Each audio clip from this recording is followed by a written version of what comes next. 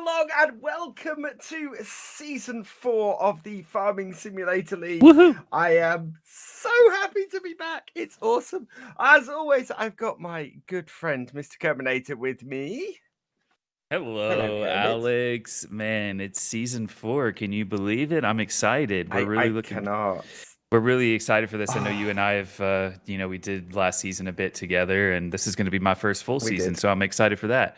We also have a new member of our team, and that is Cast by Copter, coming to you guys from Finland. Say hello to everyone at home watching Copter. Yeah, hello everybody. Nice to be here. Definitely super excited to be working with Alex and Kermit on the Farming Simulator League, and I do have a feeling that this is going to be quite exciting season. Yeah, so you have some experience doing PUBG and other things like that. You've been around the scene for a while. So it's really awesome to have your expertise and bring you into a new esport. And I'm sure you're going to fall in love with the Farming Simulator League in no time. Yeah, I think that's going to definitely happen. I have been doing some PUBG. I have been broadcasting a lot of different esports titles. And I'm from Finland as well, so maybe you can hear it from the accent. But definitely, I think it's going to be a very interesting new title for me as well. And I really hope that the viewers going to like my style of casting as well. All right, well, let's. We're going to have plenty of time to talk this season, but Trelleborg, back-to-back champions, they're going to be going for their third one this year. That's kind of like the first talking point, naturally, I think, Alex, knowing from your experience doing every single season so far, Trelleborg has become that name, the target for everyone else to kind of aim for, haven't they? They have, and the amazing thing was last season they had a change in lineup as well, and yeah, it was absolutely amazing to see that new team win as well. Welcome to the Farming Simulator Tournament Client Tutorial. This video will give you a quick overview of the game mode.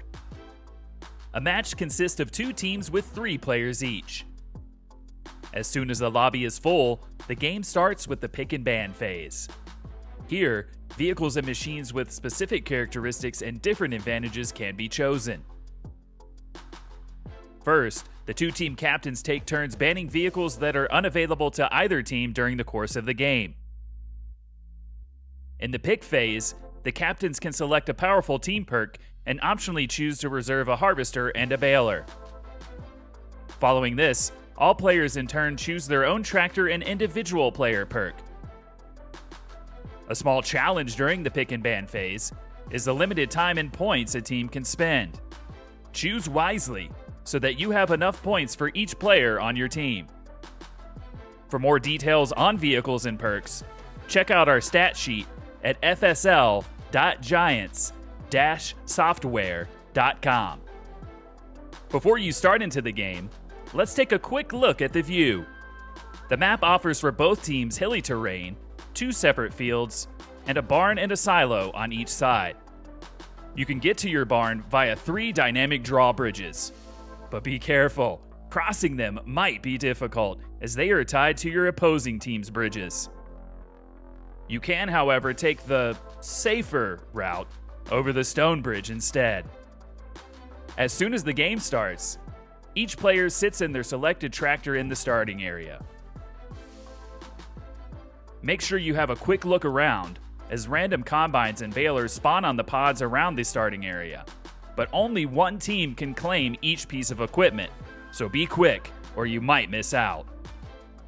If a team manages to secure all of the combines or balers, the game ends in a rush. Unless the team is well prepared and has secured a vehicle or piece of equipment during the pick and ban phase. So how do you win? The goal of the game is to score more points than the opposing team. You get points for bales delivered to your barn. To increase the bale value for bales put into the top of the barn via the conveyor belt, you have to sell your grain harvested in the field at your team's silo. When doing so, you not only improve your own multiplier and lower your opponent's, but you also influence the speed of the conveyor belt at the barn.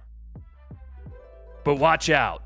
During the 15 minutes of gameplay, things can change in an instant. Random drops appear at minutes 12, 8, and 4. Each drop can provide your team with a buff or your opponent's team with a debuff, so make sure you choose the drop that best fits your current strategy or goal. Ready to prove your farming prowess in the FSL arena? Then gather your friends and form your team on our website at fsl.giants-software.com. Train hard and compete in one of our tournaments. Have fun and happy farming. And there we go. So that is the basics of the FSL not changed that much from last season. Although I am loving the new voiceover. I can't Let's talk place about exactly some of those who changes. that is. Yeah, who let that guy do that? Let's talk about some of the changes real quick before we get started. So Absolutely. I think the main thing is that Transport Company is gone. It's no more. The Anderson loader gone.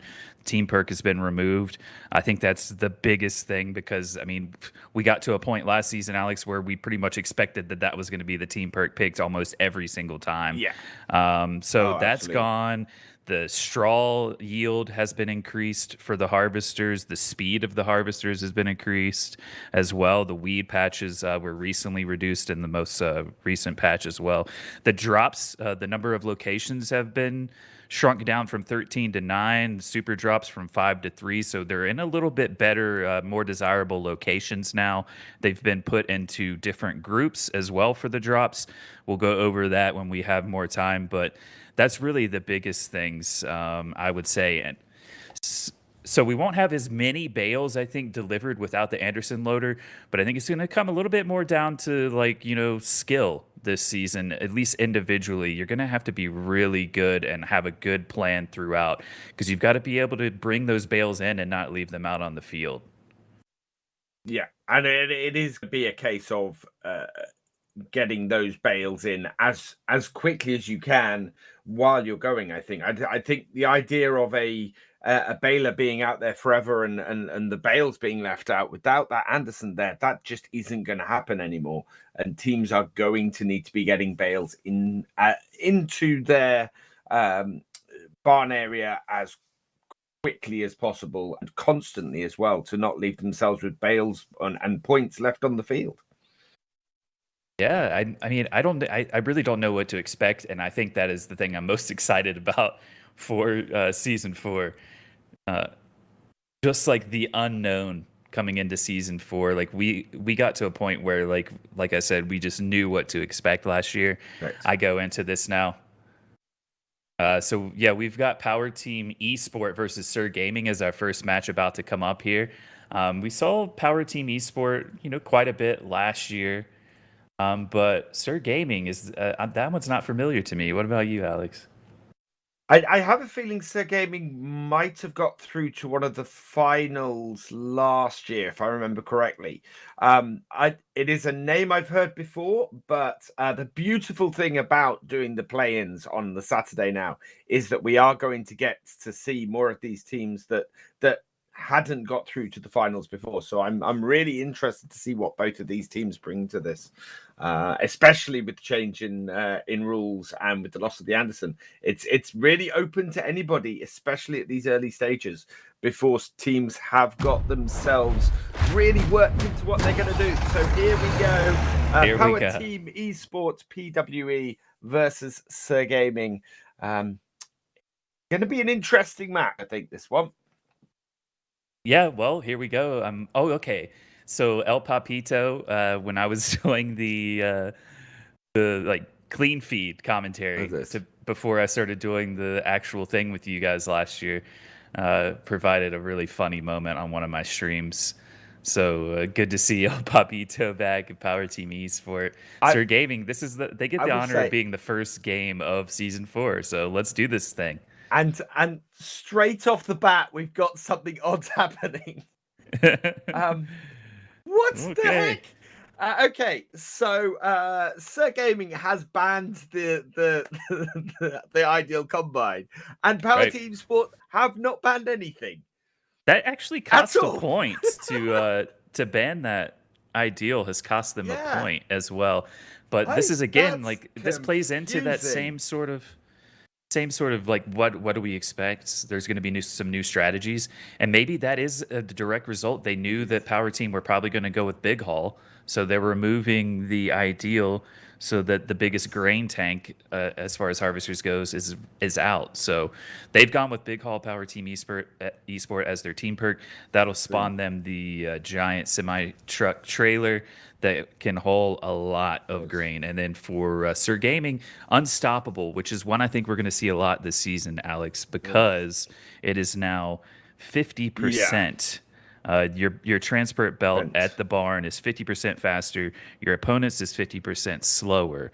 And there's also this like tricky window that you want to get in. You don't want to raise the multiplier over 2.4 or your belt will shut down if the opponent has Unstoppable as well. So that is something that we have to pay attention to, I think, this season.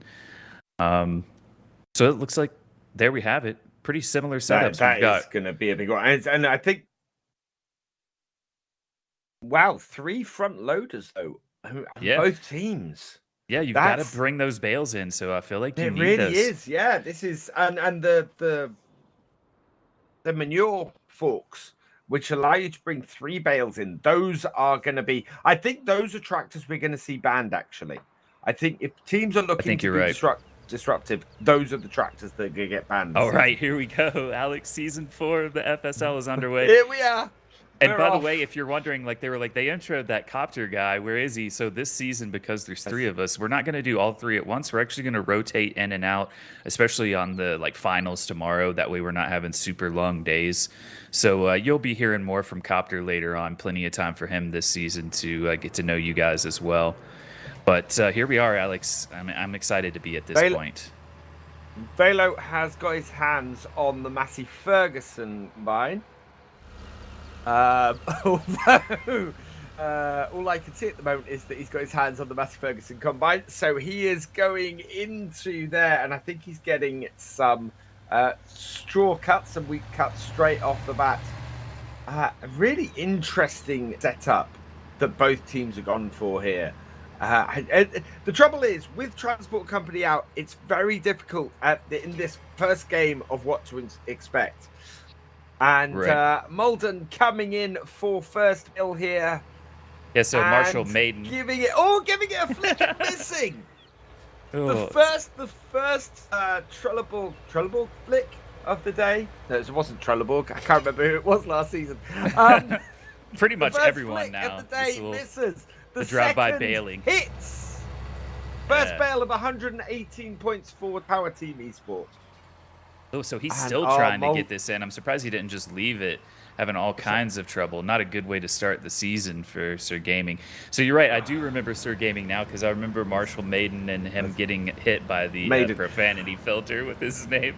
It is just Marshall. I also missed that that's an I, not an L. So yeah, it's Maiden, not Malden. So okay, here we go. So dumping of the grain from Sir Gaming. So they're going to try to get as much straw put down as possible. This is unfortunately the Lindner load up won't happen anymore. So that's not what they're doing. Player perks, by the way, if you're new to the FSL, you want to look up at the top of the screen and you'll see all the information that you need. So if you're looking at each individual player, they have an icon at the top left of their box. So the little blue icon that El Papito and Luca have, that's the runner perk. That'll allow them to run really quick on foot. That's really helpful when you're going back and forth between machines. There's no tabbing to vehicles in the FSL like there is in Farming Simulator. And then it also will help you to grab the drops, which we're 15 seconds away from our first drop in the 12th minute. We'll have drops in the 12th, 8th minute, and super drops in the 4th minute. And then the other player perks that we have, Under Pressure, is the little fist icon with the yellow background. That allows those players to press bales for less amount of straw, so they're going to be doing most of the baling. You can probably bet on that. And then we've got Head Start for Benshi on Sir Gaming, which allows them to set off immediately in vehicles. And then Valo on Power Team Esport with the red icon, that's Archimedes++, which allows them to empty grain faster. Both teams have gone for Bridges Raised as their first pick, which kind of makes sense at this point. No point in closing the silos at the moment. Sir Gaming, it's really interesting how they're going for this. because they've got that extra speed on their conveyor, they are not worried about grain at all. So they know that there is no point at which their conveyor will get stopped, and they know that they can get points in. It of course is still going to have a negative effect on the multiplier if their opposition gets grain in, but their conveyor will never stop as a result. Oh, and one falling off, but I think that was intentional. And 20 points in. 138, 127, 1040 left in the first round. So the play-ins are best of 3 this year, for those of you wondering. So we will have 4 matchups broadcast today in the best of 3, as El Papito brings 3 bales over the Stone Bridge. And yeah, people were talking about it in chat, how I said safer route. Because we've seen that Stone Bridge. It's not friendly at times either, Alex. Oh, no, you could lose bales so easily on there. But having said that, losing bales on there quite often is less horrible than losing bales on the drawbridges. So, yeah, it's relatively safe. Relatively safe, yeah. As El Papito gets air going over El Papito there. Oh, man. And I can't wait for the Marshall first, Maiden coming in with another load. And I think these big balers are going to be the important ones to get. Without Transport Company, without that ability to get in a huge amount of bales at once, the balers that carry more bales now have become more important. So again, if you're looking to disrupt your opposition, you ban the large balers and you try and make sure that you get the remaining ones off the start podiums to deny them the ability to get bales back quickly. I think Transport Company having gone is going to up the amount of opportunities for teams to disrupt each other. And as we've seen in the FSL over the previous seasons, that's how you win matches. You disrupt your opponents and you try and make sure you can get more bales in at any given time than they can, because that just translates to more points at the end. All right, Alex, so we are just over 6 minutes into the first round of Season 4, and we have it for the first comment of Season 4, Reindeer Police in Twitch chat. Sorry, there are farm sim tournaments? Where have I been all this time? We get comments like this so much when we're doing these, and I love it. So I'm glad it didn't take us too long into Season 4. So yes, hello, Reindeer. Welcome to Season 4 of the Farming Simulator League. This is Farming Simulator's official esport, and you have not missed much. This is the first match of Season 4 right now. Cool. And we look forward to you being here in 3 hours' time, having been hooked to it as so many people have before you.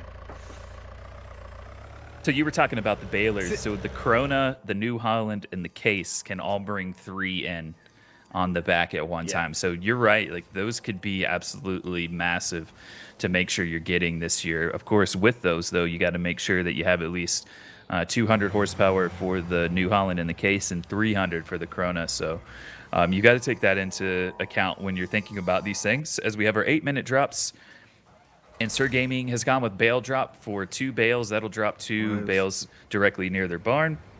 It was 1 for Power Team Esport. And again, Sir Gaming just getting rid of that grain all the time. You can see Sir Gaming are trying to score as many points before this trailer of grain arrives for Power Team Esports. Because the moment that arrives, those multipliers, their multiplier is going to go massively up. They're going to score a lot of points at once. And Gaming need to be in a position at that point where they have enough points to survive that. Right. So they are going to be. It is a smart move by Sir Gaming, because they're without them having big haul as well, they're never going to be able to compete with that amount of grain dump at once, to increase the multipliers. So might as well just say kind of let's forget that. Let's get as many bales pressed in as we can. And I mean, you can't score points without the bales anyways. So if you can't compete on the multiplier, you might as well try to score as much as possible. I don't think that they're in a position to survive it, though. They are behind in points. And immediately, look at that, 2.4. Yeah, so They've stopped it there. It's kind of like, I mean, it's smart because they're going to get, Store Gaming's going to get 8 points less per bale now, but I think they've done the right thing. If you look at the bale count, they're 8 ahead at the moment in total bales. So they're trailing in the score, but they do have more bales out on the field at the moment. Look how slow that belt is going. Our team Esport, though, are just holding things. So, Alex, do you want to give us Peacock Ben, first-time chatter in Twitch, says, how do you earn points in this match? Give Peacock a rundown. So you can actually see how you earn points in here right now. You deliver bales into your hay barn. You get 10 points multiplied by your multiplier if you deliver it at the top.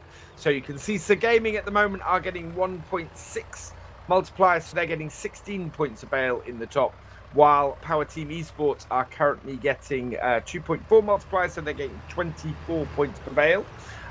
You create straw by harvesting the wheat and baling the straw, as you would normally in farming. And you can also increase your own multiplier by delivering grain to the sell point at the far end of the map from your hay barn. So, yeah, the basic idea is you score more points than your opponents by delivering. We don't necessarily have to deliver more bales, but converting more bales into a higher number of points. Right, I think points per bale is the most important thing, isn't it? It really is. More so, like, you want to have a lot of bales, but sometimes you can have less and still win. The number of bales our Team Esports have just That's sitting actually on there. I have noticed that during the scrims so far for Season 4, like, with Unstoppable, there's that safer bridge almost backfiring. Our super drop is bale points, so at 4 minutes, you get a super drop. This one is just straight up points for the team that grabs it.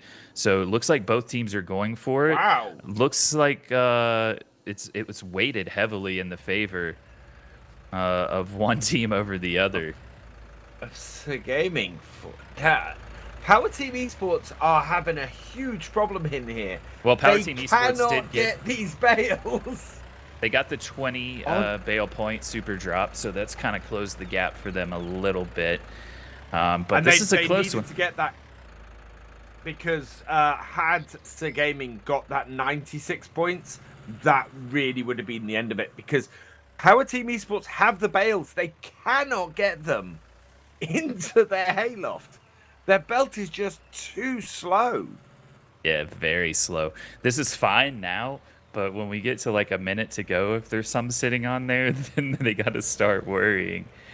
Wow. That is really, really powerful. Unstoppable. That is. I can't see that remaining this powerful all season. Because that is just, you're going to see every single team grab Unstoppable just because they can't have their belts slowed down this much just by getting to a 2.4 multiplier. Right. That is just going to hurt way too many teams. I fully expect Trelleborg to have Unstoppable. So Trelleborg told me that they, speaking of now. Trelleborg, I don't think we're going to see them on the broadcast today. Maybe we will. I would expect we will see them tomorrow unless like a big upset happens at the very least. But they told me in one of the first scrims that I did on Twitch, I'm doing them on YouTube and Facebook on the FSL pages as well now, Friday nights, US time. So a few hours earlier than like now, basically. It's not that far off. But they told me they have something special to unveil to everyone. And ooh. I don't know if, I mean, as a caster, I'm excited. If I was a player on another team, I might be terrified. I don't I don't know what to expect from them. But we have a 1-point game right now with 1 minute and 20 to go. And now Power Team Esport into the lead. Look at that. They pushed them into the bottom. Because they're having to they score don't have a points in choice. the bottom. But I think They have now no that they're going to choice. win. Like, it seems like they were so far behind, but all of those bales that were on the belt finally made their way in. This is going to be close, but This is now that it's 8 points difference per bale, although Power Team are not scoring via the top anyway, so they're getting 10 per at the moment. So now I'm just looking over the perks and trying to see if there's some way that you can disrupt this whole. See, this is the thing. You get a bale stuck on the top like that, falls off. It takes so long to get in there. Oh, no, the safer route. It strikes for the first time in Season 4. Now you can see why I recorded it that way. Yeah, don't be fooled. You're not going over that. Yeah. Like, it's nice and easy. It's bumpy. Honestly, if I know I can get across the drawbridge, I almost prefer it because you can go a little bit faster if you have the lineup right, at least. 4 seconds to go. Looks like Power Team Esports going to take the first of the best of 3 here. And so they're able to pull it out. So, I mean, that was, again, we saw Big Haul used, which is expensive, by the way. 5 points it cost as a team perk compared to Unstoppable's 1. But 44 bales to 41, 856 to 779 is the score of the first round of Season 4 of the Farming Simulator League. And I'm excited because the thing is, I didn't know what to expect going in, and I still don't really know what to expect going forward. I think Big Haul may have been a points selection to maybe not go for. As you say, it costs 5 points. If you're going up against Unstoppable, you do not need that big trailer. It is, completely unnecessary, as we saw. You'd be better off going for something like Herbicide and creating more straw that way. Yeah, I think these first, points the first tournament or two, maybe even, it's still going to take teams some time to adjust and start to feel out not only what they want to do as a team, but what they expect their opponents to do, because we've kind of seen the meta has completely gone out the window with Transport Company now gone as a team perk, no bale loader, bringing 14 in at a time. Right. So they've got to find something else, and it's actually really intriguing to me to see Big Haul against Unstoppable, because for like 75-80% of that round, it looked like Unstoppable was the better choice. But then Power Team Esport were able to, score enough points. At least, I think if they hadn't got any of those in, like they had, probably 3 or 4 double stacks on that belt that took a long time to go in, but did eventually go in at 26 points per bale. They would have had a lot tougher time if they had to score all of them via the bottom of the barn. They would have probably not come out victorious. But yeah, once it got late enough into the round, they had to put them into the bottom. So it just different talking points for us this season, I think. And it's going to be interesting to see what other teams are going to go to as their kind of like go-to strategy. I think it is a tough one. I definitely think spending all those points on Big Haul was not necessary. I think they could go for you know what? I think they could go for something like Bottleneck. If you want to counter Unstoppable, go for Bottleneck, raise the 2 innermost bridges, make it take longer for your opponents to get bales back and disrupt them getting bales back. And go from there. Having more points to play with, I think is definitely a good way to go. And Big Haul, well, you could get a bigger tractor. We were talking about needing those bigger tractors to go on those balers. Right. You could get a more powerful tractor at that. What's the most powerful tractor we've got in this with front loader on it? Horsepower wise, the Massey Ferguson 7726, sort of 280 horsepower. You Right. want to be trying to grab that at least, I think. Yeah, that's a good tractor as well. Good one to pick out. It was interesting to see those bans as well, like the Vulture and the Ideal were banned by Sir Gaming.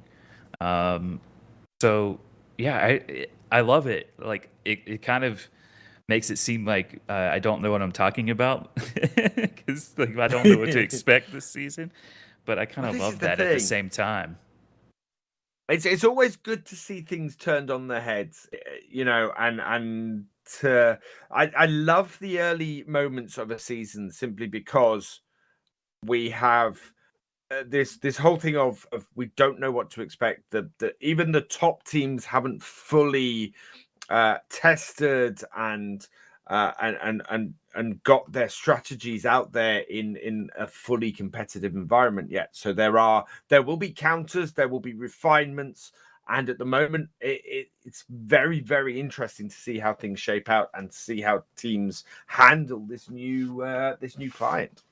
Right. Yeah, and I would imagine that we're probably going to see some more balancing happen after the first couple of tournaments or so. It wouldn't surprise me if that were the case. But I think it's almost like a learning experience for everyone involved now with these changes and just having to make sure that things are going smoothly.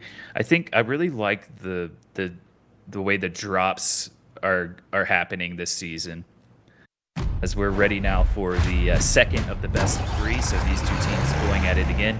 The blue team, Power Team Esport, and the debatable red/orange team, Sir Gaming. We call them red. If you want to say orange, we're not going to be mad at you. It does look pretty orange. I do think it's red. To me, that's red team versus blue team. That is the classic red v blue. Right. And there we go. So Gaming once again banning the Ideal. Are Power Team Esport actually going to ban something this time? Seems to be an odd thing to do, not to ban anything.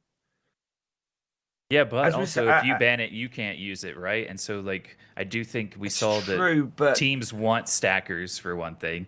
They want 3 stackers, at least both of these. It seems like, oh, the Linder's gone this time, though, instead of the Vulture. So one of the Manure Fork stackers is out. But I think that's how you need to build your strategy, is build your strategy based on something to ban that might disrupt the other team but won't disrupt you. Yeah, I mean, trackers at least and the telehandlers, they don't cost anything to ban, so it is interesting that you wouldn't even choose, some of those. But it looks like we're going to have a similar setup again here. I know that Power Team Esport won last time with Big Hall, but they haven't reserved a Baylor, and they've gone with Big Hall, which is a 5-point perk. They don't need a 5-point perk like Big Hall going up against Unstoppable because they're never going to deliver that much grain. Right. Yeah, we saw last time they pulled up that big trailer and they emptied grain for maybe a second, if that. And it was just like, boop, here we go, 2.4. Because you can't even go all the way to 3 either. You're going to stop your own belt. If you go over 2.4 and your opponent has Unstoppable, you're shooting yourself in the foot. Because your belt's slow, but at least it's working. If you shut it down completely, then you can't score any points that way. It looks like the same exact player perks as well. By the way, go to our website, fsl.giants-software.com, click on the media link, and you can pull up the stat sheet yourself. So if you're wondering what we're talking about at times, that is a great way to learn what all the drops are, what all the perks are, what each equipment's stats are as well. So here, this, if you're new to the FSL as well, at the beginning of a round, we see all of them making a mad dash for stuff on the pods, and only one team can claim each piece of this equipment. So Luca's using the runner perk to run super fast and get the John Deere harvester, so he doesn't get beaten to it. We have Obelix going for the case baler. Once you get that on your side, it locks it down for your opponent. So that's something that is crucial at the beginning of rounds. If you want a certain harvester for your strategy and your opponent beats you to it, then you've got to adapt on the fly. So I've seen a comment from Peacock Ben. What does Big Hall do? So Big Hall gives you the man truck, which can load 59,000 liters. Spawns near the silo and gives an unload multiplier of 1.5. So it increases the amount of multiplier you get for the amount of wheat delivered by half. So it's a really good one if you're, to be honest, if you're not going up against Unstoppable, because you just can't use it fully. 136 point first bale from Sir Gaming. That is really high. That's really quick. But then that will, I think we're going to see higher first bales this season because we have more straw coming out the back of the combines. And 116 with a flick from Power Team Esport. So immediately we've got a 20-point difference between the two teams in the opening minutes of this game.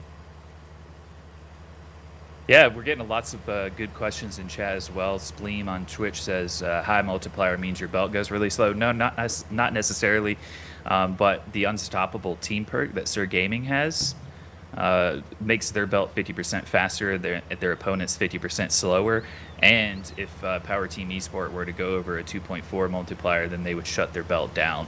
Without the unstoppable perk in play, the multiplier does increase speed and decrease your opponents as you go.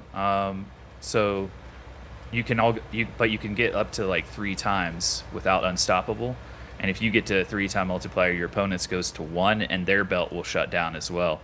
But there's really no point when you have a 1-time multiplier to put it into the top anyways.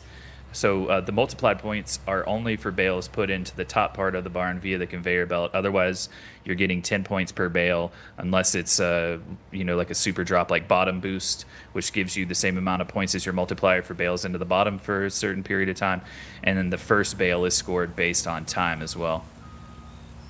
The first bale record is 140, Spencer. You could now see why Sir Gaming is dropping all of their grain as well. They have no interest in slowing their own belt down and speeding up their opponents. Right. They want to get as many bales in there as they can as quickly as possible, and it doesn't matter if they have a slightly reduced multiplier, because they know that the multiplier can never go beyond 1.6, and that it gets so slow for the other team that they have to that they have to be putting bales in the bottom in order to actually in order to actually just get enough bales in there to score points. So our drops at the 12th minute were direct delivery and bridges lowered. Direct delivery increases your multiplier as you're harvesting, and bridges lowered does exactly what you would expect. So it looked like Sir Gaming picked up bridges lowered. Obelix going across one of the bridges now. Ooh, Sir Gaming. Luca lost one as he went across, it looks like. We've not had it. Always tricky to get 3 bales across there. Yeah, definitely. You have to have it lined up right. I'm looking forward to the first oops of Season 4. When will we get it, do you think? Will we see it today, Alex? Yeah. Oh, and there we go. Oh, he didn't actually hit anything. It just fell off the front. So it wasn't a case of hitting the bridge. It just wasn't on there quickly enough to survive the bumps and lumps of the trouble. There we go. You said it. You said it, and there it is. Thank you, the first Obelix. oops of Season 4. Oh, thank you, Obelix. And now my wife has probably been woken up by me laughing at Obelix at 2 a.m. or whatever it is now. Oh, man. I felt like I spoke that one into existence, Alex. Oh, wow. So in answer to your question, yes, I think we might see the first oops of Season 4 today. Yeah, and I'm speaking everything into existence because my wife just came out like dazed out of the bedroom and waved. So I did wake her up indeed. Oh man. See, this I think is a reason to ban the Massey Ferguson 7726. I think a team coming in with a more powerful tractor to do those multiple balers could ban the most powerful front loader and just have someone running around doing this all the time. Right. Let me tell you though, I've tried to stack 3 bales up on one of these things, and it is not easy, in my opinion. No. Like in the FSL, when you don't have a lot of time, I'm like, I'm just wasting time trying to get this 3rd one. I'm going with 2 guys. Sorry. That's what happens when I play on the scrims. I always tell people, do as I say, not as I do. Ooh, well done, El Papito. Yeah, El Papito went for like a ride last season in like one of the first tournaments that I did casting for on my channel with the clean feed, which I'm actually gonna have to look. Is the clean feed back this season? I'm not sure if it is or not, but that was fun to do. I did see it. While I was waiting for the for this feed on Twitch, I did notice that the clean feed was going. So nice. It is there. Feldon safe my behind. Kermit, you've cursed the bridge like a virtual farmer prediction. El Pepito grabbing Bale multiplier, as has Sir Gaming as well. 30 points. So yeah, with the Bale multiplier, Sir Gaming is taking full advantage of this. 36 points. Nice. Be. Yeah, that's nice for sure. That is. And their belt is going super fast with Unstoppable as well. I mean, just flying in with those. How would they score? Oh, they must have got a 3.6 multiplier. So the multiplier on those is yeah, it's weighted as well. They have a 1 point. Yeah. So this is another reason really to go for. They have a 1.8 compared to 1.5 on their multiplier. You end up getting all of the stuff weighted towards you because you do not have it as much grain as your opponents. So everything gets weighted in your favor. And you were saying it, even though they won the last round, like the big haul, like I get that this is their strategy and they're trying to stick to it, but you don't need that much grain at this point unless you think that Sir Gaming are going to throw you for a loop by delivering some, but they don't seem interested. They've not even moved the auger wagon, the grain cart. They've not even moved it from its spot in the big field at this point. I don't think it's ever in Sir Gaming's interest with Unstoppable to move the grain cart or deliver any grain. It can only harm them overall and their strategy. Kurt in chat asks, are weeds still in this version of the FSL? Yeah, the size of the weed patches, though, has been reduced by 60%. Herbicide is still a team perk, but I'm not sure that we'll see herbicide a lot. What? Sir Gaming delivered grain. Yeah, they delivered it all the way up to 3, but their belt has stopped, so they can't score 30 points per bale anyways. They got to go in via the bottom. Surely they were aware of this was going to happen. That seems like shooting yourself in the foot very badly. Yeah, I'm not sure why they've done this. I think Power Team Esport, and this is the trouble with Be Cool. They've not realized, and they've delivered too much grain. They are losing this badly now. Yeah, they're not in a good spot. There is no way Power Team Esports can win this. I think we're going to see, unless something crazy happens. Now, if they were to get bottom boost, if they were lucky enough to get bottom boost in the super drop, that would save them. But that's, taking a risk. Surely that's not what they're hoping for. But yeah, it's going to be tough for them to get back into it. The only reason I can see for them doing this is to make sure that they and Sir Gaming score the same multiplier at the same time. They've basically stopped their own belt, so they can only score 10 points per bale, and there is now no reason for Sir Gaming to put I mean, stuff that on would their be a belt. decent strategy if it was a close game, as Velo is nearly going to get stuck there. Ooh, just. It would be a good strategy if the game was close. Not so much Yeah. when you're Not so trailing by much. nearly 300 points. No. Now, they could get combo points if they time it right, but that's going to be... I think combos are going to be tougher to come by this season as well without Transport Company. I don't understand why Mr. Gaming are still putting stuff on there. Bale withering for 2 bales. That is not going to do it. Yeah. Interesting. I think Sir Gaming have played a blinder here. That Bale multiplier, with the speed of their belt, just sent them skyrocketing up. And there was at the that Bale point, withering, and it did delete the Bale right off of the fork of Luca. But I don't think that's going to be enough for Power Team Esport. No.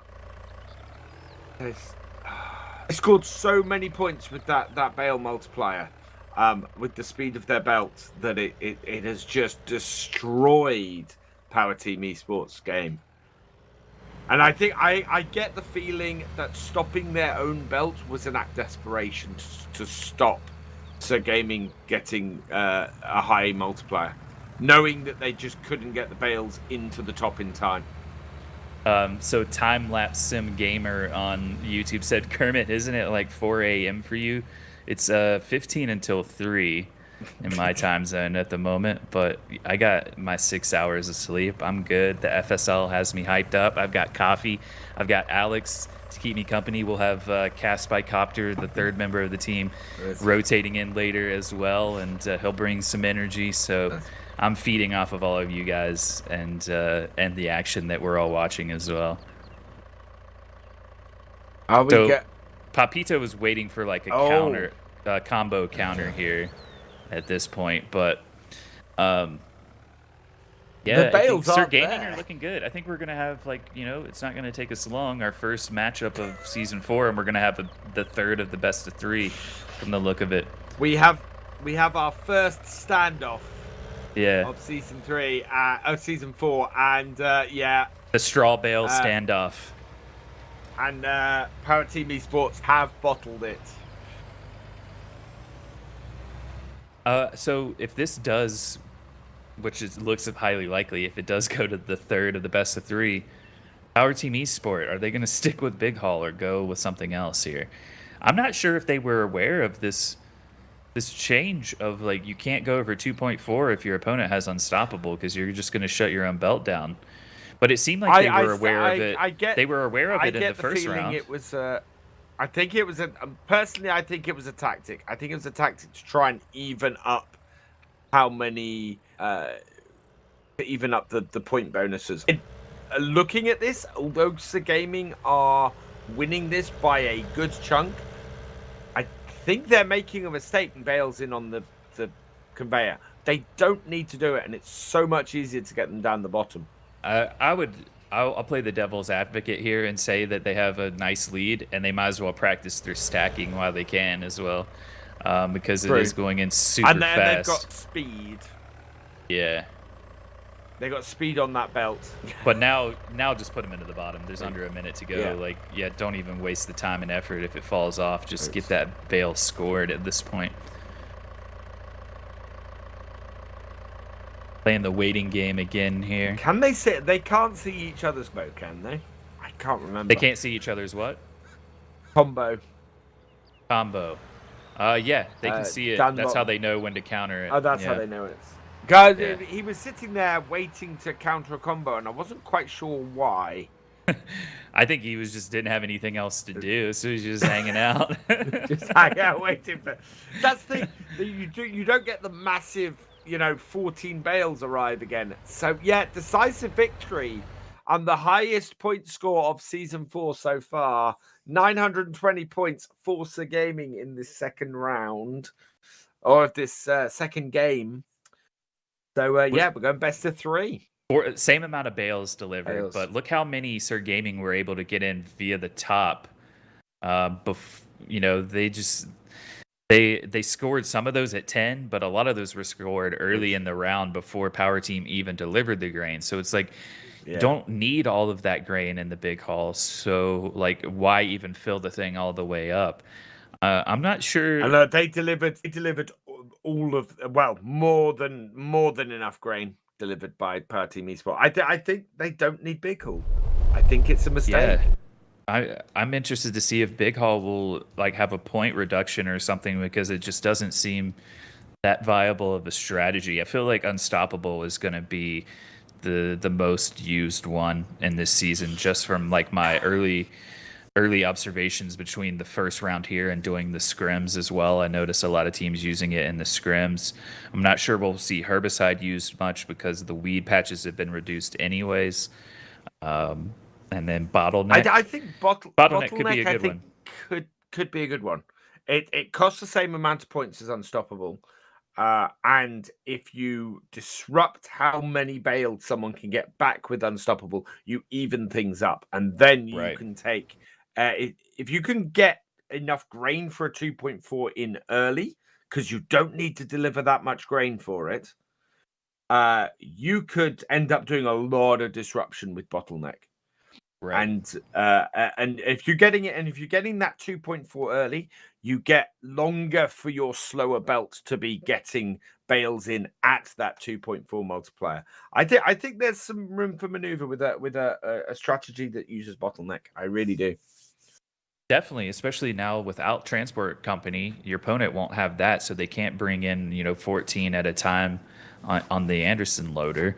So you're talking about, like, we've seen both teams so far, they all have picked a front loader tractor, so they can all bring bales in. But if you use Bottleneck, then all of a sudden they can only go on the ends, basically the two innermost bridges are raised, so it's going to take a longer amount of time.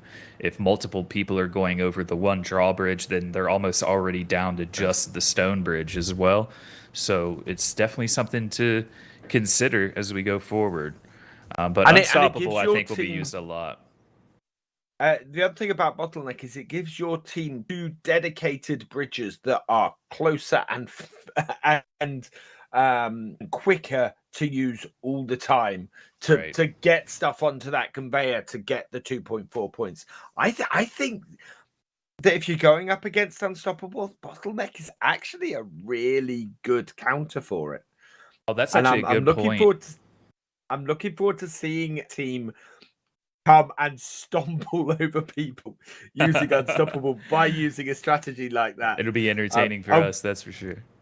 I wouldn't put it past Trelleborg doing that, to be honest. So that's a good point that was made in chat by Noricam87 on Twitch.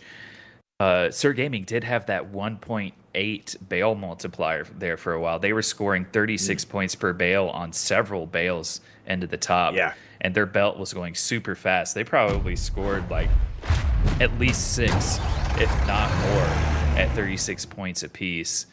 So the early scoring really helped out when it came down to scoring at the end of the round when they were at a 1 times. But Power Team shot themselves in the foot and were also like 300 points down and scoring the same amount of points per bale. So they were never going to be able to get back into it. No. Right, and then they were bye-bye deal again. That was the thing.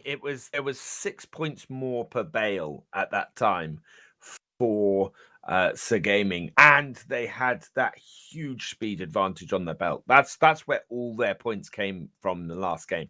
So there was a little bit of luck. Oh, there's the Massey for them with pickup. Power Team are banning this time. There we go. There we go. The 2 most powerful front loader tractors have been banned. That makes it much more difficult for teams with to run the big balers. They've got to grab a powerful tractor without a front loader now in order to run those balers. This is the kind of disruption that I was talking about earlier. Right. I think you can still get the fast track has enough to run the New Holland in the case. But that's your only choice now with that amount of power. So they've stuck with Big Haul, which is kind of surprising to me. I don't think, even though they won the first round, I don't think it was because of Big Haul. No. So it's not a strategy that really has worked for them. But you know what? They're sticking with it. So as long as they win and move on, they'll make us seem silly sitting here talking about it. The thing is, I think I agree with you in that I think Big Hall is just a mistake for them at this point. They could use the points elsewhere. They could use the points to get a good large tractor now to run those big balers. Right. You know, you grab, as you say, grab the JCB. It's got There it is. 235 horsepower, and grab a big tractor, and you know, use the JCB to be running bales back and forth because that is a fast tractor. Right. By the way, there is a giveaway going on today and another one tomorrow. Alex, so you have one of these. You were sent one as one of our ambassadors. The fan kit. It is. Tell us what's in that. Very cool. So yeah. I need to go. Yeah, you've got a copy of the collector's edition in there. With the beacon. There is the very highly sought after farming simulator hat as well. There's products from the various maps as well in there, which is really cool. Yeah, there's a whole load of goodies in that pack. I need to go and open mine up and have a look and list you guys exactly what's in there. But yeah, it's. I think you pretty much nailed it for that one. Yeah. Yeah. All right, here we go. One team will move on. The other team, their journey in the first tournament will end right here and now. So I tell you what, Alex, it's been great to actually be here with you on a play-in Saturday. We're getting to do both Saturday and Sunday now. We're not just doing the finals in English on this channel, so it's great to have that broadcast and be able to see the lead up basically to the finals and get to see a higher variety of teams as well, and you know, more FSL. I can't complain. Absolutely.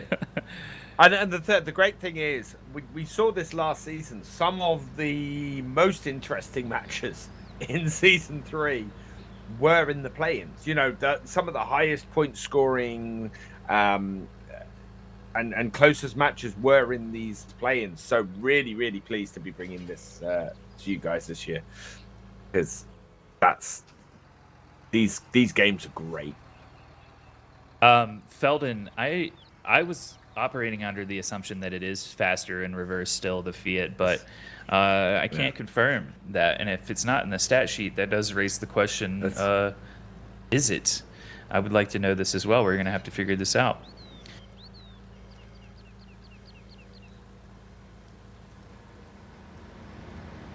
All right, close at the beginning. First bale, 126 for Power Team Esport, 125 for Sir Gaming. Long way to go still. A minute 15 from the 12th minute drops. So let's talk about the drops a little bit, Alex, because they've been changed for Season 4. The number of drop locations have been reduced from 13 to 9. The number of super drop locations from 5 to 3. Basically, they removed the really far away drop locations, so now they're closer into the fields. Makes them a little bit more desirable, I think, to go for. Especially, we saw last season the 12th minute drops were just ignored 99% of the time, unless someone was like driving right by them and would grab it. But otherwise, it wasn't utilized much. We saw the same with the super drop. Teams were so focused on getting those last minute bales in at the 4th minute that they just weren't willing to drive all the way across the map in case it might be something worth grabbing for them. So yeah, I'm very pleased to see that those have been moved closer. I think we're going to see a lot more teams grabbing those, and and a lot more disruption in the latter stages of the game and at the 12-minute mark, simply because more drops will be picked up. Yeah, and arguably more a better change, if you want to say, compared to the locations being reduced, is that they've been set into different groups now. As we see, our 12th minute drops are Crazy Tool and Bridges Race. Crazy Tool being in the 12th minute is massive, because Crazy Tool allows you to press more bales for less amount of straw, and that's exactly what Sir Gaming has just gone for. So this used to not be in the 12th minute, so they've been put into different groups now. So in minute 12, you can get bale drop, bridges lowered and raised, herbicide, direct delivery, silo close, speed limit, speed up, and crazy tool. In the 8th minute, you can get speed. Yeah, with which I mean, those look, bales are coming they out. go so quick. It's actually really cool when I'm doing the scrims and someone picks up crazy tool and then someone isn't using it, and you can see like a line of bales on the field, and it's very obvious how much of an advantage it really is. I don't think Power Team are going to go for it here though, which is surprising. Wow. So minute 8 now you can get bale drop, bale multiplier, bridges lowered and raised, direct delivery, grain multiplier, silo close, speed limit and speed up, and crazy tool. And then the super drops are obviously the same in minute 4. My counter to Unstoppable would have been by this point to have delivered grain. By this point, because they're putting bales on their conveyor. So why have they not delivered grain? Okay, slow down their conveyor, but they're would be getting out 2.4 for every bale. Right. You're talking about, 4 points extra per bale, which doesn't seem like a lot, but when you start adding it up for, 10 bales, all of a sudden it's 40 points. And you do this at the 10th minute, and you have plenty of time for those bales to make it in. And because you then have a steady stream, your opponent's never gonna get a bale multiplier or a bale bonus, because you just have this slow, steady stream of 24-point bales going in the whole time. And this is where I think Big Haul is actually, it's not just a bad choice for them as far as a counter, it's a bad choice for them as far as not letting them get the most points they can. Oh, you got one. You managed to save one there. And hello to you, Spartan, in Twitch chat. Hello, everyone on Facebook, YouTube, and Twitch joining us. Kermit, a.k.a. Kerminator, alongside Alex, also known as the legend Virtual Farmer. And then he goes across the other bridge. He's having a nightmare on these bridges. I would so much rather be sitting here. I hope you're all doing well. I would so much rather be. Oh, look at that nice sliding down the bridge, though. It's kind of saved itself for him. I'd rather be sitting here laughing at someone making that mistake than making it myself in front of everyone on the scrim streams on Friday night. So much more fun. Has a very good point. Ilo closed at 8 minutes as a. Oh yeah, that would be massive if Sir Gaming were to get that for sure. That's a good point. I do think if you're going up against Unstoppable, you've got to have your multiplier up early, because you can't get it to maximum, and you need to be putting every single bale in at that higher multiplier. I think the first game was actually closer than it looked as a result of that as well. 266 to 225. Power Team Esport are ahead at the moment. Grain multiplier is useless right now to Power Team Esport. Speed up is actually useful to both teams. Right. I think speed up is the one that you're going to want to go for if you're going to go for this one, but the location of it maybe not the most desirable. So, okay, how's that bale hanging on? Look at this witchcraft physics is coming into play a little bit here. Look at this. Yes, I think that's the way to go. Oh man. Oh man. Speed up, picked up by Sir Gaming. The score is close right now, but I think Sir Gaming is playing a good match right now. And the amount of time that Power Team are using to put grain in that they don't need into this trailer, when they could be like running another baler or something, getting more bales pressed to score, just is kind of mind-boggling to me. All right, Luca, be careful. Why are you going that way? He's like, he's just going to go pick up 2 more now? I would have just left that there. And here we go. way too much grain. Yeah, This it's not FSL full, but it's still too much. It's still way too much. And this is the thing about the FSL. It is only do what you need to do. Right. And this at the moment is massive. Well, and see, here's the overkill. thing: is like they want to make sure they don't dump. Like they can't dump all of this. Like it needs to be like a short burst. And look at how quickly it goes up. And they've only gone to, is that 2.1? 2.3? It's hard to read for me. 2.2. They've only gone to 2.2.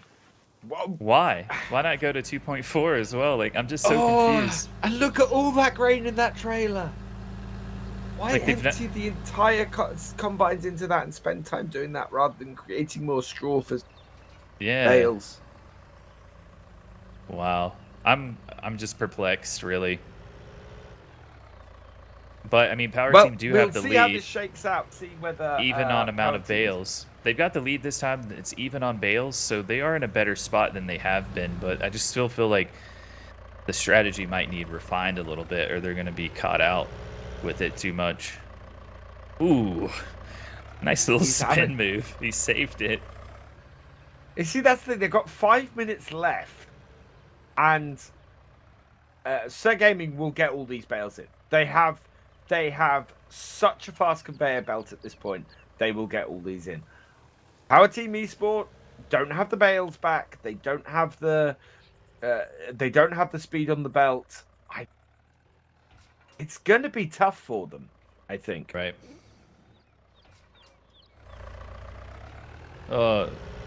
Yeah. So slow. Only got It needs like a procession song with it because they're marching up that conveyor belt so slow. This is what they should have been doing at 10 minutes. You know, 2.4, 2.4 bale multiplier at 10 minutes with this on here. Things like a bale falling off, for example, it can correct. Brutal. Yeah, now Sir 4 Gaming minutes are left, back in the lead. much and harder. Here comes the super drop, and Marshall Maiden's kind of lurking in a potential area.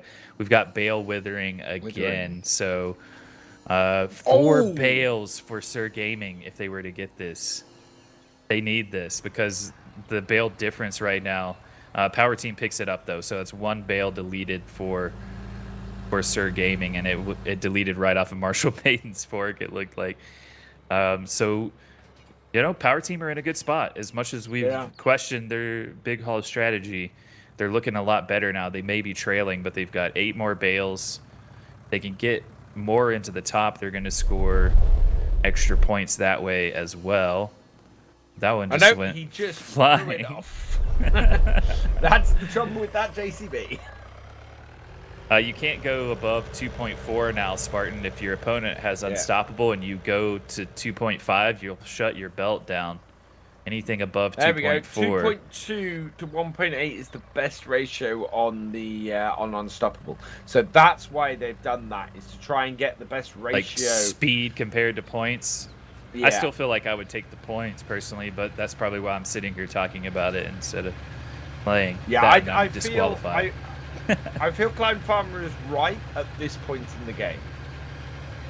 I still think deliver a bit of grain early, get it to 2.4, and yes, you have a slower belt the whole time, but you're just going to score more points all the time. They're just spending so much time like getting grain into their harvesters and into the trailer to take it to the silo and have it sit there. They've got 47,000 liters of grain that they're never going to put into the silo. And it also it gives you you're worse off with every single drop because you have all that grain sitting there. The reason why Sir Gaming got such a powerful super drop was because they have no grain. Right. They have bales and no grain, and that is why they are getting more powerful drops the whole time. And it showed in the last game. You know, they got a 1 point or a 3.6 now multiplier the problem is, to a 3 times multiplier. The problem I'm seeing here now is that Power Team has the advantage in bales, but these are the only two they have near the barn right now. And this is Vela, who spent all that time with the grain, just now bringing some in. So Power Team should win this, but if they can't get all of their bales in, and Sir Gaming do, and Sir Gaming are going to be able to get them into the top with a minute to go with the speed of the belt. Not so much the case for Power Team. So this is going to be closer than we think. 746 to 739. That one's going to fall off as well from Oblix. So that's going to be... And that's the trouble. If they that's 44 if they points make a there. mistake like that.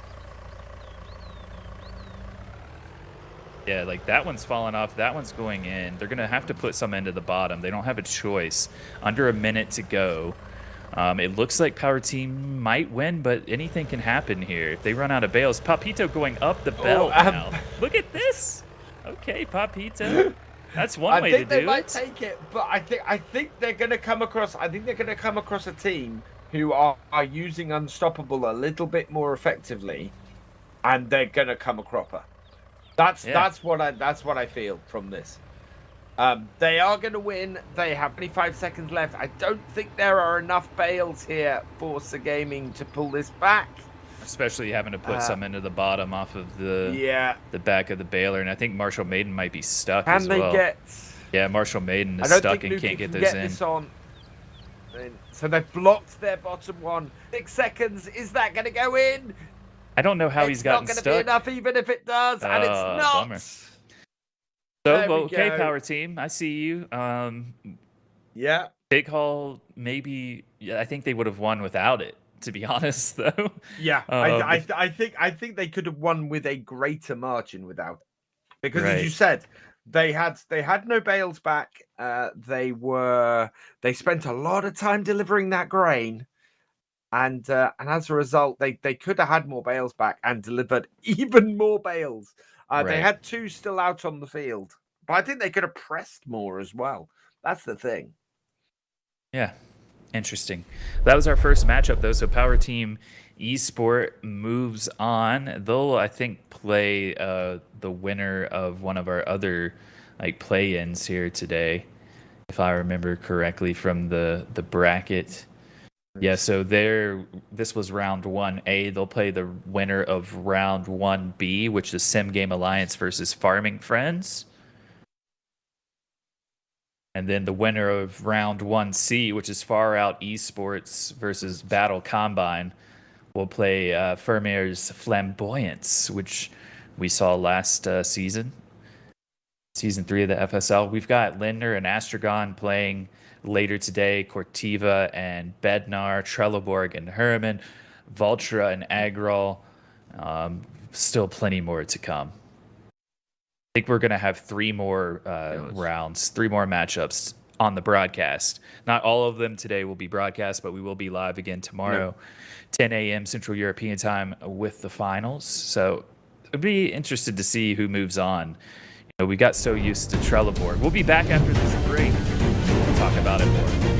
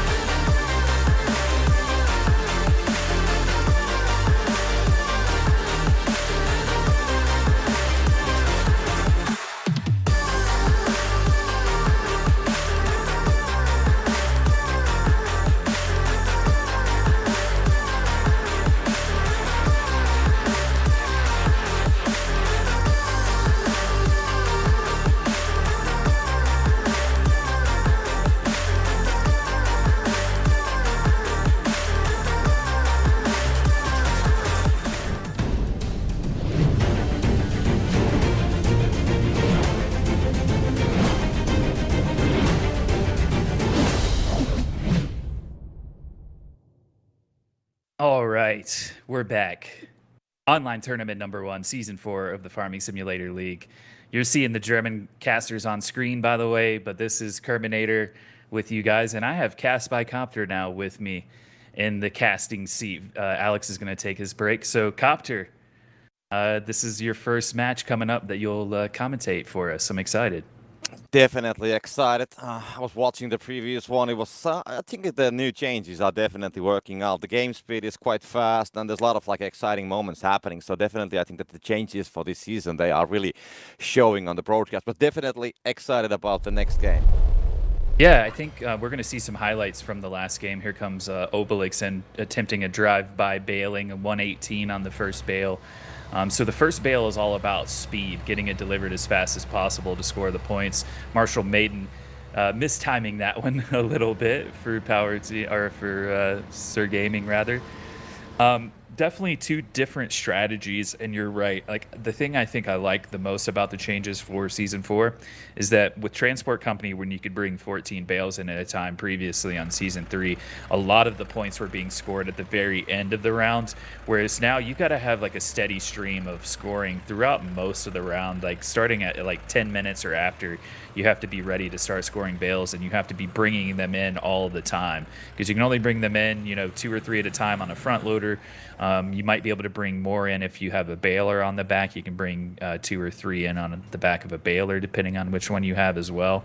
As we see like the benefit of having the speed on the belt with Unstoppable, but they still have to be lined up right, or they're going to fall off like they did there. Yeah, I mean, the slow build is very like misleading sometimes, because yes, when you have, let's say, 10 minutes on the clock and people are thinking that, yeah, it's going to take ages to get the bales inside, but in the end, I mean, they will still go there. They have usually the time to do it. So at the early stages of the round, it doesn't really matter if the belt is a little bit slower. It's still gonna be delivering them at some stage, unless of course you have a lot of bales waiting and you cannot load them.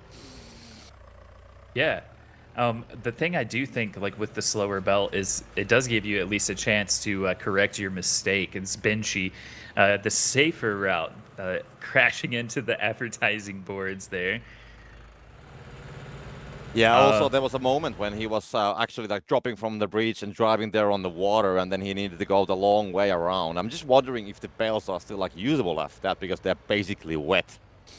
Yeah, in the FSL, you can still salvage them if you can get them out of there. I've seen people flip balers over completely going into the moat, and then that's pretty much like unsalvageable at that point. Not worth the time. Just go grab another one. Then that was when I spoke that oops into existence, and Obelix went right over the side.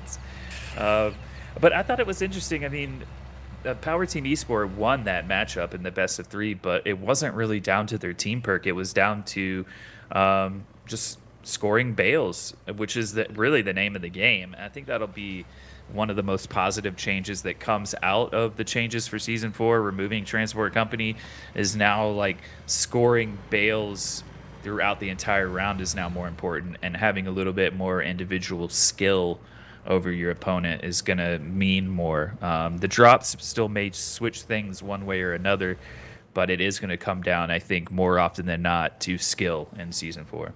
Yeah, I was a little bit surprised actually about there was multiple situations when there was like too much speed on the tractor, for example, that they were like getting the tractor stuck, or they were hitting a wall, or they were getting stuck on a bridge or dropping from the bridge. So that was definitely about the individual skill on those moments. Otherwise, I think the series was, the first and the third match, basically they were quite even with the scores, but then we had like a big gap on the second game, which was actually won by Sir Gaming, who in the end, of course, didn't win the series. Yeah, I think that the bale multiplier helped Sir Gaming big time in that second round. They were scoring a lot of bales early on with that and getting 36 points per bale. And with the speed of their belt as well, they scored a lot that way. So it worked out well for them in the second round, but just some individual errors like we see there. Marshall Maiden sent that one flying for Sir Gaming. That's really, I think, what came down to costing them. It wasn't the team perk. Like, so much grain was put into trailers but not used by Power Team throughout the 3 games. So that was pretty much it at the end. Power Team coming out victorious, and they'll move on to face the winners of the 1B group, which is Sim Game Alliance versus Farming Friends. And that one still is to come. I don't know if is that what we're going to see next, or are we going to see Lindner and Astragon? We're about to find out. Yeah, there was a discussion on the chat, by the way. Who are you gonna pick from these guys on the studio? So, do you have a preference on your character? Yeah, I don't. I try not to. I try not to play favorites. From a caster standpoint, it's easy to sit and like on some teams that you know from the past and say, okay, they're going to be favorited in this. But honestly, coming into season 4 and some of the changes, I don't know what to expect because teams that I know as like dominant, like Trelleborg, for example, last season they were using Transport Company pretty much exclusively by the end of the season. And now that's not an option. So I don't want to say that, I don't think Trelleborg are going to be as dominant because they very well could be, and it would not surprise me at all. But at the same time, I don't know what to expect because teams have to play differently now. They don't have a choice. And it's almost like we saw in that first matchup, teams are still trying to fill out their own strategy, let alone figuring out what their opponents are going to do. So I feel like this first tournament's just about a learning experience for everyone. Yeah, that is true. And you said that there's something new coming from Trelleborg as well. So very eagerly waiting to see what that's going to be. Oh, so it's actually Cortiva and Bednar that we're going to see on the broadcast now. So Cortiva, for a long time last season, were in second place. And they had to go up against Trelleborg and Vultra and teams like that in the play-ins, and were not making the finals on a Sunday, and they fell down in the standings. And then I can't remember, but I think they didn't make it too far into the World Championships either. So it's going to be interesting to see what Cortiva have to offer this season because they are a really strong team. Cortiva is the sponsored team for Burning Gamers, which we have Richie, we have Rablix, we have Lamy playing for them. Bednar, we have Chaussee, which is a Farm Sim ambassador, by the way, from the Czech Republic. We have Vintel and Hyper as well. Both telehandlers have been banned by Bednar. Both of the Care Wheel tractors with the narrow tires that you can drive through the grain with quickly have been banned by Cortiva. Both teams going with Big Hull and the Ideal here. So, all right. This will be 3 out of 4 teams now where we've seen Big Hull chosen, which is surprising. It takes 5 points as a team perk to pick compared to 3 for Herbicide and 1 for Bottleneck and Unstoppable. Yeah, I mean, both sides actually, the bans were not costing anything for them, so they just took the free ones. There was 20 points remaining for both of them after the bans, so that kind of like, saved some points for the actual picks. Yeah. So let's see, we've got runner picked by each team for 1 player. We've got Archimedes ++ for Lamy at Cortiva, Under Pressure as well. And Hyper has not gone with a pick at all. That's because they've chosen to go with that Vultra, the bigger tractor, and the Massey as well. So that Massey costs 3 points. That Vultra is 3 points as well. Interesting selections. And Copter, this is going to be the first official match that you'll commentate on. So guys, Cast by Copter with us if you're just tuning in, new to the team. Alex sitting out for this one. Will be rotating in and out this season. But here we go, Copter. Yep, there we definitely go. But now it's going to be, starting right away and heading to the pods, as you have heard you call them. So pods, and going to try to pick up something from there. So he's going to try to pick up, we'll get a John Deere actually out of it. So it's completely fine. And Cortiva actually goes for the other one. That's going to be a New Holland, if I think. But no, not going to be able to get that at all. So they'll have to settle down. Right. We'll actually get it, but we'll block it from the other team, though. See, look at that. You know the equipment already. You said that was going to be the biggest thing. You're already calling them out. The New Holland, the John Deere, settling in nicely, Cast by Copter. Oh, we have a lot of fields in Finland. I have actually been, driving a tractor myself, and actually my friend owns a farm. He has his own harvester, actually. So nice. I know something about the equipment, but of course the detection. And of course we have the Ideal, which is not blocked, by the way. We had it on the previous matches. Yeah. Yeah, I'm happy to see it here because it is very popular for a reason, especially if you're using Big Haul. It holds 17,100 liters of grain. 134, I think that might be the biggest first bale points we've seen today. 130, meanwhile, for Cortiva. So yeah, the ideal holds 17,100. The next highest is the Case Axial Flow 9240, and it holds 14,400.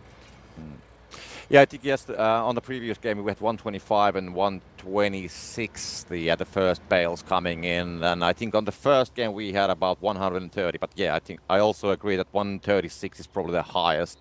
And Right. but it's going to be quite similar, quite tight with the teams 130, 134. So not a huge difference there.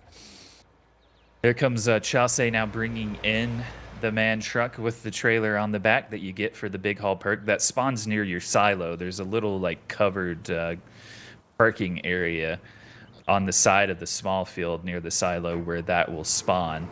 It's also previously where the Anderson loader for transport company spawned, but that is no more in season 4. If this happens to be your first match you're watching and you're like, where the heck is transport company? This seems upside down for sure, because I don't think Big Haul was picked. Maybe it was picked once in the tournaments I called last season. And we've already seen it, like, 3 out of 4 matches it's been picked by it's been picked in every round. So Yeah. Power Team Esport were using it every round of the first matchup, and now both teams using it here in the first matchup of this round as well. Yeah, there we go. Both teams are, well, collecting the grain, about tied with that situation as well. So they seems to have a pretty similar timings currently, both teams. Bale advantage currently for Cortiva. Bednar currently with 4 actually only, as the 11 already for Cortiva.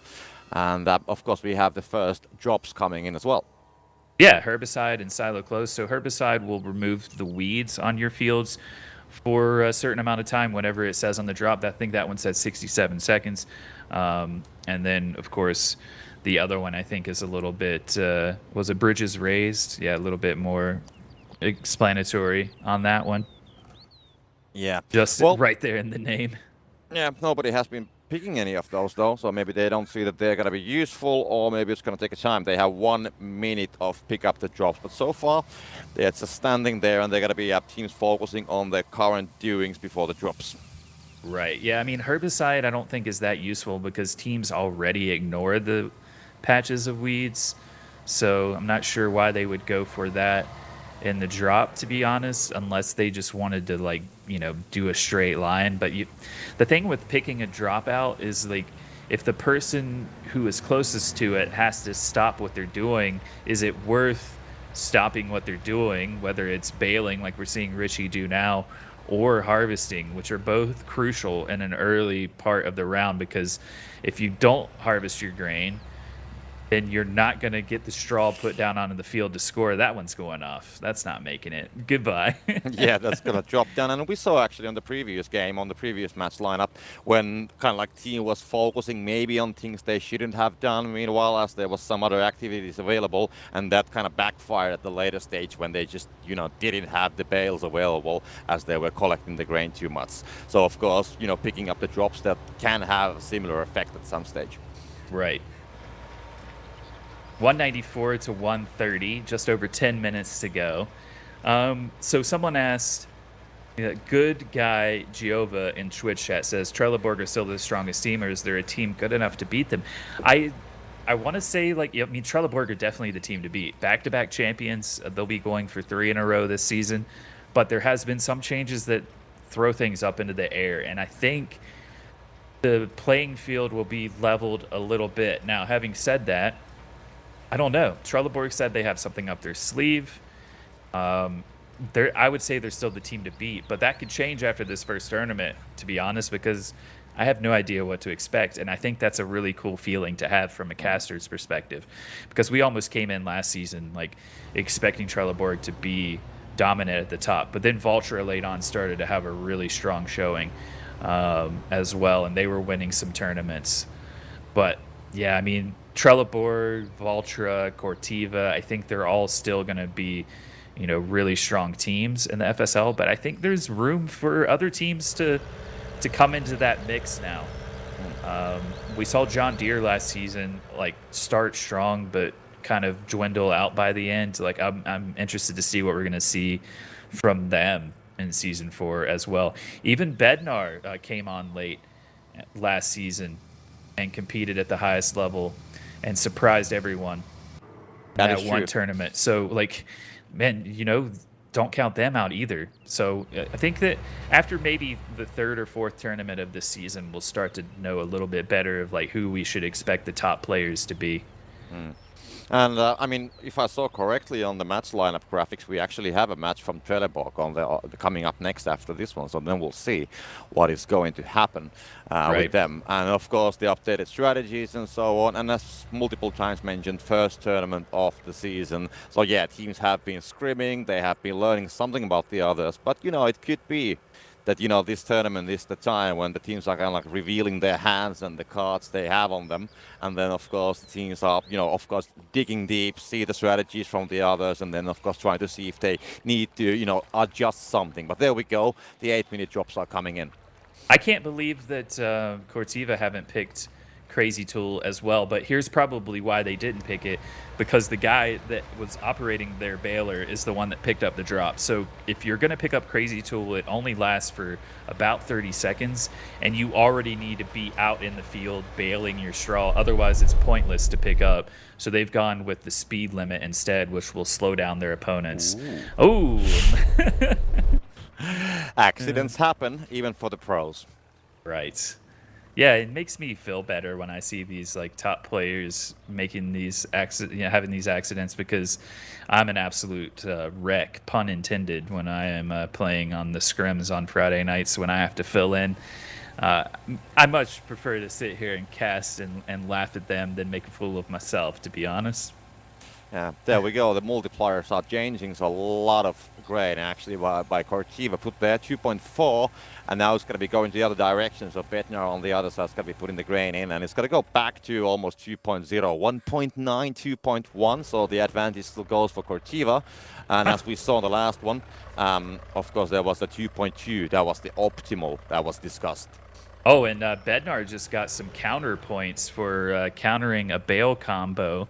So a bail pressive is if you get 10 bails in a row, but the counter gets you 30 points compared to the other team getting 50. Sorry, bailing spree is for 19 or 20 in a row rather. So I don't know if we're going to see those as much this season, really, being able to get into those combo points. And it's actually the Bale-tastic is the first one. I'm getting all of my Bale combos confused in season 4, but we used to see these a lot with Transport Company. You could almost get the first 2 just with that. If you would bring 1 in on the front loader and have 14 on the back, that was the Bale-tastic and the Bale-pressive right away.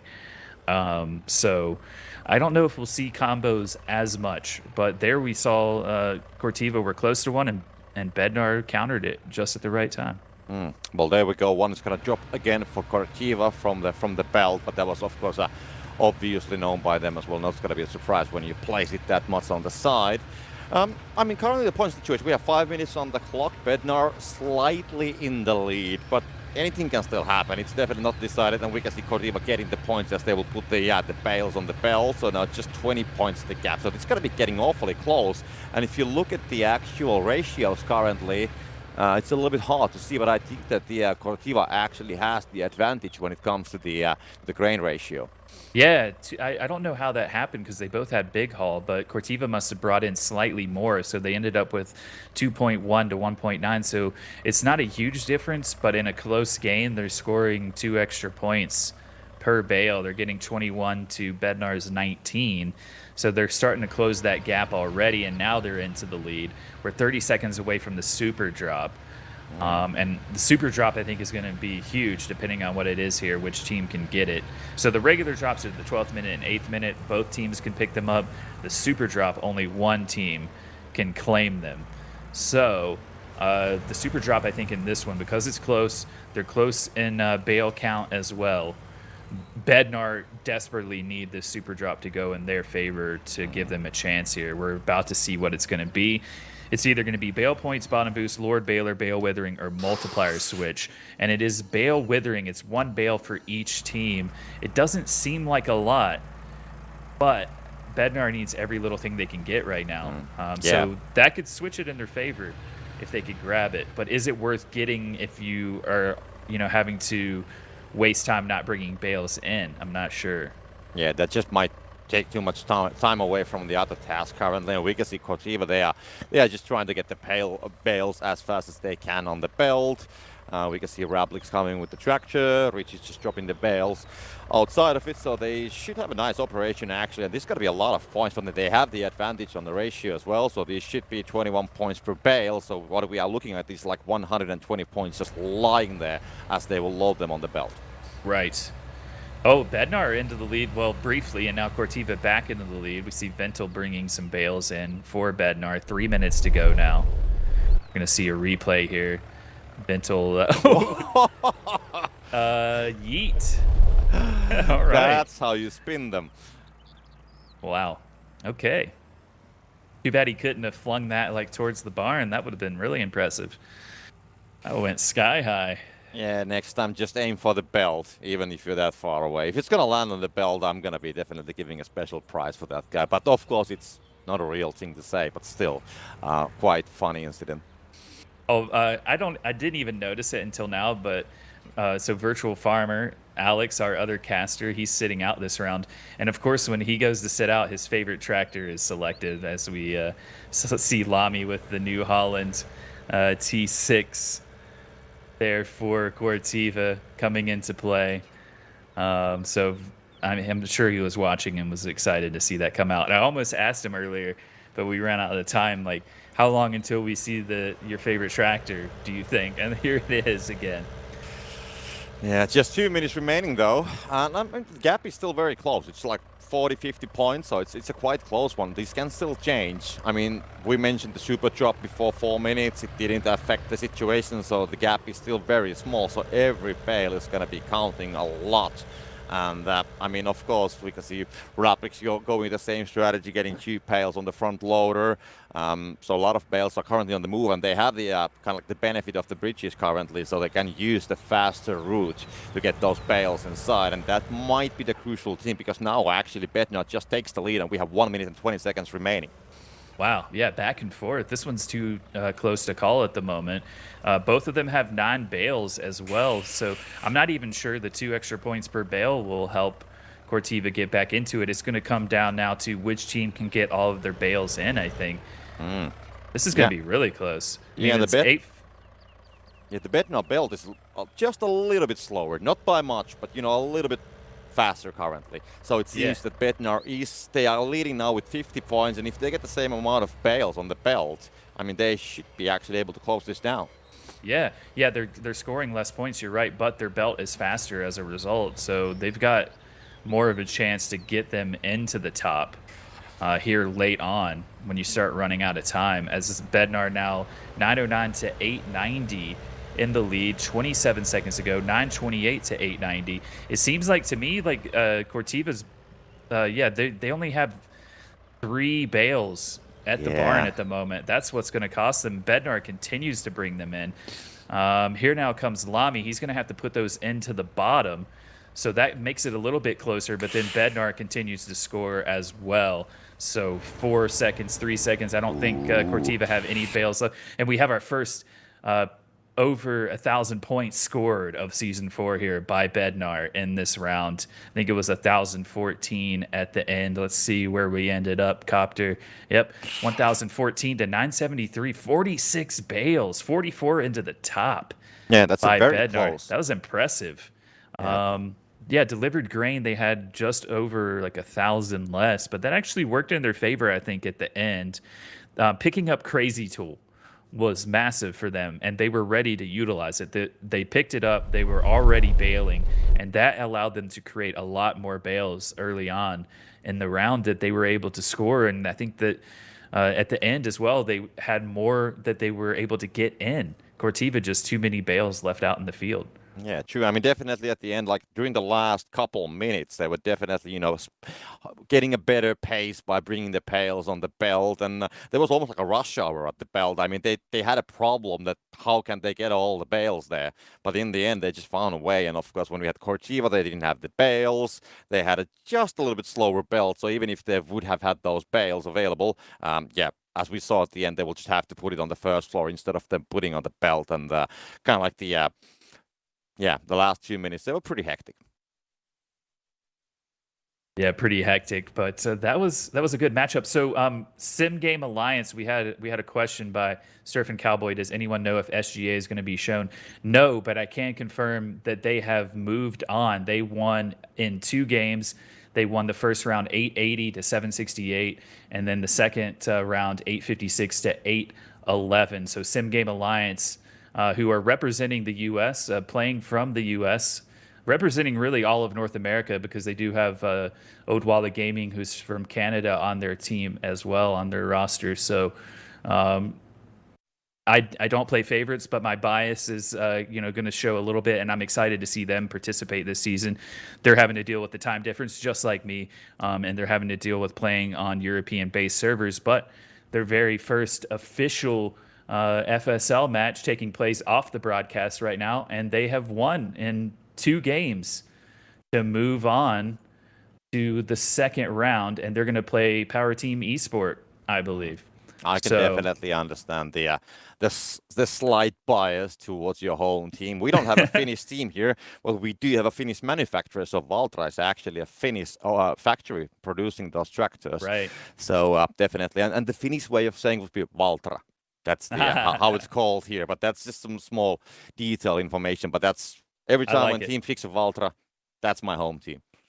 Well, you know what? You're the pro at saying that from now on, so feel like you need to cast all their matches. No.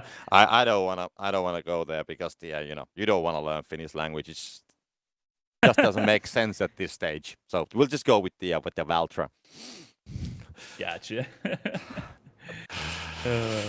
But it is what it is. But every time, I know the Finnish names are always very complicated, and I'm kind of like happy for you guys that there isn't that many Finnish players. So otherwise, you'll be struggling probably with the Finnish nicknames. But first game is done for me, so I'm very excited about the next one as well. Yeah, I think Cortiva and Bednar are really closely matched there. We saw them both use Big Haul, and it was interesting. Like that time, we said it earlier. You don't necessarily have to deliver more bales so long as the multiplier is in your favor, but that 0.2 difference wasn't enough for Cortiva to impact it, because Bednar just got a significant amount of bales into the top of the barn. 44 into the top, 46 overall. That was an impressive round. So we're about to have our second matchup of the best of 3 between Cortiva and Bednar here. Yeah, I think we had pretty much the same bands on the previous match lineup, not on the Cortiva Bednar, but the previous game. I think we had almost the same bands in all the rounds. So is that going to be the case on this one? I would say so, and I expect both teams to stick with Big Haul as well. I feel like this first tournament or 2, teams are still refining their strategy at this point. They've had a chance. We do German language scrimmages on Giant Software DE on Twitch. Jenny hosts those on Wednesdays, Central European time evenings. And then on Fridays, I host the English language scrims on this channel you're listening to us on at the moment, on Friday nights, U.S. time. So they have a chance to play then. I know that they also set up their own scrimmages off stream. Sim Game Alliance, who we were just speaking about, representing North America, they're practicing and streaming scrims on their own channels 3 times a week, I think, at this point. So they're putting in the time. We're going to see both telehandlers and both narrow tire tractors banned this time around. Pretty similar. But yeah, I expect Big Haul to be picked by both again. It does seem like Big Haul is being used a lot. Yeah, there we go.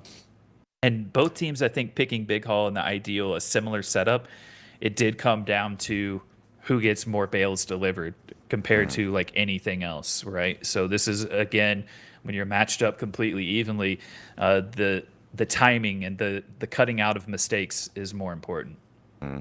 Well, there we go. The picks are coming in. So we have Runner, we have a couple of John Deere's picked by Raplix and Hyper, and then we are waiting for the others still. More runners coming in. New Holland for Lahmi, so that's not a huge change. So I guess the strategies and the the utilities will be quite similar, but I don't know about the perks. Seems quite similar, to be honest. But there we go. So let's see, the phase has been completed and we should be heading to the game. So it's just a couple seconds before we have the second match starting up. So just about the loading, and then we should be hitting back on the field. I'm looking forward to it. It's been a blast already. Yeah, there we go. So if Bednar wins this, then they'll move on. It is best of 3, and I'm just excited that we can, actually bring the commentary on the English channel for these play-ins on Saturdays, because we didn't do this previously. Ventil, though, missed timing and clipping the tape there at the start and then going into the side of the arch. Not a good start there. Yeah, just to let you know, that is something which you cannot take and put on the belt. But there we go, the early picks. We can see Hyper actually going for the Baylor. So, sorry, for the Harvester. And gotta be getting that. So that's something that is gonna be picked. We can see Lami going for the truck actually. Here we see where it spawns now. Yeah. So this is the silo for the blue team. Both teams' maps are identical, but they're like reverse mirrored. So where your team's silo is, across the giant ravine is where your opponent's barn will be, and vice versa. So they have the same size fields, the same setup, it's just reverse mirrored image. So you can actually see your opponents across the map. So players do want to keep an eye at times, like across the map, what are our opponents doing? Are they bringing bales in? Are they delivering grain? And you want to be aware of what they're doing as you're playing. Oh, that's a pretty similar. The first bale is going to go inside for Bednar, 131 and 130, so very equal situation. I think it was 136 on the previous one, so just a little bit slower, but still quite good performance, getting those initial points on the board, and then, of course, focusing on the other things. But yeah, Bednar just a little bit faster. I think that there was a slight chance to be maybe even faster. We haven't seen, maybe we see it on the first game today, those like very fancy drops when you just spin it from the rear of the vehicle. But yeah, now they have been actually just reversing in and dropping the bale. But yeah, there we go. Lami is going to be starting to harvest a little bit. A lot of action happening on the fields, but yeah. So let's see the grain, quite similar levels, both sides. We have Cortiva having maybe a couple thousand more. The bale situation is about the same as well. So nothing huge has been happening during the first couple of minutes, except for the fact that we had a one tractor, of course, running to the gate right at the start. But yeah, that kind of was quite fastly fixed. Yeah, it was fun to see, though. I love those moments. Ventil crashing into the starting gate, but he's recovered now, out and pressing bales. I think these teams are really evenly matched, and they've been neck and neck with the first bale. It's really going to come down to the last few minutes again, I think, against these two. Super drop maybe we'll flip this in one team's favor. We'll see when we get there. We've got our regular drops to deal with first. Our first one is coming up in 15 seconds. Yeah, I mean the previous round, even though the winning team got more than 1,000 points, the other one still had 900 something. I can't have 973, which is actually the second highest score during the whole day so far. So the both teams were actually getting a very good score, and it just came 40-point gap on the last couple minutes. So that's actually very even, and we are seeing the same here happening now. The situation with the grain hasn't changed. They are still loading it. Bales, just a couple bale difference. So yeah, I would definitely say that we are looking for a very tight match. Definitely. A 171 now to 130. Bridges lowered, right, was picked. Yeah. So still too early to tell. Last time it was just Bednar getting more bales in at the end. I think that made the difference. So it very well could be the case again. So we're already into round 2. We had our first matchup of the day, Power Team Esport against Sir Gaming. That was round 1. The other 2 matches of round 1 took place off of the broadcast. We've moved over now to round 2 with Cortiva and Bednar, but we do have other matches in round 2 taking place both on and off the broadcast. I think we'll have 2 more matchups after this one to go. Virtual Farmer will be back on the casting at some point in the near future as well. And then, of course, we've got an exciting day ahead of us tomorrow with the finals of the first tournament. And we've got a 10,000 euro prize pool at stake here for the first tournament. 100,000 euros throughout all of Season 4 at stake between all the individual tournaments plus the World Championships, which will take place at the end of the season. And there was some discussion about the Valtra name. I mean, there was something on the chat as well, people saying that they actually want to hear the Finnish version of the name as well. I can tell you just a bit of history, not going to waste much of time, but Valtra actually comes from Valmet Tractor, so it's a short version. And Valmet was I think was actually a government-owned company in Finland, like many tens of years ago. So there's a very long roots with that factory in Finland. But yeah, that's just some small detail about it. We get a lot of requests to bring Valmet like back into Farming Sim. There's been some as like far as mods go at times, and a few here or there, but that's actually been talked about a lot recently. People would like to see more of those in. I think there's actually one of my favorite tractors in Farming Simulator 22. There's a little bit more like classic equipment in this year. Is like one of the more classic Valmet versions. So it's been really nice to see that in 22 as well. But yeah, it's great to have you on here because we do have Finnish fans of the Farming Simulator League. And like you mentioned, we do have the manufacturer represented as well. And now we have a member of the casting team as well. So it's good to have you here, Copter. Yeah, thank you. Thank you from the warm welcome. It's definitely a very, I would say that very, very nice to join the team. And of course, you and Alex, you have made my joining a very easy one, to be honest. So definitely very nice to work with you guys. Anyways, 40 seconds from the next drop, so then we'll see what's going to be coming. Situation has been slightly going towards Bednar, so they have been able to get some more points after the initial first bale. Cortiva, they have been kind of like stacking. They have 19 bales currently and 59,000 of grain collected. So to me, this seems that they're going to be starting to stack these points pretty soon, and maybe they're building a combo actually.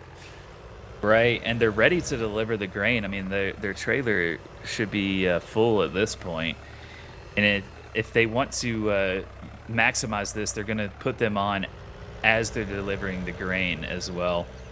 This is what kind of shot them in the foot last time, is not getting their bales in, and so they're making sure to get them in as soon as possible this time around. I mean, with that amount of bales, can you actually, what do you think? Can they make a baling spree? Is that maybe doable? Well, I mean, they just they picked have up the bale 20-something. multiplier. They've picked up the bale multiplier, and they're gonna deliver their grain. I think the multiplier is 1.5 or 1.6. So, and their regular multiplier is at 3.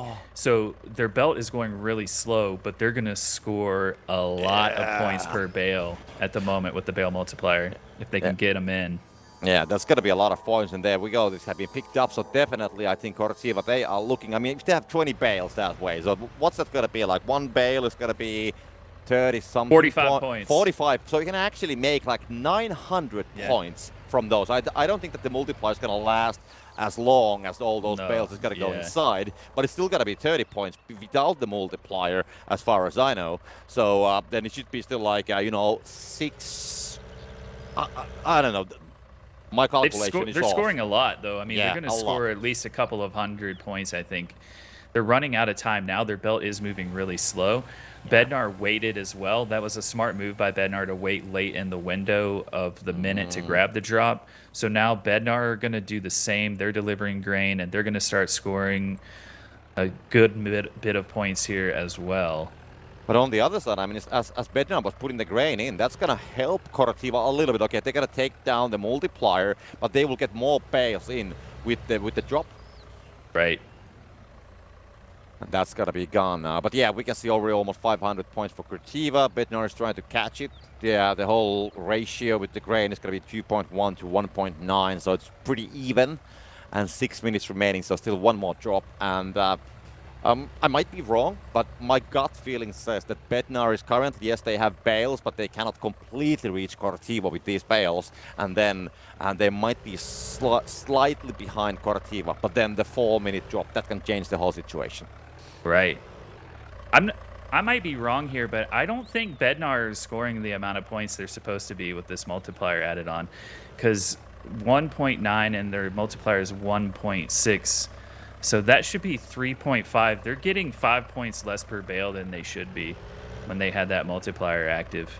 Now they're down to getting 19. So I'm not sure if there weren't some points left off the board that they should have been scoring there. And that is a significant problem if that is the case, because they are trailing and needed every bit of those points. Yeah, but meanwhile, as they are, putting the bales on the belt, there's more being prepared currently. So we can see 15 on the Cortiva, Bednar with 13. So that's like a slacking couple behind. That is not much, but that might be the difference, because we saw the previous game went so close, and this whole situation is very close as well. And yes, Cortiva, they have the advantage of about 100 points as calculated earlier. So now it's just all about these bales and the next drop.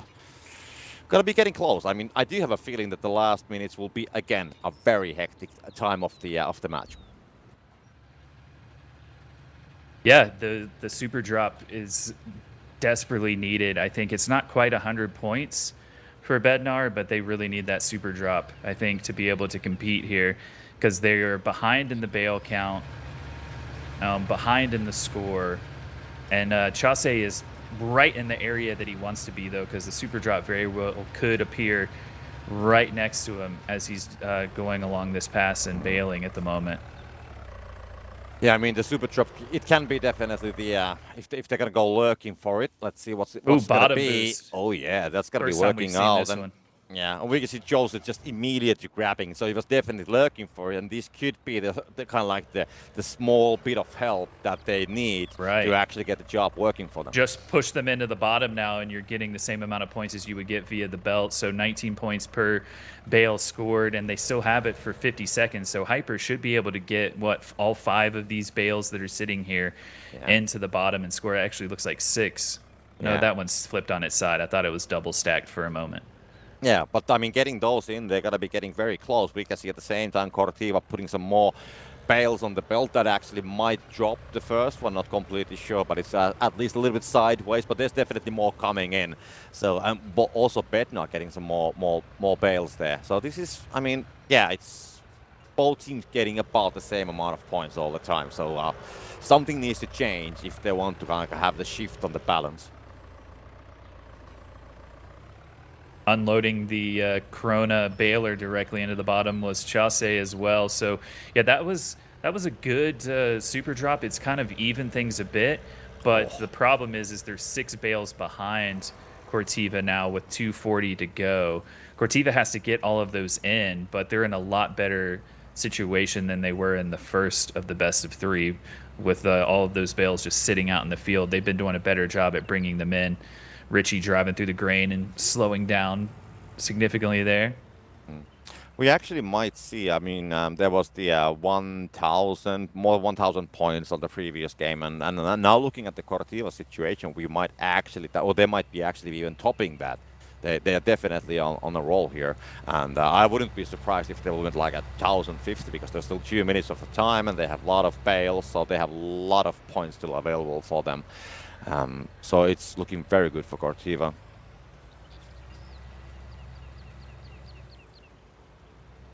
But okay, Richie, I mean, there's 2 on the front tool, then there's something on the baler, definitely. So that's going to be another 100 points at least for them. So should be, well, I'm not going to say easy, but it should be more than 1,000 points definitely for them, unless something unexpected happens. But as all the players are completely focusing on just getting the bales on the belt, I don't think that there's going to be much of any like unexpected moments happening. It's all about the speed and all about the, also getting them properly placed on the belt for now.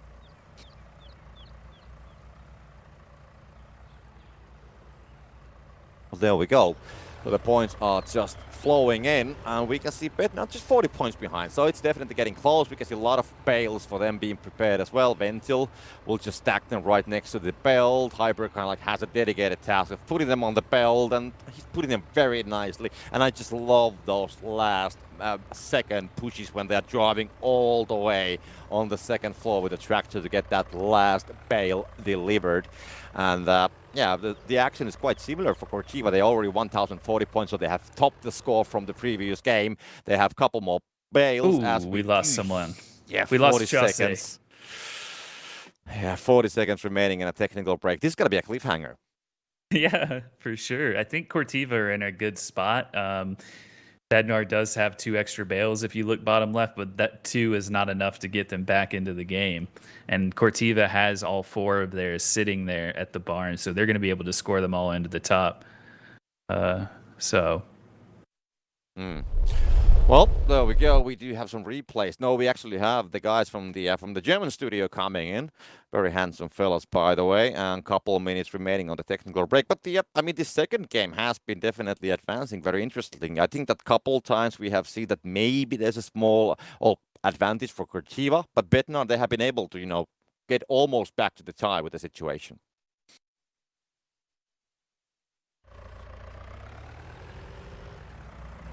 There we go, 35 seconds. A lot of bales on the belt for Cortiva because Raplik's getting some more. On top of it, they're already 1,030. They gotta be getting more than 1,100 for sure. That's kind of like no-brainer. But also Bednar reaching the 1K mark. So they're definitely not letting go from the situation. But the amount of bales available, I don't think that they have anything anymore to gain more points than Cortiva currently has, and they can still get a couple more bales inside as well. 10 seconds on the clock, and it's going to be about a point gap. Wow. Both teams 60. over 1,000 this time. Cortiva brought their A game this round to force the third of the best of 3. And that's now the highest score in back-to-back matches that we've seen so far today. This is only our second matchup of the 4 that will be broadcast. There's other matchups taking place off the broadcast as well. But yeah, 1,113. So last time I think Bednar had 46 bales delivered total, 44 into the top, a significant amount less into the top this time, 39 into the top for Cortiva. So they actually this time around scored less bales, but they had that bale multiplier and a 3 times regular multiplier, and we're scoring 46 bales or 46 points per bale for several of those bales early on in the round. I think that was the 8th minute drop, if I remember correctly, Copter. That I think ended up winning the game for Cortiva at the end. All of those that they scored at 46 points apiece. Yeah, true. I mean, they were getting a decent amount of points from those bales, and in the end, I mean, the situation was better. No, they came very close. In the end, the gap was like 50 points. So just a couple more bales could have changed the whole situation. But Bednar just didn't have anything to put on the belt anymore. So it wasn't about the time. I think the last 10 seconds, the teams were just, waiting. They had done their work and there was nothing to do anymore to help the situation. But definitely both teams are very good game. And if I would get to choose, I would actually make both teams as the winners because they get such a great score from this one. Yeah, I think that these teams are both like very evenly matched too, we can tell. So now going into the third round, it's like Cortiva did exactly what they needed to do, I feel like, in that round to be able to bounce back. Bednar kind of controlled the first one. Cortiva able to get that bale multiplier, which I do, like I said, I think was massive to help them on their way. But a lot smoother round from Cortiva. Cortiva were smart and were bringing as many bales in early as possible last time compared to the first of the best of 3 when they left a lot of bales out at the end. And if you're not bringing your bales in, then you've just wasted your time even creating them, because if you don't bring them in, you're not scoring points for them. You want to get every single bale in that you've pressed. Otherwise, it's not even worth pressing them. So I'm interested to see. I expect the same bans. I expect the same team perks and player perks. I think it's going to come down again to maybe a drop or a super drop making the difference, or maybe some individual errors by one team costing it for their team as well. So you need to make sure your gameplay here is smooth. We're about 30 seconds away from seeing which of these two teams will move on. And I think one of these two teams going out, like it's hard to say now because this is the first tournament of season 4, but both of these teams did win a tournament last season, at least one. Cortiva won a couple early on. But now going into season 4, we're going to see like a big name from last season out in the second round and not moving on to tomorrow's finals. Here we go. Yeah, there we go. Definitely the handsome fellas back on the screen. And I was just looking at the scores, I mean, from the 2 previous games, and Betna getting more than 1K in both of them. So they're very stable, I gotta say, like getting more than 1K in both of the matches. But the ban phase is gonna start, and I guess we're gonna be expecting the same. Yes, we have Massive Ferguson being banned, and then we can expect the other 0-point bans happening, that the teams are gonna be getting those big hauls and the other utilities and the perks they're gonna want to use. Right, both of so Cortiva are going to ban both of the narrow tire tractors here. The Case IH 240, the Fent 724 are gone, and then it's going to go back to Bednar, and we're going to see the Manitou telehandler banned. Yep, without a doubt, there it is. So both telehandlers are out, and 2 of the 3 or 4 narrow tire tractors are out. Those are the most popular ones for sure. So if you're wondering like what's the benefit of narrow tires if you're watching for the first time, so if you have narrow tires on your tractor and you have a baler that acts as like narrow tires as well, which there's 2 of them, the New Holland and the Case, then you can drive through the grain and not be slowed down. So that's helpful, especially for first bale or any other time really to deliver bales. Otherwise, you have to avoid the grain or it's going to slow you down big time. You've got to drive on the path or on the grass where there is no grain. So that's why you see those banned a lot. The telehandlers are often a popular ban as well because they can bring in 3 bales on the front. They drive really quickly, and they have the telescopic loader, so you can put bales into the top of the barn really without having to use the belt that much. Pretty beneficial to have. We see those banned a lot. It was popular in Season 3, and I'm not surprised that it's popular again. Same player perks. We've got Runner picked, allows you to run faster on foot. Archimedes ++ by Lamy on Cortiva, that allows you to unload grain faster. And then the Under Pressure perk is almost always picked by one player for each team because it allows you to press bales for a less amount of straw, which is pretty important. That's a pretty good amount of information, I gotta be honest about it. I think on real life, which is not part of this one, I think the narrow tires are usually mostly used that they don't damage the crops, that you can actually go to the grain. But yeah, let's not go into this one because we do have the first picks and the teams are gonna be heading towards the pods. And Ventil seems to be wanting to get that John Deere baler out of the pad. And we actually saw the first time we've seen someone, sorry to interrupt, but it looks like Cortiva beat someone from Bednar to a harvester there. We haven't really seen teams fighting it out for equipment. I think that was Hyper that got beat to the harvester. He had to switch and go with the John Deere instead. So just delaying Bednar a little bit by stealing that harvester off the pod. Yeah, that's definitely, that can be. I mean, we have seen how close these games have been between the teams. So that can be a decision maker. I mean, there's no question about it. Meanwhile, Bednar just trying to get that first bale done ASAP. So we should be seeing Ventil just breaking from the formation, gonna be starting the movement, gonna overtake the harvester easily and heading towards the bridges. And we'll see. There's 1 minute past. And let's see what's gonna be the time and the scoreline this time for Ventil as he tries to make the magical pass and toss the first bale in. And there we go. It's gonna be how many points? Slowly but steadily. 127. So unfortunately, even after all the hype, it's still the slowest delivery so far. Right, but the good thing is they're going to have a little bit more points over their opponent this time. Yeah. Let's see what. Oh, and Cortiva messed that up, even hitting the side of the door and not getting that in. So both of these teams, I think, in the first 2 rounds, Copter, they were only like a point apart each round, and this is going to be significantly more. Wow, so 22 points difference for Bednar right off of the start here for first bale. So that could be huge. Remember 22 points if it becomes that difference at the end. Yeah. Long way to go still. So much can change. Yeah, I mean, caster mat is always bad. It's will always make a small mistake. But if I remember correctly, I think on the last match it was 131 and 130, and then on the first one I think it was 130 and 126 or something like that. So there was just a little bit bigger gap on the first game, but definitely 22 points is going to be, I think, at least triple the gap which we had on the first game of these teams. Yeah, I mean, you're talking about like if the multiplier stays at 2 times for each team now, that 2 bales delivered isn't even going to make up that difference for Cortiva. So they need like really 3 extra bales now delivered. Again, a lot can change. We're about 15 seconds away from the first drop. So that could be the first moment where things flip in one team's favor. Yeah, just as a reference, what is the biggest amount of points from the first bale you have seen?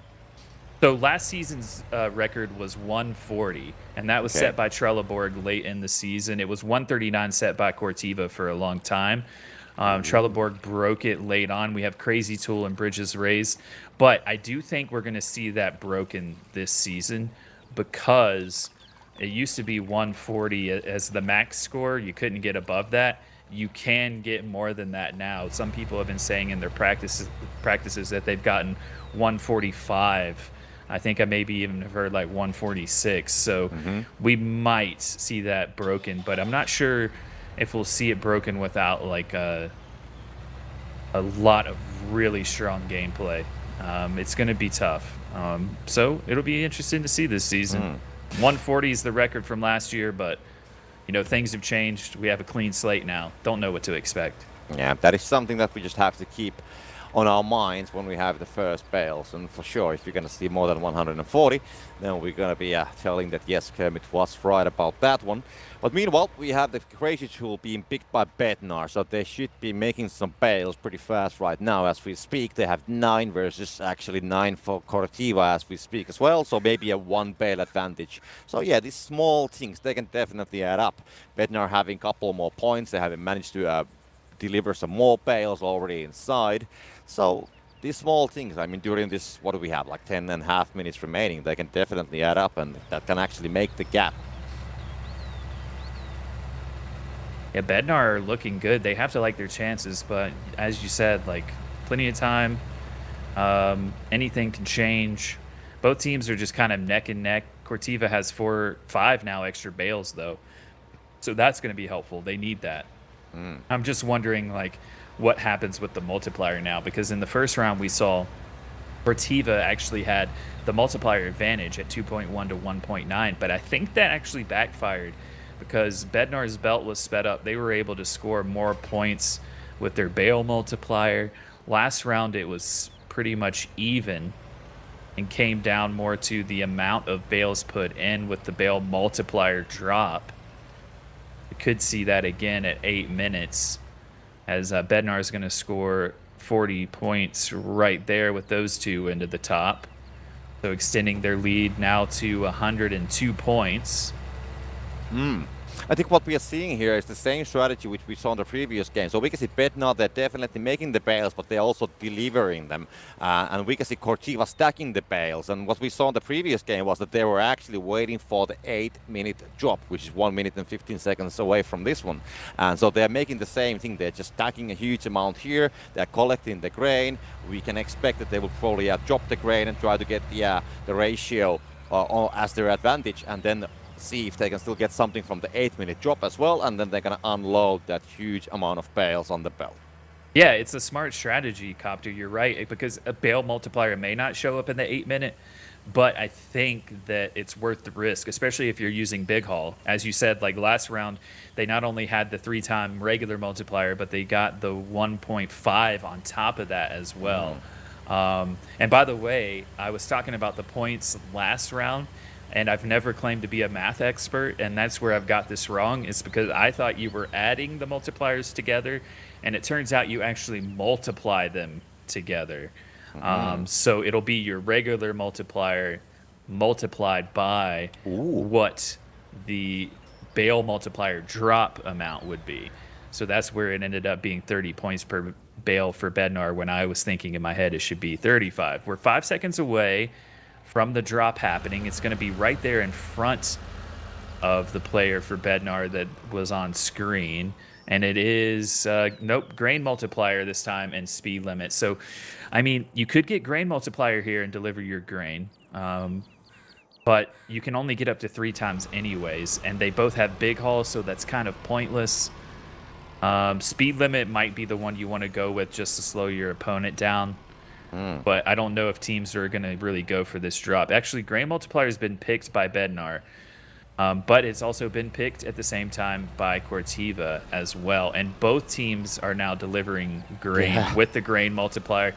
They're canceling each other out at this point. Look how fast those bars are going, though. Yeah, I gotta love this. I mean, it's 2.7, 2.8. There's actually a chance. I mean, you accidentally break your belt. But yeah, that's not gonna be happening. So we can see Bednar just move with the advantage. Lahmi's gonna go back on the tractor. We haven't seen those bales getting inside. So for Cortiva, I mean, so we'll see what's going to happen. It's still 7 minutes, and I just gotta love how fast these guys are running, because I have met a lot of farmers in my life. I have never seen them run this fast. Yeah, so you gotta love the runner perk, and it is perfect for the person that has to deliver the grain, because they're driving the semi truck over, and they're leaving their tractor across the map. So if you didn't have the runner perk, you'd be wasting a lot of time going back and forth between the two. But this means that you don't have to drive the big truck back, and you can just run back to your tractor and get straight back out to the field and get to work.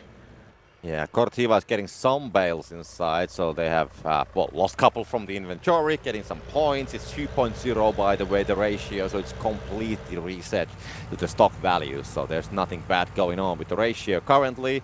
And now it's just all about delivering those bales, and we can see the bridge is being lowered just in time for Lahmi. What I'll be getting on the other side, 2 bales in front, and doesn't drop any of those. On the previous match lineup, I think we saw a couple of them dropping from the other teams, but yeah, these guys, they have been pretty nicely, being careful with them. I think, like, Cortiva utilized the crazy tool drop at the 12th minute a lot better. Like, they still have a 5 bale advantage, and they may be trailing in the score right now, but you're talking about right now that would be 100 points extra that they're going to score, which would give them the win if it comes down to every single bale delivered. So I think Cortiva are in a good spot despite the fact that they're trailing.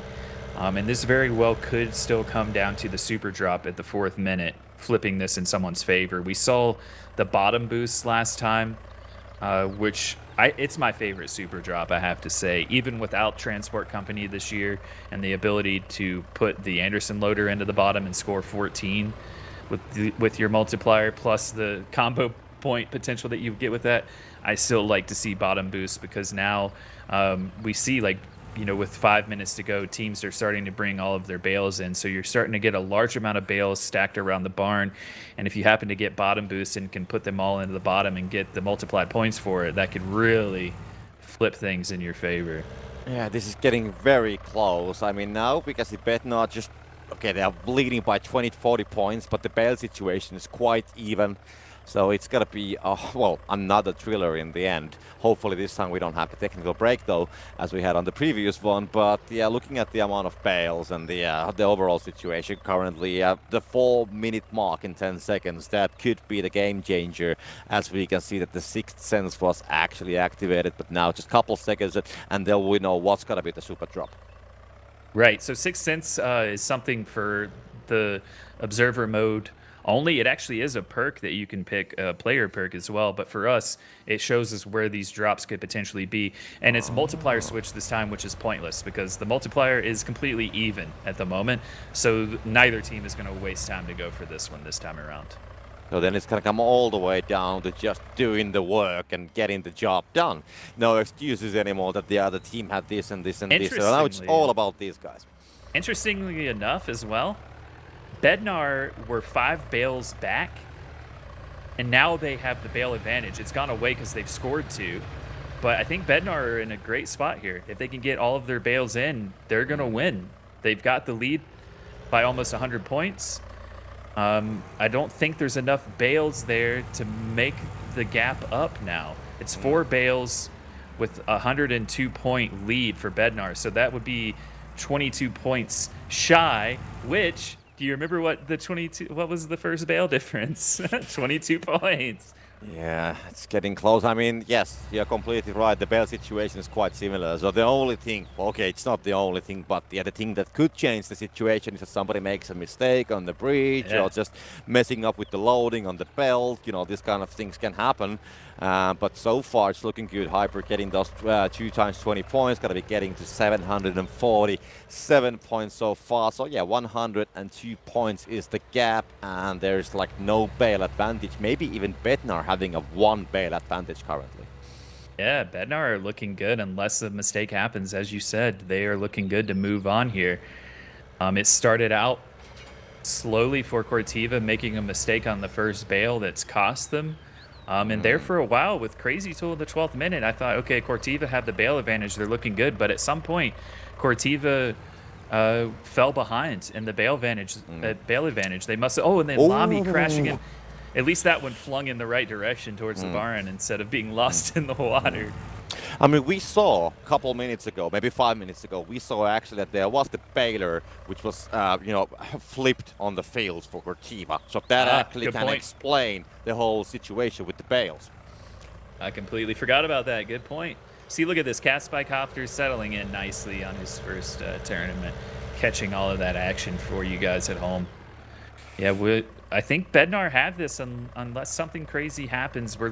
So with the ghost mode on, we can see like what Cortiva are doing, and they've got a couple of bales they're about to score. They've got 1 more on the belt. They've got 4 sitting there, but Bednar just outdoing them bale per bale.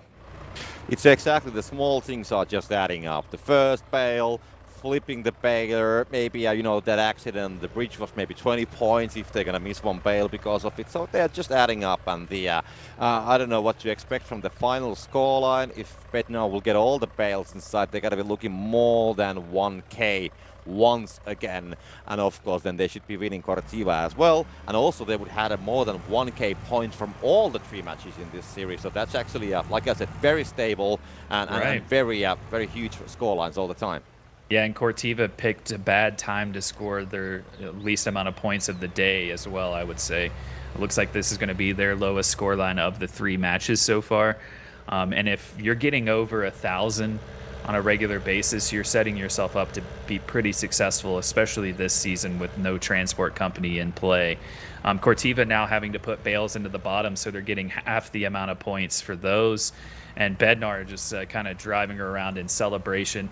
Bednar have 1 bale outstanding. Cortiva delivered all of theirs, but Bednar are going to come out on top, 1,027 to 915, and Bednar moves on. So Bednar kind of picking up where they left off with their momentum late in the season in Season 3, coming into Season 4, and Cortiva, top of the standings for a long time last season, in the top 2, then the top 3.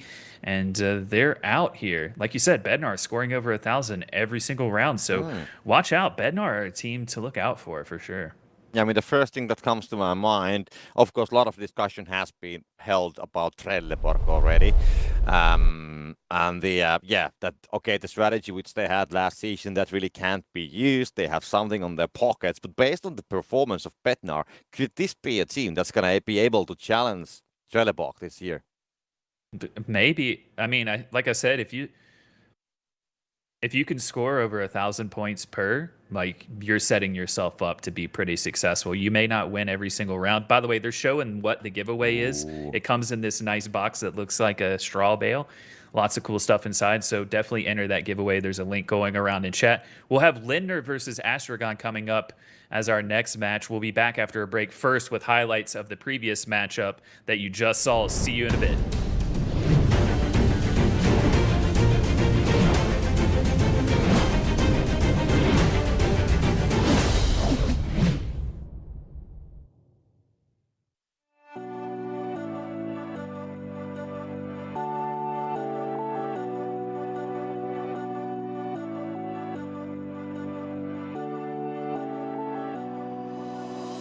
There's no denying what we want. There's no denying what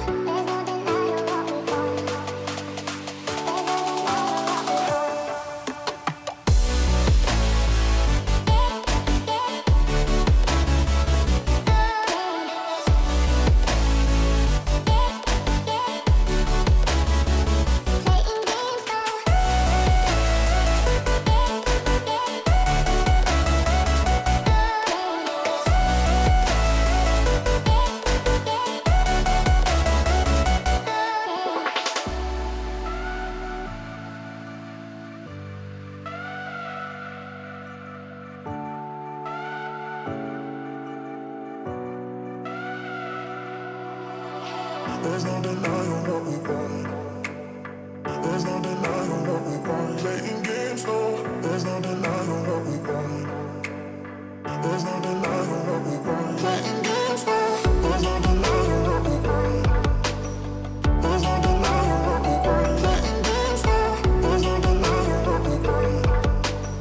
There's no denying what we want. Playing games,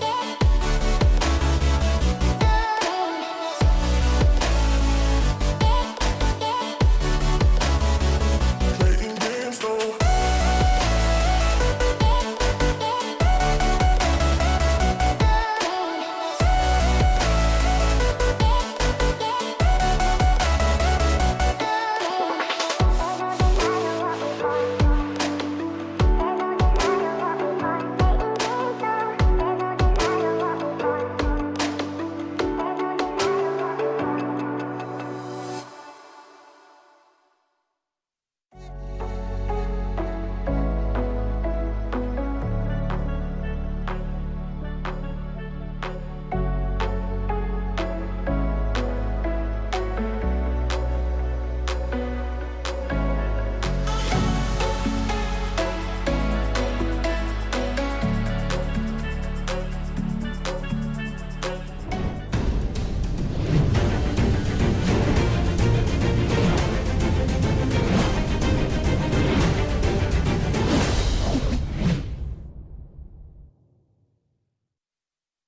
Hello and welcome back, and welcome. We continue the play-ins for the first tournament of season 4 of the FSL. Terminator's sitting out for this round, so it's me and Copter who will be taking you through the next game, which is gonna be, I believe. I did see this a moment ago, and now my mind's gone blank. This is not good. Maybe versus Astracon up next, but first we're going to be having a replay. Yeah, what did you think about the last game? I mean, you were kind of like watching it from the side. You were very active on the chat as well. So, what do you think about it? Yeah, it was a really interesting match. Did not expect Cortiva to go out quite as early as this. Showing some really good play though. That last match, the way they looked like they were going to lose it, and then they came back. That flying bale was hilarious. Yeah, that was. I did notice at the time. People have managed to throw bales into the top bit before, which was quite interesting. They drive the tractor at the bottom of the belt and throw them into the top. Okay, that is something that I need to really see. But yeah, definitely that flying bale. It actually went quite far away. I mean, I think it went maybe 30, 40 meters on the air. But yeah, I mean, very stable scoreline from Betnar, getting more than 1K, just like we spoke with Kermit already. And thinking about Cortiva, I mean, yes, they lost it in the end. The worst score they got was 915, which is actually pretty high still. It is, and that's the thing. This is what we get with the seeded teams quite often, is the fact that they will score really high, and we're expecting them to score even higher this season, of course, because the amount of straw you get out of the back of the combines has increased. So we're expecting more points to be scored this season. Seeing over 1,000 points from both teams in the last round, not overly surprising as a result, but yeah, good to see. And it shows you the difference between our first game today, where we had two teams playing to get into this last set, versus the teams that were that are already up there and are sponsored by brands. The difference in the amount of points these teams score. Yeah, it's basically the organization support that, of course, makes a lot of things when you have the support from a esports brand or manufacturer or whatever it's going to be, the team, what it is presenting. I kind of love actually on the farming simulator. There's so wide different kind of teams. That there's like, manufacturers, there's esports organizations, we have cities and the municipalities as well. So that's something what I really love on Farming Simulator. And it's one of those things as well. All the teams that have come in and are sponsored by brands are teams that have previously come in and played and done well enough to then get sponsored. So a great example of this is in our next game we have Lintner versus Astragon. The Astragon team this year is actually Diacaflow from last year, who got themselves in the final 16, got themselves in the season finals, and now have been picked up by a brand to be sponsored by, which is fantastic. Yeah, I mean that's usually well, in quite many sports how it goes, that you start on your own, you have a great group of people, you come up with the gameplay, you get excited about it, you start to build strategies, and then you start getting success over time. And then of course at later stage, yes, probably some kind of partner might pick you up, or a brand, whatever it's going to be called. And that is definitely nice to see that it's happening here as well, because that of course keeps the scene fresh, and also makes the other teams to see that there's opportunities here, so we can definitely grow. And grow is just just like with farming, growing is very important as a player, as a team as well. That is very, very true. So yeah, as I mentioned, we have Lintner versus Astragon up next. I am going to keep saying that until I remember it, because as we know, my brain went blank a moment ago, as it does tend to do sometimes. So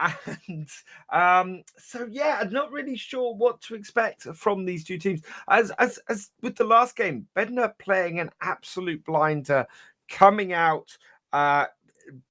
Knocking out Cordiva in this round. Are we going to see a similar sort of upset from Astragon here with Lintner? Lintner being a team that has done fairly well in the past in the FSL. Looks like we got two new team members who we do not have images for here. So this will be interesting. I mean, you mentioned that you didn't remember the teams' names and you're going to repeat that all the time. Well, my strategy is that I'm not going to say the names until I see them on the screen here, and that's going to make it the whole thing easier for me.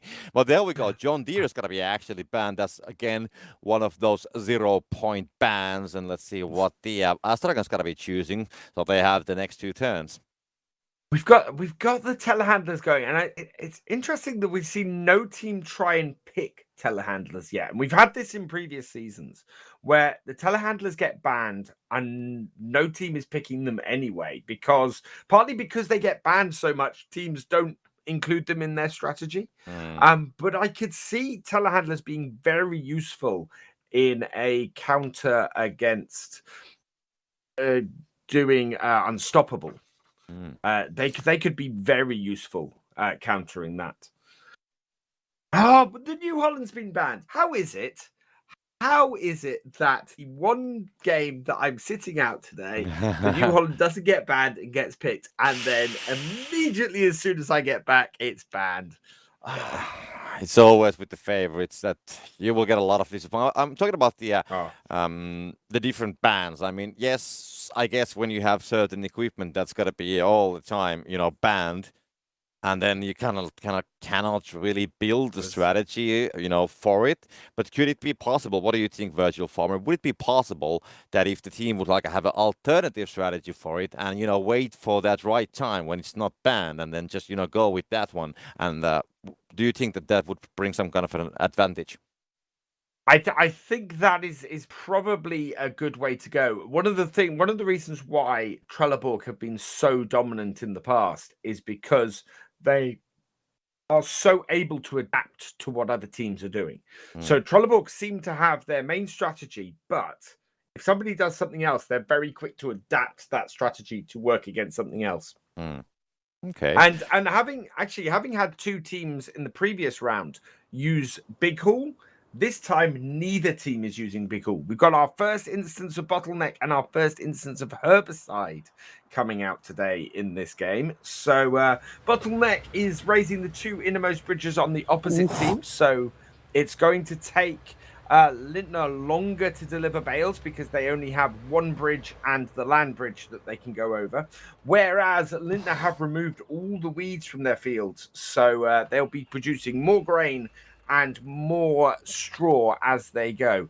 Be really interesting to see what strategies come out of this setup for both teams. Yeah, Astragon was actually just able to deny the harvester from Lindner, so they were battling from the same harvester, but Astragon actually getting there first, and they will get it. So gotta slow down Lindner just a little bit, and we can see, of course, the teams are once again trying to win the race from the first bale and see what kind of an advantage. So yeah, Roadrunner seems to be the potential target that will get the first bale, and he's gonna start and once again overtake Major Bale. There's something, you know, when the harvester leaves, the baler leaves behind the harvester, it's almost like, you know, when a shuttle is launched from an airplane, when it's, you know, like disengaging and just like shooting away. And this is going to show in the first bit as well. That getting that harvester is going to make a big difference if Roadrunner doesn't get caught on the barn. So this is that level of mistake is going to cost them. And Lindner misses the flick. Yeah, so that's actually might be giving Astragon a chance. So 115, but that's going to be still faster than Lindner. So even though, I mean, I'm pretty sure that Roadrunner was like not happy with his performance, the initial performance, but seeing that Lindner actually misses the drop as well, that's going to, you know, take off some pressure. Silas has no bale spike, so he's not going to be able to push that in. And hitting the sides and everything as he comes across. Yeah. Oh, this is going to be costly for Lindner. Lindner have not a first bale. They are going to lose points simply because of it. A stupid question maybe, but I just want to check this from the guys who actually know this. So the first bale, is there any maximum time for the first bale? There is a formula which counts the points, but is there like any time, like a very crucial time on the clock that before that you have to deliver it? I don't believe so. There's a minimum number of points you can get for the first bale. And I think it may even drop down as far as just getting no extra points for the first bale. So you just get, you know, sort of the 10 points. Yeah. Okay, thank you for that, because now I don't feel so stupid anymore, because even you didn't have the exact answer, so then I haven't been missing anything that important. But the thing is, most teams don't tend to leave it that late, and even when they are coming and bringing the next bales in. So what will happen now is Lindner will come in, they'll immediately put a bale in as soon as their front loader gets in there, and they'll still get some points for that first bale. Okay, well, that is done, and we have the first drops coming in. Silo close for 90 seconds and direct delivery for 30 seconds, 1.5 ratio there. So that's those are the drops that we are getting on the first batch.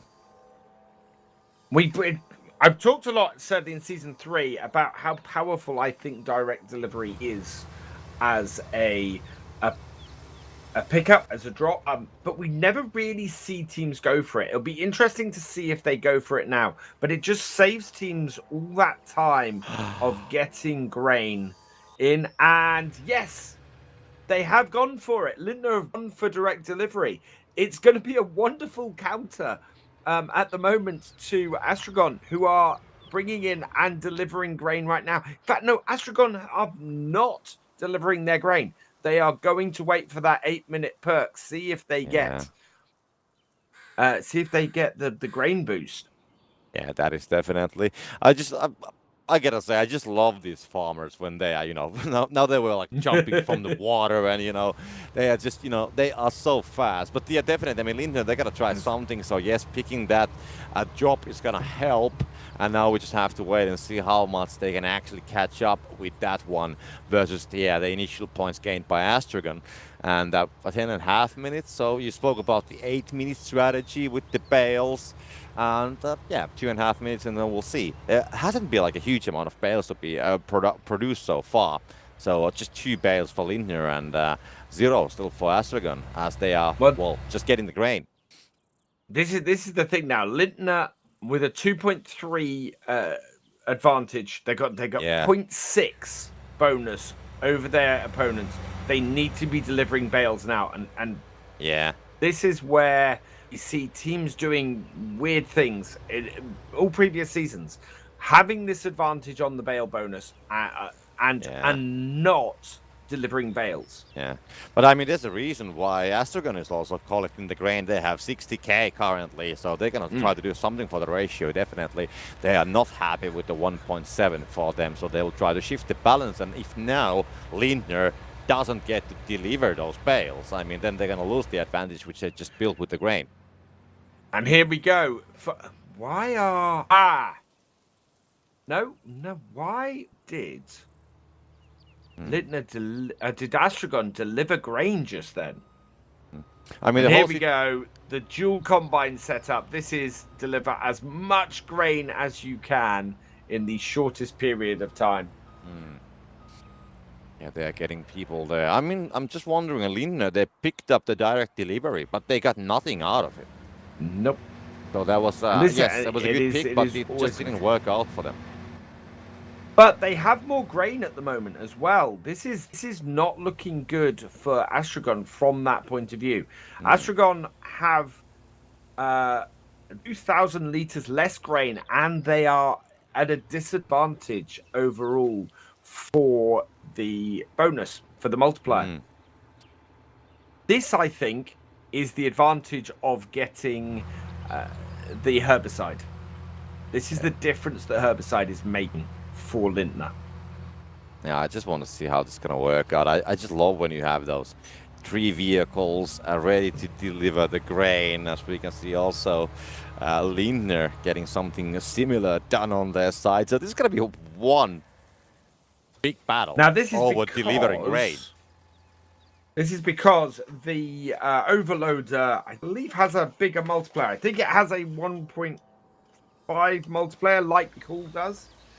So it's going to be a case of loading this up, then unloading the combines into this and getting everything to unload as quickly as possible. We have hit the 7-minute mark, or we've passed the 8-minute drop. Neither team have grabbed the drop. And look at that. Yeah, it's got to be a lot of grain going on. 2.1, 2.2, 2.0 actually. So now they're battling from the grain delivery. Both sides are kind of trying to find the balance, not of course wanting to break the belt. So it's back to 2.0 for both. So I mean, the huge counter going to come out on top. Is that extra 2,000 liters of grain enough to give them an overall bonus? Oh! That I can't tell. And both teams picked up the bale multiplier. Now they want to drop bales in as quickly as possible. A 1.5 multiplier on both sides. Yeah, the multiplier didn't much change. I'm just wondering, okay, if the other team wouldn't have done that whole setup with the grain, then of course they would have lost the battle of the ratio. But in the end, I'm just wondering that they did use a lot of time for that, both teams. So what if they would have been just, delivering bales instead on that time? But of course, strategies are different. Oh, Xerxes losing a bale in front of the thing. How much did I think they got 60? Yes, they got 62 points for their first bale. So that's a massive difference between the two. Nearly 60-point difference. Between the two in their first bale. That could hurt them very, very much. Yeah, I mean, currently Lindner, they are like 140 points behind. Okay, now 100, but they have the advantage from the bales. They have 10 bales more than Astragon. So even if Lindner did miss the first bale, they are looking to they have a lot of bales incoming. So if they can just get all of those in place and nothing special happens on the 4-minute mark, depending from the drop, I think Lindner, they have definitely almost catch up the difference from the initial bale, and now they are just looking to more close the gap. So this is looking actually very good for them. They are. They have 210 points worth of bales sitting there waiting to be delivered. That is more than enough to win this. So it's going to be, can they get them back in time? That's the trouble they got at the moment. They do not have any bales back at their hayloft at the moment. that one single bale, it just actually comes in as a 1 point lead for Lindner, and they currently have 13 bales more than Estragon, so this is going to be getting all the way down to the wire, as we can see. Once again, we have seen that happening multiple times today, and now it's going to be Estragon's turn to try to get all the available bales right next to the belt, because the Roadrunner just barely jumping from the bridge, going to be using the last couple of seconds to get himself on the other side. At the moment, for every 10 bales that Lindner deliver, Astragon have to deliver 11 just to keep the points. No, have to deliver 12 just to keep the points level. So it's everything is to Lindner's advantage right now. It's going to be hard for Astragon to defeat this, depending on what the 4-minute drop is. Yeah, meanwhile, we saw Astragon actually missing one bale. That's going to drop down, so that's going to cost some time, at least with that bale. Zerzerus, meanwhile, just nicely stacking the bales on the belt. That's lovely when they have like 3 bales on the front, and then they just, nicely put them there, maybe stacking 2 and getting the last one behind them. And we do have a battle from the drop. It's going to be a Lord Baler picked up by Astragon, as far as I see. So, and they actually had 2 guys running, Lindner and Astragon. They were actually racing to get that drop. So that has bought 1 bale, because I think it was just a single bale that was, straight to the barn. So it's taken 1 off the field, given it straight to Astragon at the barn. So they'll be able to get that in there much quicker. This is so close. It is. It is so close, but if they can get all the bales inside, there is a 3 bale advantage for Lindner, which is anyways slightly in the lead. So, but it's going to be getting very, I mean, everything seems that it's going to be a very tight scoreline on this one as well. We had that, I said that multiple times on the previous game with Kermit already, but once again, it looks like it. And FSL is always, when it's close, it's, goes down to the wire. Is the greatest feeling for an FSL game. Well, there we go, Silas. That's a lot of bales actually on the move. That's 2 on the front, 3, 4, what is on the balers. A lot of them are getting there. I think 6 bales in total.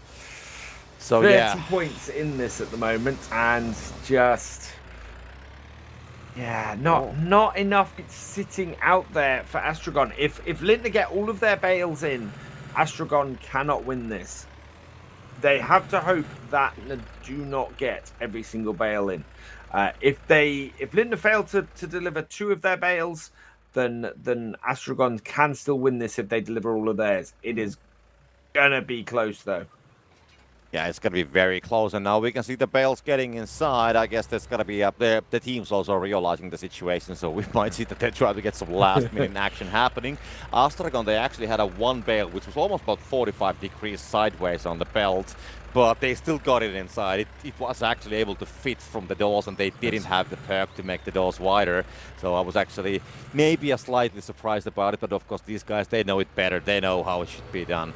And I'm just a mere servant of telling what I see.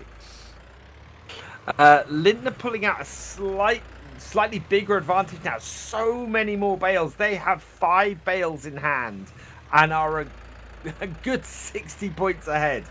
They are just pulling away at this point. Astragon are unable to reply to this. Lindner need to get these bales in though, because Astragon are right on their tail. As I said, if they fail to get these bales in, that could cost them the game. 1 minute left. There are 5 bales there with Silas. He needs to get these in. Definitely, Silas trying to get the last one. And we can see also Zerzerus coming too with a tractor to try to go for the small bridge. Meanwhile, we do have the bridges lowered, and there we go. The final deliveries are coming. Major Melon actually not having that much of a bales. There might be some, but those could be those last final crew. Yeah, that's what I mean. That there wasn't like a huge pile of it. That could be the most important thing. It's just like a, what is it, like 12-point gap. We can see Bayer Matsi just going to pick that up. Melon's gonna be running there. I don't know, maybe he'll forgot the keys of the tractor. Zerzerus, the belt speed is maybe, I don't know if that's going to go inside. It's going to be so close on the edge as well. It might be getting blocked, but the Astragon, we need to see those bales. I think Lindner have got it. Yes, Yeah. there they go. Extra points in there in the dying seconds. It is going to Lindner. Yeah. They take the victory. Wow, that was good. I was very close. I really loved that game, to be honest. I mean, and just, 40 seconds before the game, at least I wasn't able to see the exact, clear No. result that this is how it's going to go. Of course, now you with the more experiences, I saw it like 8 minutes ago already. That was a hell of a fight back from Astragon at the end. I really thought that they were gonna fight back and possibly take that. Lindner just the herbicide I think just allowed them to create more grain and more bales, and it was enough for them to take the match. Yeah. Meanwhile, looking at the colleagues at the German broadcast, they seems to have enjoyed the ending as well. We can see definitely a lot of smile and laughter on the Red Cat's face. Oh yes, they very very much so, and it is one of those things. You get a close game and you really do get into it. It's one of those things that the FSL, and it amazes anybody coming in to the chat on the FSL on how intense it can get in a game when it starts getting close. Yeah, I completely understand. That was my first reactions as well when I was looking for the Farming Simulator League for the first time. That was maybe last year. I think before your finals last year, I was actually watching the broadcast a little bit, and then I was like, yeah, this is actually a pretty hectic stuff happening here. So I was surprised myself as well. And if somebody would have asked me last year that I would be doing the FSL broadcast this year, I would have never known myself even. But that's how the life goes sometimes. Oh, absolutely. It's one of my favorite things is seeing somebody come in to the chat on Twitch and go and sort of jokingly go, what is this Farming Simulator as an esport and making fun of it, and then 3 hours later you see them really getting into it and really enjoying it and still there in the chat, and you go, yeah, this is why this is awesome. This is why this is incredible. Because yeah, definitely incredible. I'm just wondering about the next match. Okay, it's gonna be Lindner now leading 1-0, and I mean, we saw the issues at the start of the previous game. We saw Astragon getting the first bale. Lindner actually didn't get the first bale, so they lost that 115 points, and in the end they win it about with 100 points. So in the end they were able to build about 200 points more than Astragon during the game. So what do you think? Do you have any idea what could be the counter strategy for the situation? Of course, get the first bale there, but is there something else that they should take into account? That's the thing. I think that Lindner, if Lindner get that first bale in with the strategy they're using here, are going to be very difficult to counter. And it actually shows, despite the fact there are fewer weeds in the fields this year, it's still really, really powerful to have herbicide. And I'm saying this first game, I did think that PWE should have taken herbicide instead of Big Hall, because it would have made a massive difference for them in their games. I'm still thinking herbicide is a really, really strong game. I'm looking forward to seeing someone take herbicide against Big Hall. I think that will be a big match. And is Bottleneck a good choice? I don't know. It may need a change of strategy because it's not slowing Lindner down. Yeah, I mean, the whole strategy with the breaches is definitely, in a way, interesting strategic element.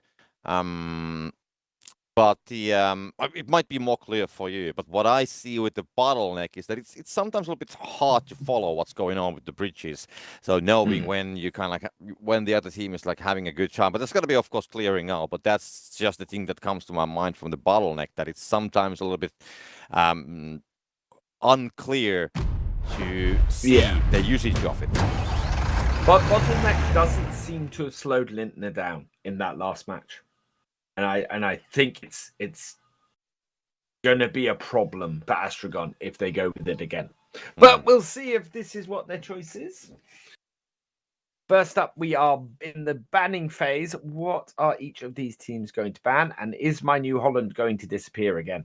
Matthew Ferguson, telehandler, has been banned up first. Again, I think if you're planning on going with Unstoppable, then it's probably worth banning the telehandlers. Otherwise, I don't think so.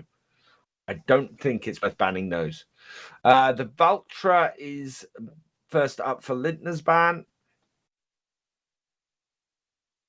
Yeah, and the Deutsch, they've banned two big fast tractors.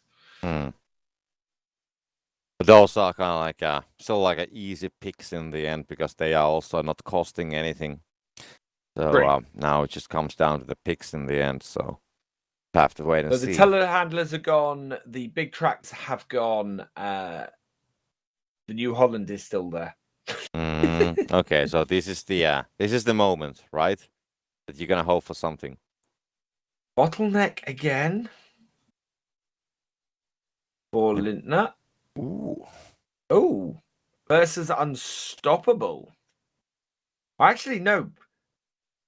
So Lintner have gone Bottleneck rather than Herbicide, and Astragon have gone Unstoppable rather than Bottleneck. So both teams changing their strategy for the second game. I guess they see that the score situation is quite even in the end, even though Lindner won it quite with a quite big gap. But they want to try something else. So, and if there's a time to try something else, it's actually right now because basically Lindner has nothing to lose. Okay, Astragon they can lose this, but they gotta have some faith for the. They have definitely been practicing this earlier.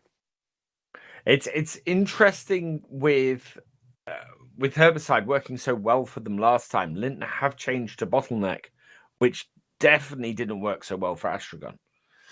So I don't know if that's the right switch, but we will see. We'll see what they have up their sleeve. It would be interesting to see Lintner beat Astragon at their own game, if that's the case. Let's see if we have a battle from the pads. So we'll see how the tractor's going to be rushing, and we'll see if there's got to be any kind of a challenge going on. So a couple seconds, there we go. This time, nobody should be running to the gates, and that's not going to be happening because your Roadrunner just heading right there. We cannot see anybody chasing it. There's got to be, there's definitely a challenge going on because his Zerzeus getting the ideal. That's easy pick because there's no challenge, and this time it's going to be Astragon actually winning this one as far as I can see, and Lindner doesn't actually get the bailer. And Astragon right in there straight away, cutting some crop. Who's going to get first bale? And is Lintner going to drop it with first bale like they did in the last round? Yeah, the first bale is there. It's a very nice start for the round when we have the first action coming in. It's a very nice touch, to be honest. And let's see, we do have bales collected. It's going to be Silas once again rushing down with the tractor, and Roadrunner is actually moving in as well. So maybe he has it this time. So Astragon's going to be trying to get from the stone bridge. The other bridges, no, he actually has the one bridge here lower down right next to the stone bridge. So that's going to bring some time advantage for the drop. It's going to be more than 1 minute, and let's see if it's going to be going inside. First bell going for Lindner 131, and Astragon, let's see, gonna be almost having a smallest accident, but the bail is gonna go inside, and that's gonna be 122, so 10-point difference. So,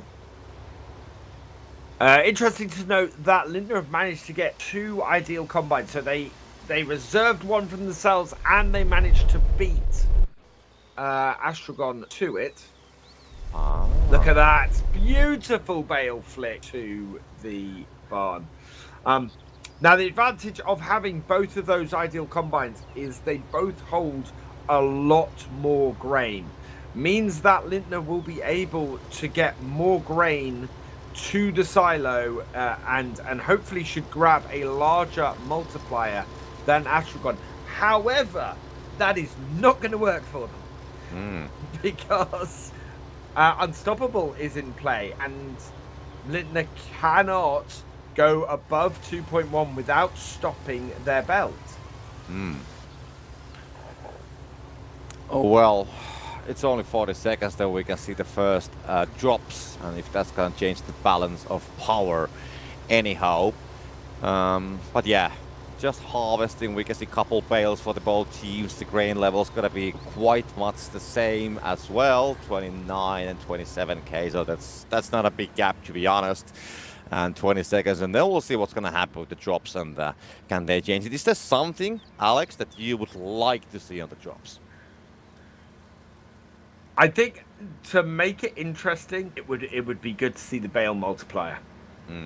We're not going to see much change in multiplier otherwise, I don't think. Astragon, absolutely not interested in changing the multiplier overall. Herbicide or bale drop. Herbicide, it would be the interesting one for Lintner to go for.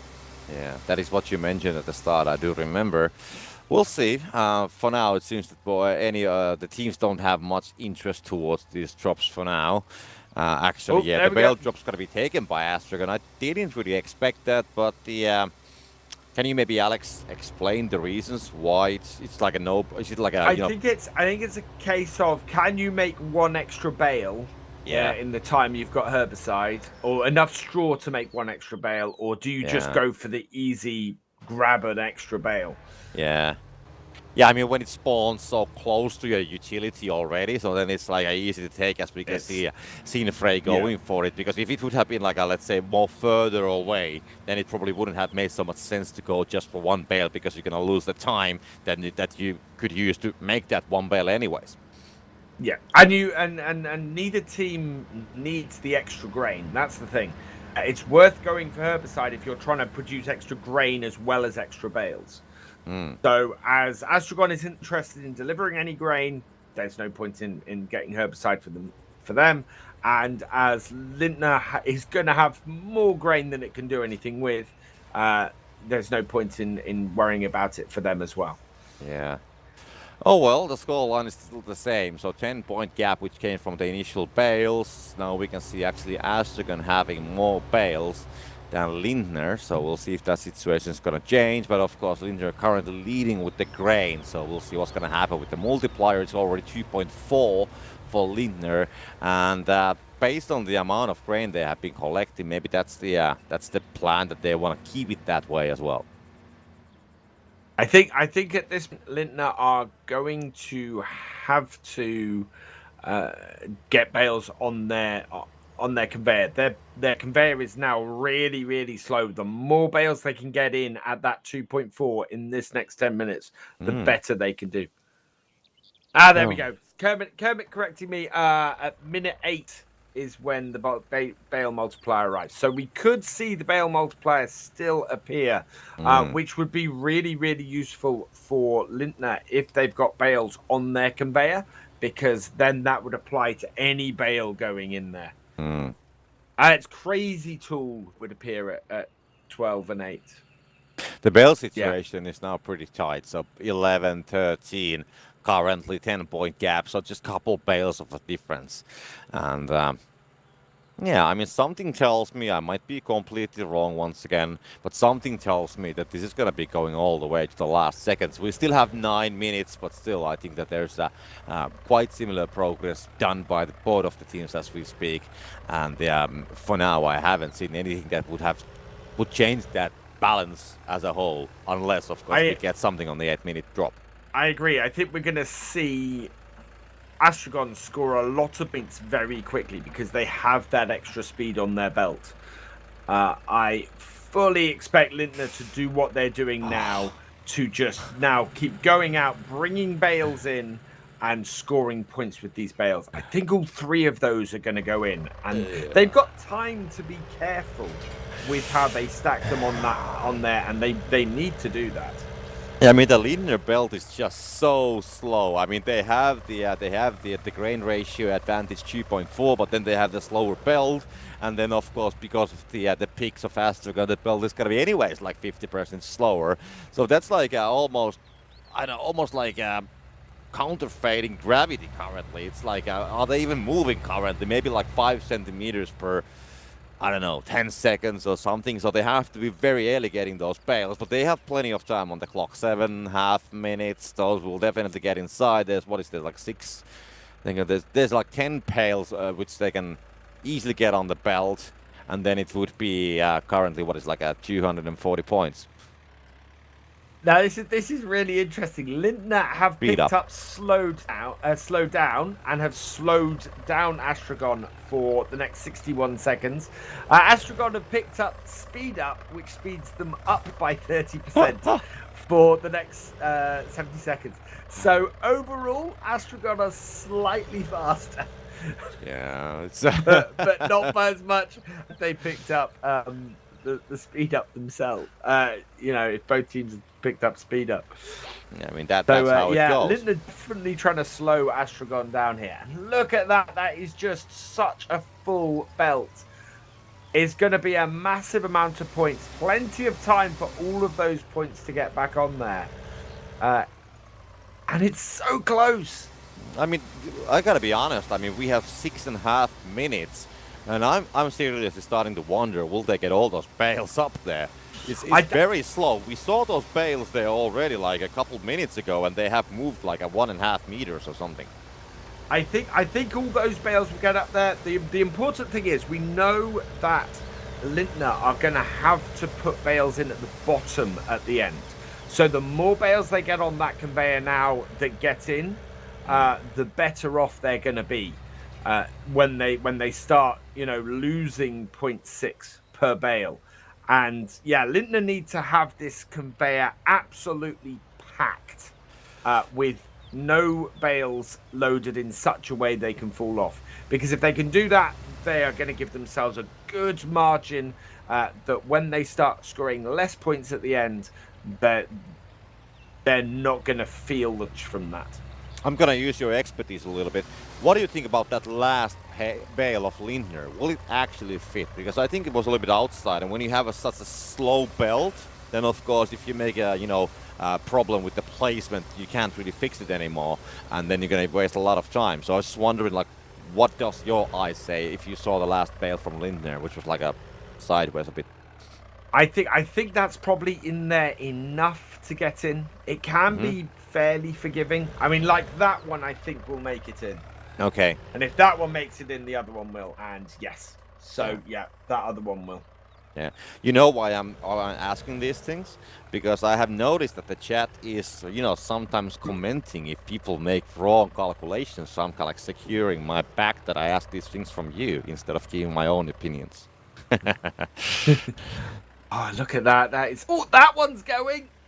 I think you might have been right. I don't think it was loaded on there well enough. Oh, it's got to there drop it down. Goes, and they don't need that. Yeah, that's I'm not sure. Probably it was that bale, yes, but it's so slow. They are currently leading, and yes, if they will get this inside.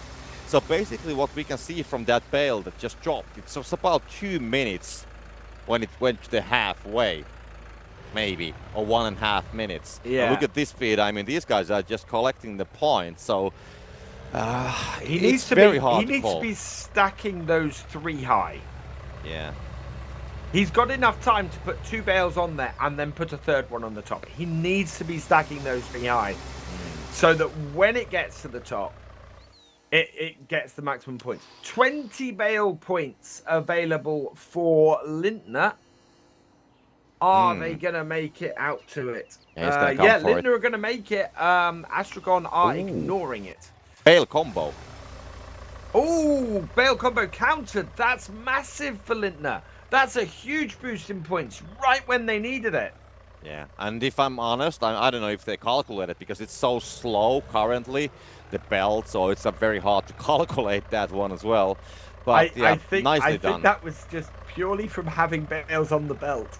Yeah, that's what I was going to say about it, that it's maybe a small bit of luck involved. But that's a nice stack. Wow.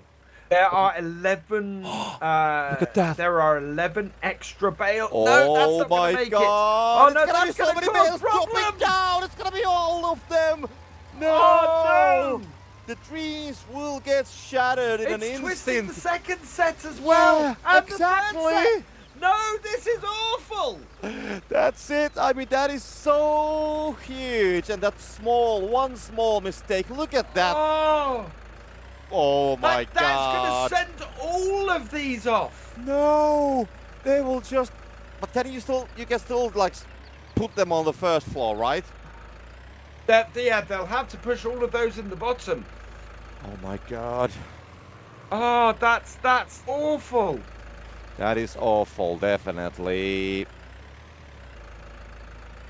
I mean, so small team can, mess with so many things. That's a huge amount of bales being missed. Like a 1, 2, 3, 4, at least 5 or 6 were dropped down. I'm not completely sure about the exact amount, but we're gonna be figuring that out. But that's definitely a huge impact for the score situation.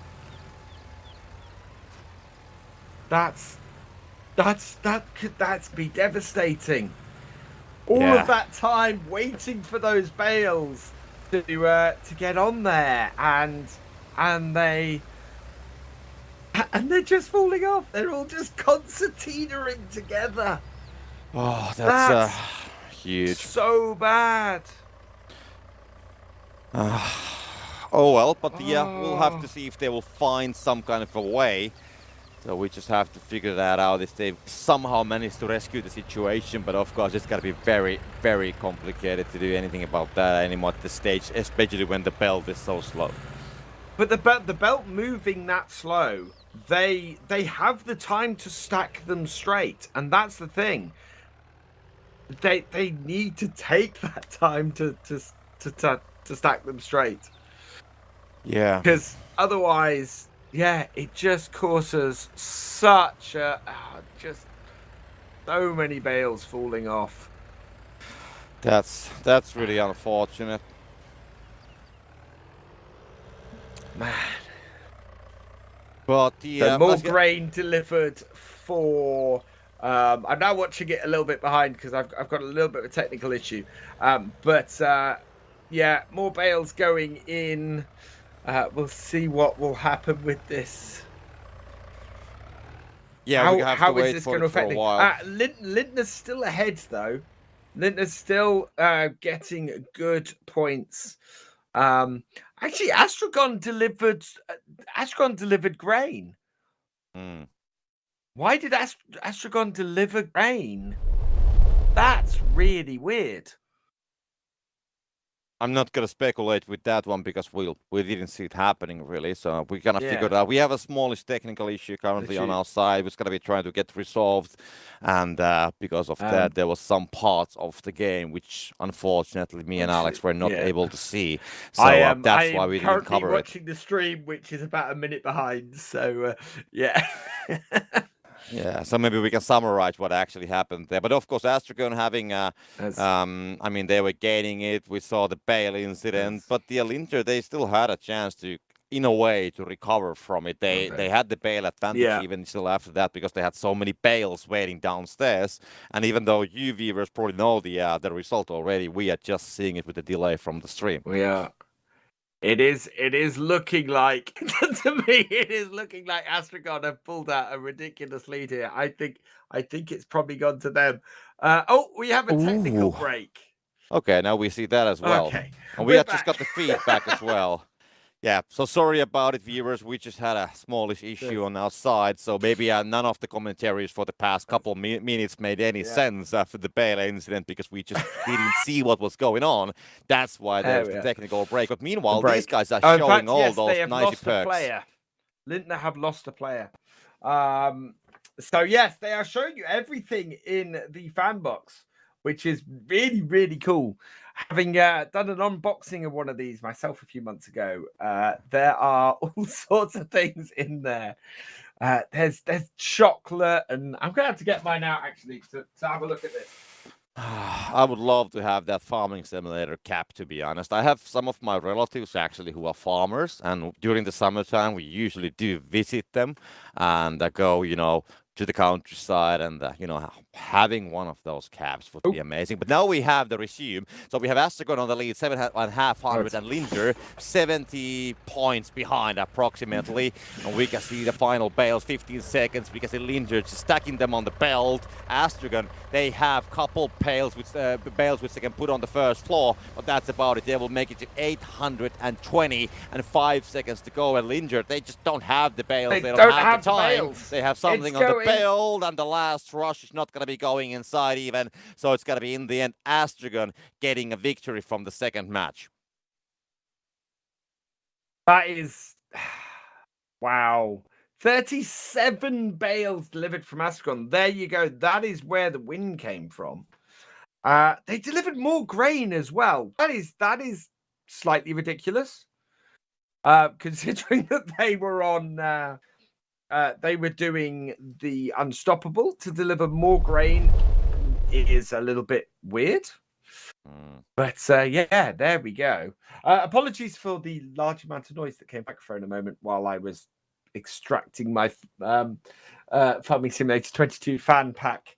I managed to knock half of the stuff over in my studio, which is great. So yeah, what a match. That could have gone any way at any point. Yeah, but imagine if the bale accident wouldn't have happened. I mean, there was we didn't see all the way till the end, unfortunately. I mean, you and me, but I think there was at least 7 to 8 bales which were affected. So that effectively meant that they lost maybe at least 100 points, most probably. So that probably was the game changer for the whole situation. It was, and it's just, yeah. I think actually, do you know what? I think I worked out what Astragon's plan was with delivering grain. They delivered grain to speed up Lintner's belt, but get them to deliver a whole load of bales at a lower multiplier, which then removed a whole load of threat from Astragon. So while it made them score a load of points very quickly, it also meant that they scored them at a lower amount. And it meant that extra amount of points that Astragon, that Lintner needed at the end, weren't there. So yeah. Wow. Yeah, definitely. I mean, just the third round is definitely something. I was actually wondering about the same just like a couple minutes ago, that all these matches are so tight. And okay, I don't want to be predicting anything, so don't take this as a prediction.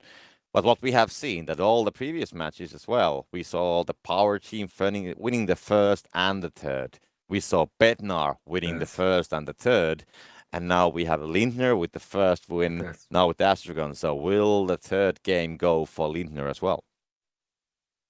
I think Lindner are probably going to change their tactic back. I'm not sure that I'm not. I don't think Bridges raised or the I don't think the bottleneck has worked for either team. I will be surprised if we see the team use bottleneck in this final game. So what do you think about the Unstoppable? That works. I think Unstoppable is still really, really powerful. I think Herbicide could be a really good counter to it, though.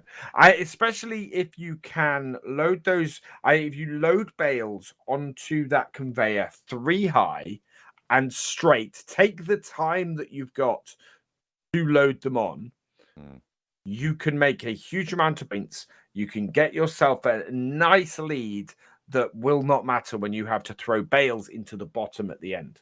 And Herbicide will give you those extra bales to do it.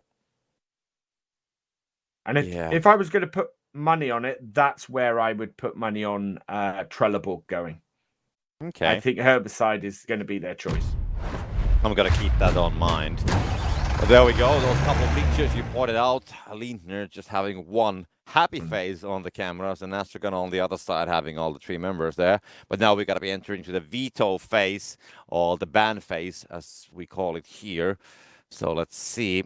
the bans are coming in, and we have seen quite similar bans for these teams so far. So I guess we are not expecting much of a change here. Yeah, I'm very much expecting the same bans. At this point, I'm still slightly surprised by these bans. I don't think any of them, unless Astragon again is going for Unstoppable. This is when I think the telehandlers would be really useful. Because if Astragon are going Unstoppable, Lintner could grab a telehandler, use the boom to extend the bales right up the top, and bypass a lot of the slowdown of their belt. So it makes sense to ban them in that case. Valtra, as we call it, being banned, of course.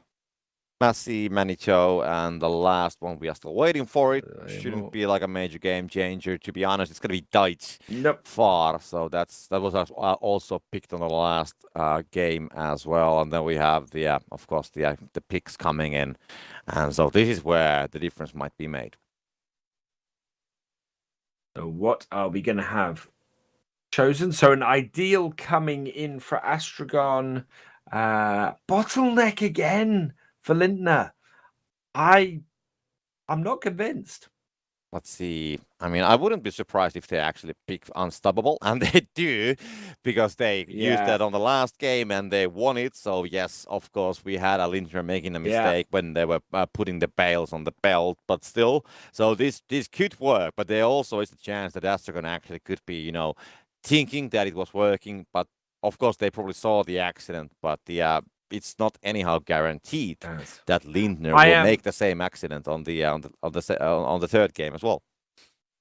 I am surprised that Lintner have not gone for the strategy that won them the first game, instead of stuck with the one that lost them the second. That seems strange. Astragon going with Unstoppable absolutely makes sense. It worked for them so well in that second game. So can we expect that the battle of the first bale will be between Silas and Roadrunner, because they have the tractors with the narrow tires, right? I expect Silas and Roadrunner because they have the under pressure perk. Yeah. Because that they have a multiplier, a 1.1 multiplier on everything they press. So they are the balers for both teams. So that makes sense. Okay. Well, there we go. It's going to be the same start. We have the pads full of, well, completely brand new utilities and the vehicles straight from the retailer store. So they have been placed nicely there. And we can see Roadrunner just going for the Harvester, actually. Is he going to stop here? They're going to battle from this one. It seems to be the case. We can see that there is definitely Astragon getting the one of the Harvesters, and yeah, Lintner actually, they will get, though they will lose this one as well. Actually, no, actually, it's going to be Lintner getting the baler. So some of the challenges, both teams go for it, but it seems to be settling down. Lintner managing to get 2 ideal Harvesters, but that is not actually massively useful to them. With Unstoppable being the perk chosen by Astragon. And Silas heading in to grab this first bale. Is he going to... 14 minutes on the clock. This is going to be a pretty high score. Yeah, this is going to be good. If he flicks this bale in. Yeah, it's definitely, I think it might be the fastest so far. Let's see. Let's see if it's going to be able to swing that in, and 134. So it's going to be, yes, very good. I think 130. And Roadrunner quite a way behind. Yeah, that's going to be at least 20 points they're going to lose, maybe even more. But I think about 20 points should be quite close. So we'll see. Let's see if he can swing it. No, he can't. He needs to reverse. So that's going to be costing more time. And that is, well, okay, 25 points. So that's even more than I expected. Points. That's harsh. But in the end, we saw Lintner losing it without getting any bale inside and still winning the game. So yeah, but like mentioned before, it's all about the small things, the gaps.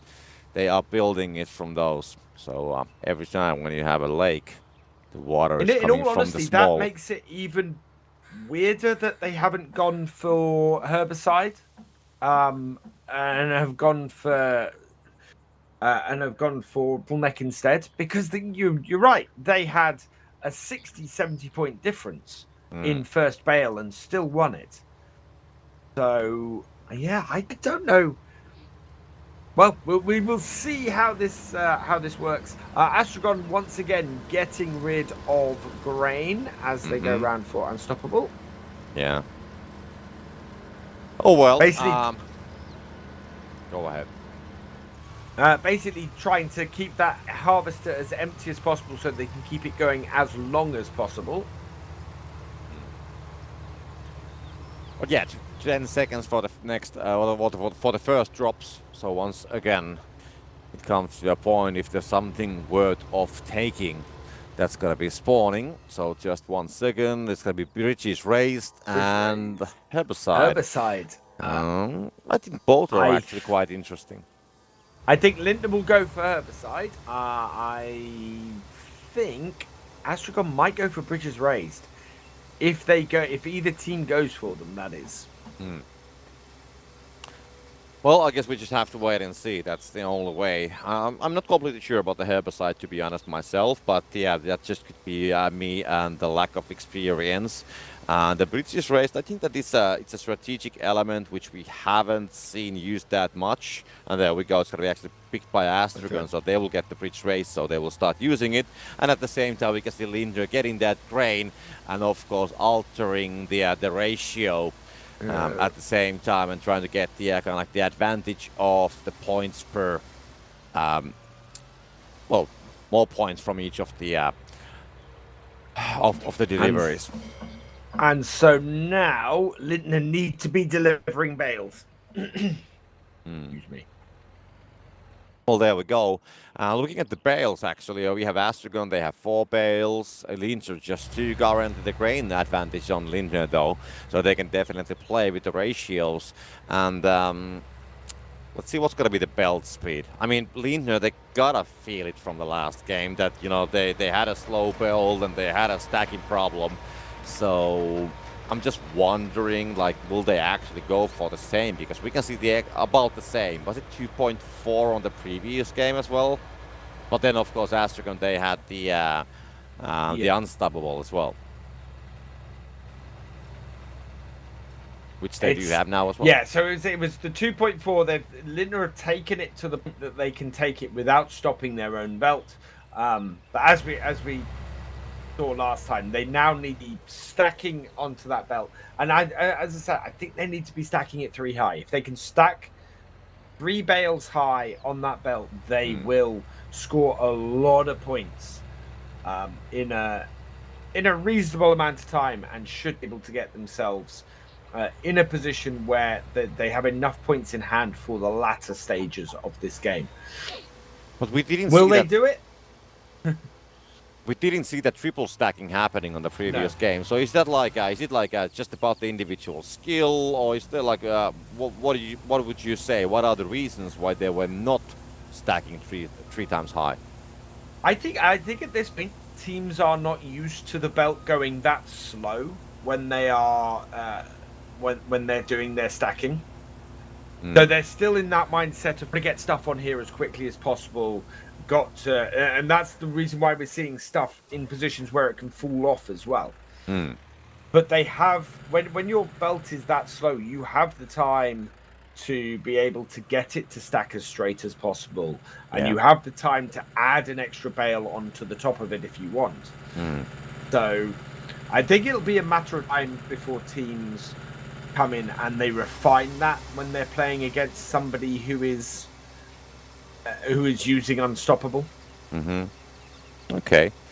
Well, anyways, 8.5 minutes, so we should be getting the next drops again quite soon, and then we'll see what kind of strategies. We can see that the bales are definitely piling up for both of the teams right next to the belt. So 13 and 10. It's not like the biggest amount we have seen. We saw one of the matches. I think there was like a 19 bales waiting for the 8-minute mark if there's something interesting coming from the drops. But the Lindner, they have a strategy which could be actually utilizing that a little bit, as they are giving even more bales right inside. And there we go. The drops are gonna come in. So they have spawned, and just a couple of seconds, and we should know what's in there. Crazy Tool and Bridges lowered. Are either team going to go for... I think of these two, Crazy Tool makes the more sense. Neither team is touching them. Oh, no. The other team is gone. So Astragon have got Crazy Tool, and you can see the effect it's having. Wow. Yeah, they actually... I was wondering about this as the drops came. So at that time, Astragon, they had about the same amount of bales. So just 30 seconds ago, they had an advantage.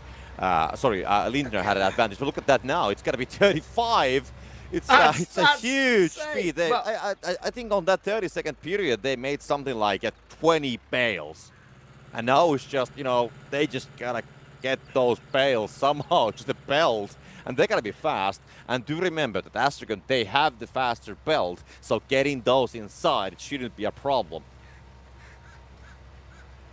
Yeah, with 7 minutes left, Lindner are gonna struggle to get these Crazy Tool bales A back and B onto that belt. They're gonna have to work hard to do that.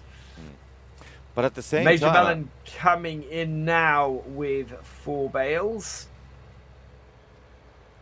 I mean, that's a huge amount of bales for both teams. Lindner also having 31, 32 bales. So even though they didn't pick it up, or did they go for it as well? But they have tied the amount of bales. But now with the slower belt, I'm really honestly worried that how Lindner will get all those bales inside, because we saw what happened on the previous game, and I cannot be without thinking that.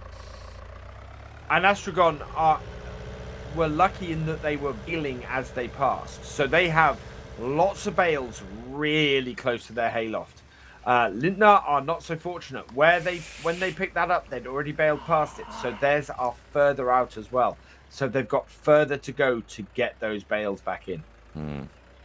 And well, I'm a little bit worried about the top bale on the second batch of the bales, which is a little bit sideways. We saw. I mean, actually, I gotta mention, and I don't want to be like, smart afterwards, but the bale which actually blocked the entry was the bale that I mentioned earlier. That be the problem?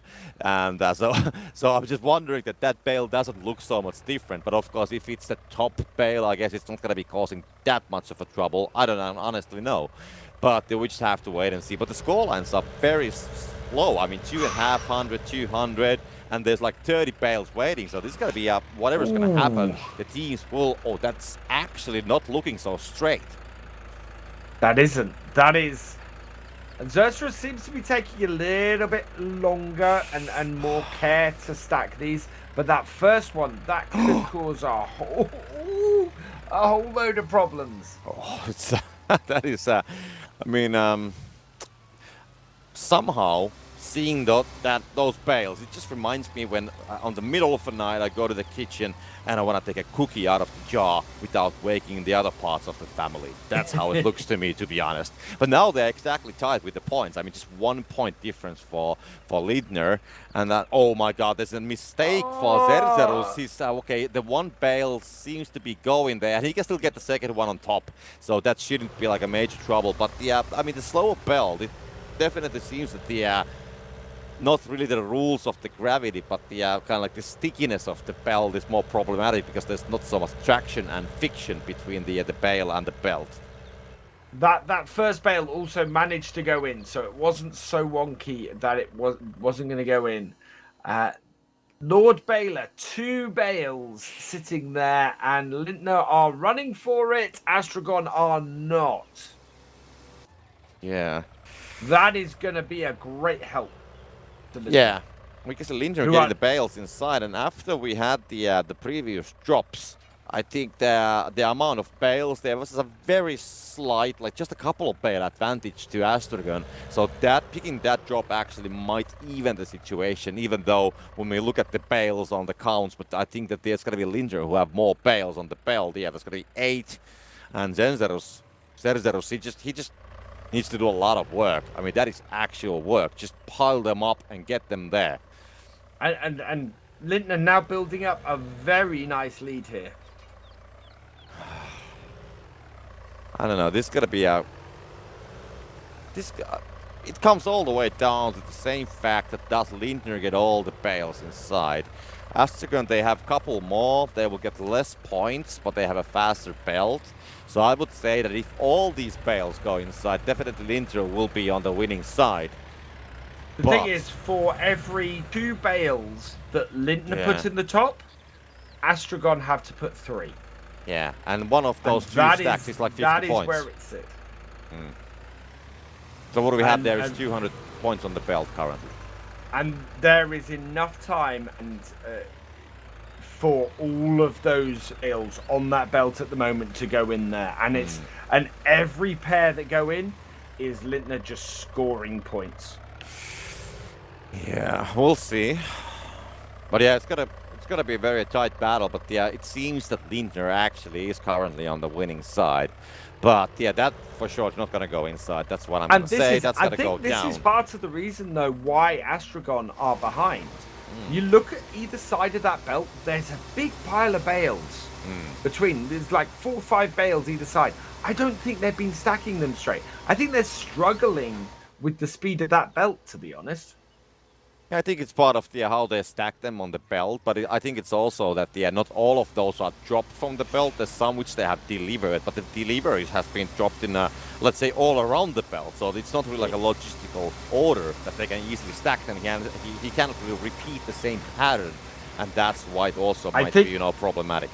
I think we're about to see Astragon pull the same thing they pulled last time. They're going to deliver a load of grain, try and clear off those bales that are on the belt quickly and get fewer points. Yeah, look at this. So they're now speeding up Lintner's belt. Lintner will score a whole load of points. I think it's going to be helping them in the way because they have so many. They're so far ahead. Bale-tastic. It has done a massive favor to Lindner. It's backfired on Astragon so badly this time. Yeah, I mean, they got so many bales inside because I really thought that they don't have the time to get all of those inside. And then they suddenly get some help. They get all the bales inside. They get the combo. And that's it. It is done. And now Lindner can just score points at 1.4 and sit pretty. Yeah, this is a huge Astragon game. have made a massive unforced error. That is true. I mean, Lindner are going to be closing almost on 1,000 points. I'm not going to reach maybe all the way there. I don't know how many bales they actually have on the belt, so they can just make it on the last seconds. But still, this is the biggest game for Lindner so far. And that's because of the mistake. And I'm going to call it a mistake. You know what? From I think last time it helped Astragon because of that bale pileup they had where everything fell off. This time, all it did was let Lintner score a massive amount of points right when Astragon needed to stop them doing that. 43 bales Lintner delivered on that versus 29. That is insane. Yeah, that is there you go. Huge gap. More than 300. That's the biggest gap we have seen so far. Okay, we had the first game, we had a 920 versus 630. So it was less than 300. But this is like 350. So this is probably the biggest gap we have seen today on the at least on the matches on the stream. And I don't think that tactic Astragon are employing is actually one that's a winning tactic. I think unless the other team is making a massive mistake with how their bales are going on that conveyor, it won't work for you. It'll just score them a whole load of points and get them a bonus. So that's just huge. Anyways, we're gonna be heading for a short break. So thank you from this game. Definitely nice to work with you, Alex, as well. And we still have one game to go.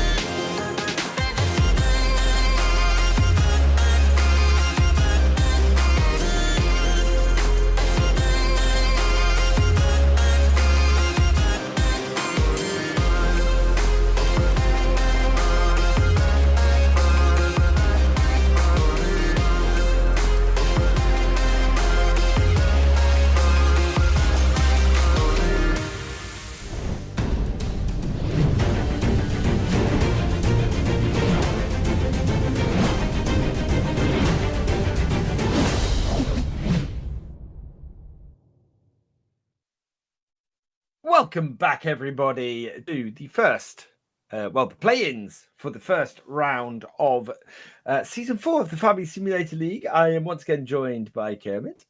Hello, I'm back. I had a fun time hanging out in chat, though. I'm enjoying this rotation that we're doing this season. Keep our voices nice and fresh, especially now that we're doing an English broadcast for Saturday and Sunday. So we have a lot more to come still this weekend. But great job by you and Copter as well. And that was a great matchup we just saw. We're going to see the highlights of it here in a moment. Lindner versus Astragon. It's really interesting, this first match, how Silas says it. But how Lindner managed to win it despite this. Oh no, that was the other way around. So Silas missed and scored nothing for the first bale, and yet still Lindner took it, which was really, really amazing. Yeah, this is the first bale at this point where Xerxes couldn't quite get it into place, managed to eventually move that bale out of the way, and then got a first bale off there for about 62 points, I think it was. Yeah, so I thought that this matchup, I thought really Lindner looked strong in the first one, and then you were questioning them going away from using herbicide because then Astragon bounced back in the second game. But, from a viewer's perspective, it seemed like either team really could win. And it was just minor mistakes. That last of the best of three, especially, the stacking was just going all kinds of wrong for Astragon and Matza. And I know Matza plays in the scrims on Friday nights a lot, and that's kind of uncharacteristic from him. So I don't know if it was the pressure of the occasion or what. Much better start there for Lindner in the second one. And then, and then it just starts all going wrong for them as they get further into it. This is the thing here. You get that top bale drops and gets stuck in the door. I coined this the brutal bale bunch up in chat alongside Felden because this I don't know if I've ever seen this before. The belt's going so slow, but it's like dominoes where the first one just makes the rest mess up. It was similar here. That first one just put so many more of them off of the track it needed to be on and fell off. That really made the difference, I think, for Astragon to win in that round. Well, you've got 5 bales falling on the ground there. That is, that's 100 points sitting on the ground. And then it just, the whole thing, you can see it just bunching up and more bales falling off. And they must have just been going, no. And look at that pile.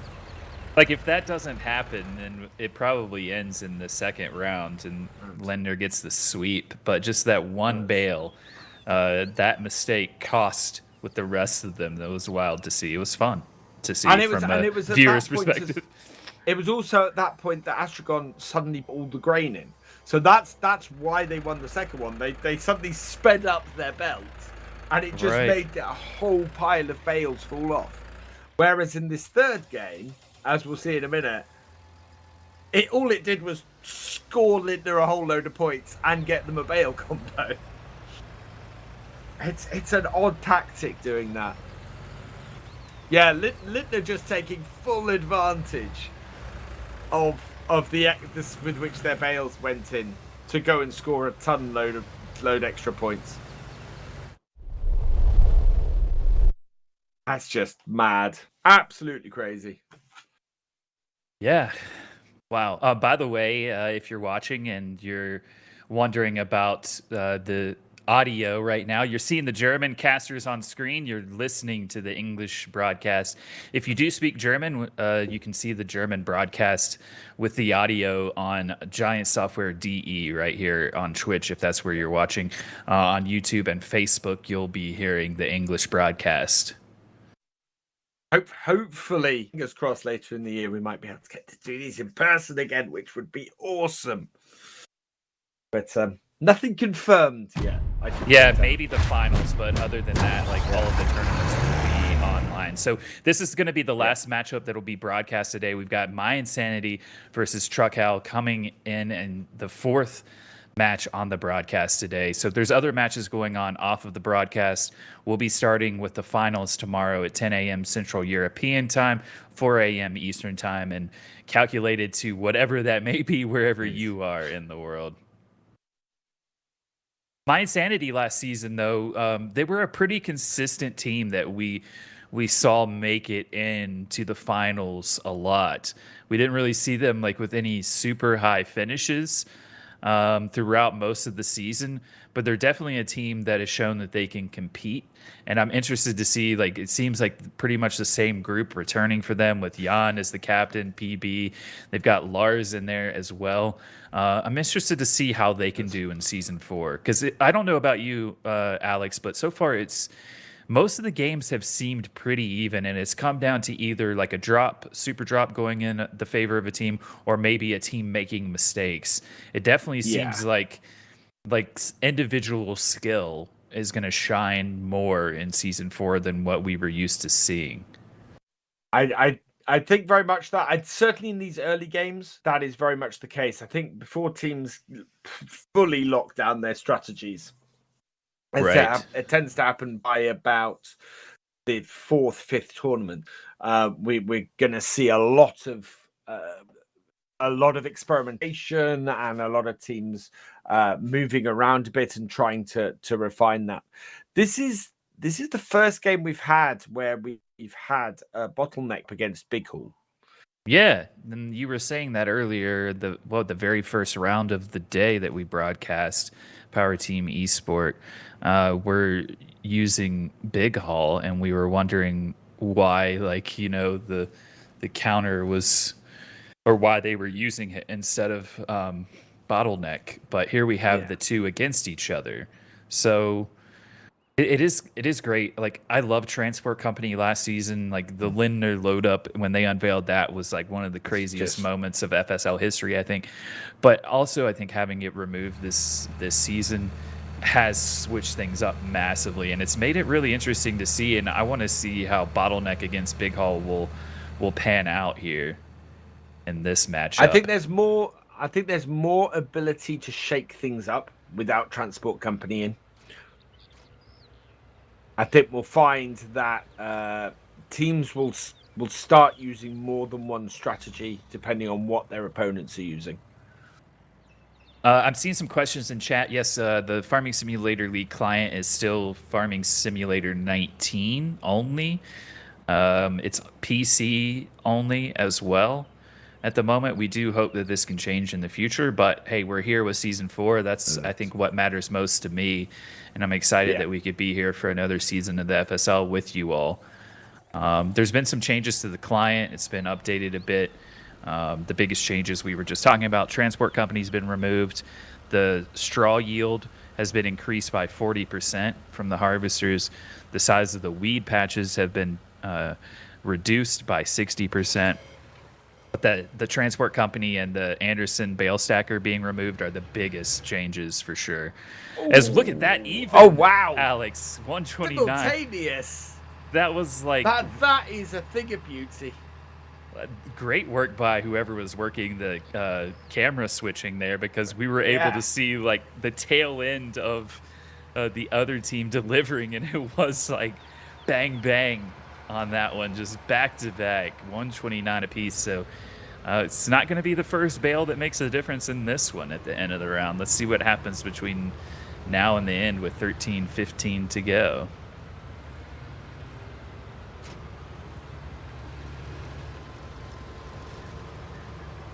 My Insanity coming out with their overloader at this point. Of course, Truck Hell don't need to do that because they have the big man truck with the trailer on the back. Ooh. coming to blows there as they come around that corner. You guys might see DJ Goham's like one of the backup casters. So he did the World Championships last season because I was out sick. I was still recovering from COVID. And I think Alex, you had like other plans or something. I did. Unfortunately, I was due down in London that day. Unfortunately. Yeah, so you might hear from him. Right now, it's myself and Virtual Farmer, also known as Alex. Or are you Alex, also known as Virtual Farmer? I think it's the other way around, though. I think you're Virtual Farmer, also known as Alex when it comes to Farm Sim, aren't you? Pretty much. Or VF. So many people call me VF. VF, right. And then we've got Cast by Copter now a part of the team as well. And this year we're rotating in and out. So he's done a couple of matches on his first day. He'll join us for the end of the stream once this matchup is concluded after the best of 3.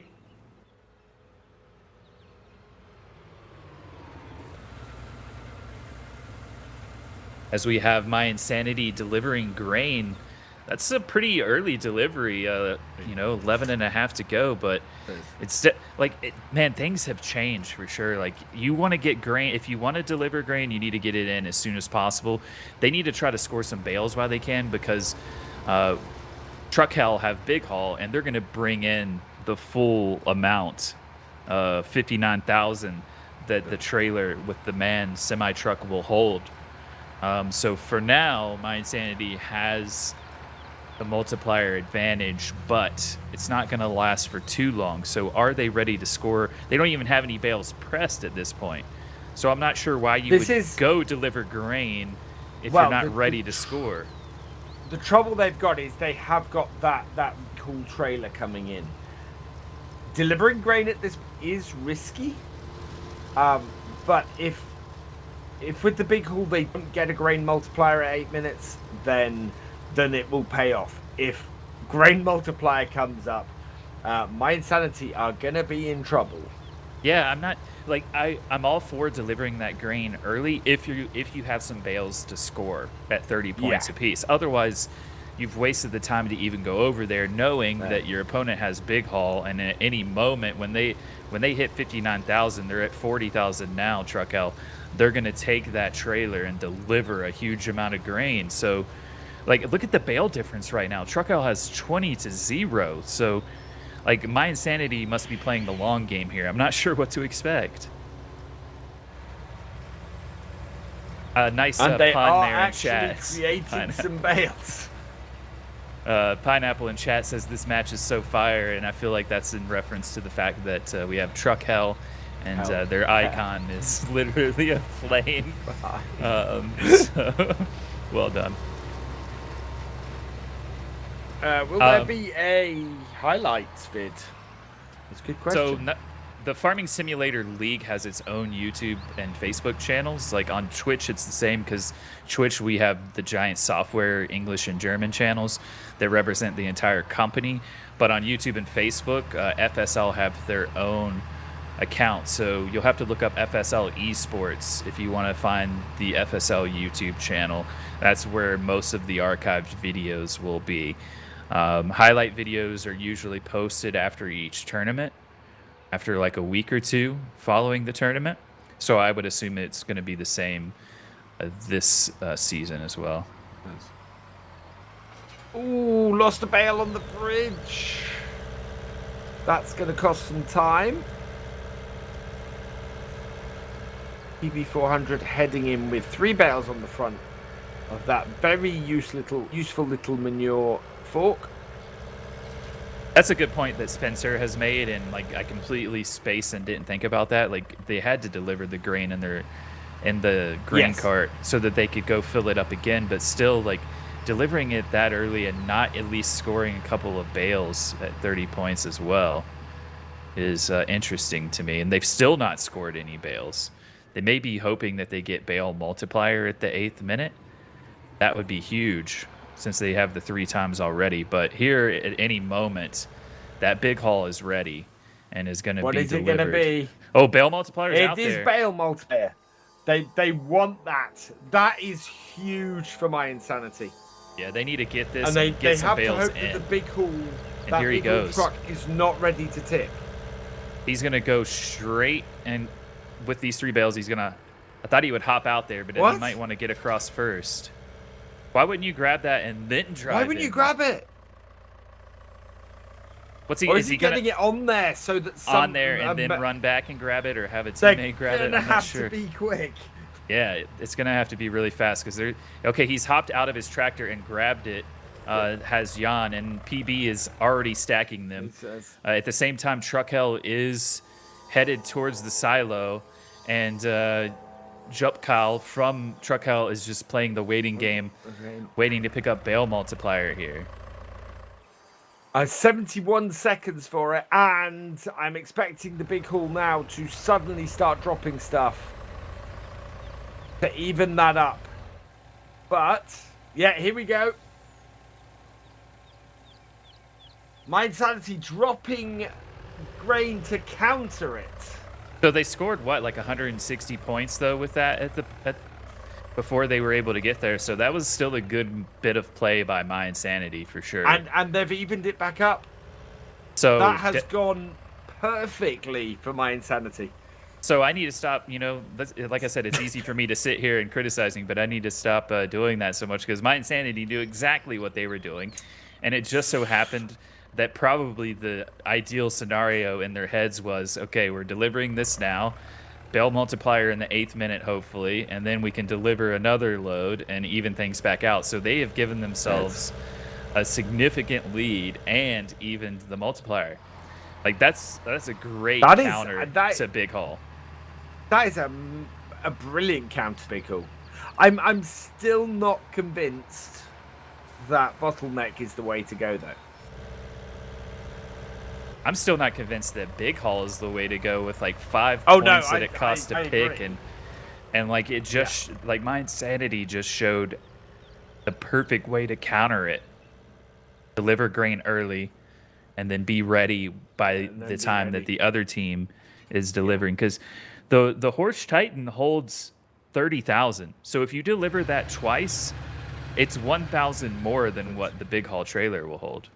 Yeah, and it's easier to maneuver. As long as you don't get the grain multiplier, that's when if the grain multiplier comes in at 8 minutes, and you've got Big Haul sitting there, then it's a problem. Right. But that is all about luck and not about strategy. My Insanity here, they got the Bale multiplier, and that is what has put them massively ahead. But if they didn't have that, they were still better off. They still would have had more points come from that 3 times while they were loading stuff. So, yeah, this is a strategy to beat Big Haul. But I don't think the Bottleneck has played into that in any way. Yeah, Bottleneck maybe doesn't seem as effective early in a round either. Late in a round, if you're scrambling in to bring a few bales and you need those bales to be scored, especially via the top, that's where it might impact you more. Like right now, you have more than enough time to make your way around, right? Yeah. And get to the barn no matter what. We're 5 seconds away from the super drop, and Truckhell desperately need this, I think, to give themselves a chance. Let's see what it's going to be. And it's multiplier switch, which is pointless. And in fact, you see the ghost there. They turns just around straight away. Never mind. Gone. Yeah, never mind. Yeah, like bottom boost could have been huge for Truckhell to get back into it. But I don't even think that would have helped. They probably needed like bail points at a significant margin to really help them have a chance in this first of the best of 3 here. Yeah, I the only reason I can see for using Bottleneck over Herbicide is that Herbicide costs 3 points versus 1 point for Bottleneck. It costs 3 points, and there's just not as many weeds in Season 4 either, so Herbicide is a questionable one, in my opinion, to choose. Well, it's, the reason why I say that about it is because when we had that last round we had using Herbicide, and Herbicide, they just produced so many more bales and so much more grain than their opponents. Right. And I think if you're going in to try and score more points, then, you need more grain and you need more bales. And it's just a better counter for pretty much anything else that can get thrown at you. Yeah, but I still feel like you're gambling that the patches are like we were talking about it in chat during that last one, and the point that was brought up was, well, it depends on where the patches show up. They could be It in a is really true. bad spot. Like most teams really try to harvest the fields closest, like the part of the field closest to the barn, and leave, like, especially the big field, leave like the far side near the silo untouched, really, because you're just, Yeah. especially late in the round, it's a long way to go to get bales in. So yeah, if you're getting like the patches right around the barn, that's kind of a bummer, but there's more than enough grain out there that you're never going to harvest it all, and teams already do a pretty good job of like avoiding the patches of weeds. So it will mess up like your patterns a bit, if you have herbicide, depending on where the patches are. But for me, like, yeah, costing 3 points and the weeds already being reduced by 60% in season 4, I think that herbicide is maybe not yeah. not going to be a popular pick unless the point cost is reduced in a future patch. I think that 3 is maybe And a that's- little and bit that's pricey probably for it. That's probably where bottleneck gets picked over herbicide, because it is just the point cost. It's the point cost for what you have. It's not enough of an advantage. Right. Yeah, well, At which bottleneck point I disrupts your start going. opponent, right? So At which point I start asking the question. Then you pick, if you're going up against Big Hall, you pick Unstoppable. Unstoppable and Big Haul seem like overall the most popular. I do think we'll see Bottleneck and Herbicide. I'm just glad that there's been like a variety. We've already seen all of the team perks picked today at least once. Whereas last season we got to a point where it was pretty much Transport Company by both teams 95 or more % of the time. This is going to be potentially our highest score of the day from My Insanity here. It really is. They've got 15 seconds left. They're going to have to put some into the bottom, but they're going to be approaching 1,200 points here. If that one goes in, I think it's going to do it. They're going to be over 1,200. Push it oh, look in. at that. Love it. There we go. 1,209. Wow. Like, what a victory. That Great is job by huge. My Insanity. And if I know they're busy playing, but if they had heard me criticizing them at the beginning of the round, they'd be saying, "Take that, Kermit!" Right now, 42 bales into the top, 47 total delivered. That's just absolutely insane. Huge. Look at that. The delivered grain was exactly even. Like, that is crazy that like they played that perfectly. My Insanity against Big Haul. They delivered grain twice, Trucko only once, but they had the same amount. And you can't argue with it. Even that, I think Bottleneck might have played a part. There were far fewer bales delivered by Raquel than there were by My Insanity. You know, it's got to have played a part in that. It's just longer that was time great to go around. I think, and if I'm Truck Hell right now, I'm sitting there thinking like, well, we've got to do something completely different, because if we proceed the same, like, we're in trouble. I think maybe, I don't even think that that moment when My Insanity had the bale multiplier plus they had the 3-time regular multiplier, they were scoring a lot of points, but they didn't score a lot of bales like that either before it was flipped. So I'm not even sure that would have made the difference. The margin of victory would have been smaller, but I still think My Insanity would have won. So you've got to be thinking, if you're Truck Hell, we've got to switch things up or we're going to be eliminated through 2 straight games here. It's really interesting. I've not seen a dominant team perk today. There's no team perk at this point I can rule out and go, no, it's not worth doing. And if you play them right, I feel like you can counter your opponent with just about any other perk this season as well. You know, like, that's why I think last season most teams just ended up doing Transport Company, is because Transport Company against Transport Company was the only way to counter Transport Company, right?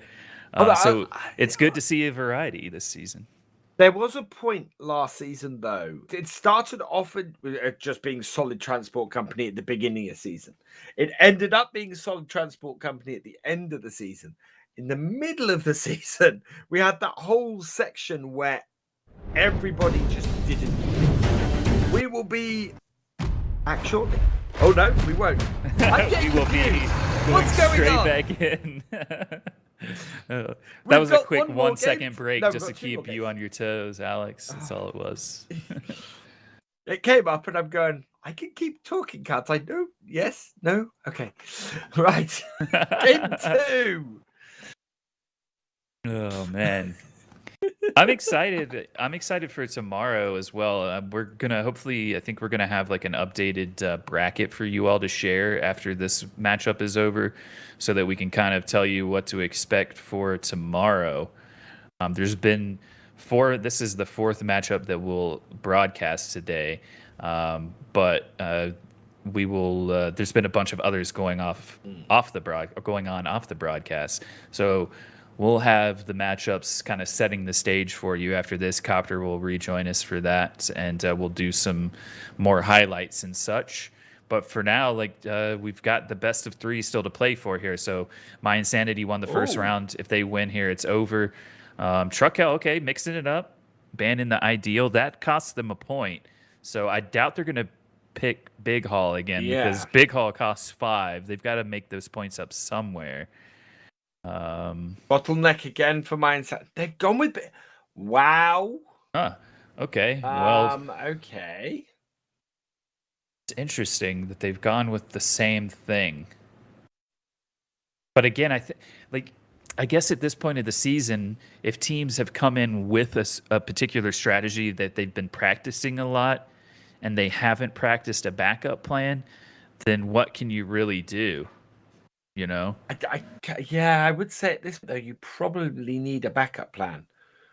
You know, if you're settling yourself strongly into a certain tack at the moment, it's really easy for another team to come in, smash the hell out of your tactic, and you not be able to adapt.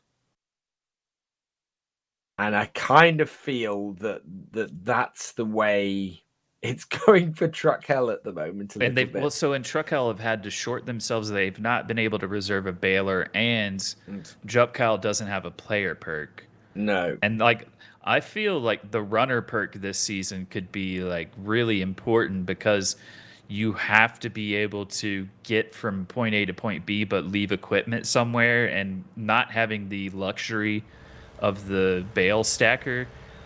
You do not want to waste time that you could be spending either pressing more bales or bringing them in for your team. So definitely an interesting play here by Truckhell. I'm not sure that banning the Ideal is going to make much difference, really.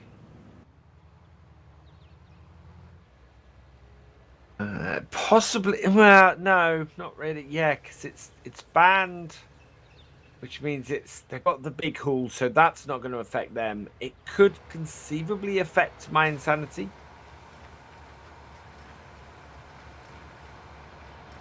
Means that there's not quite so much that their harvesters can hold.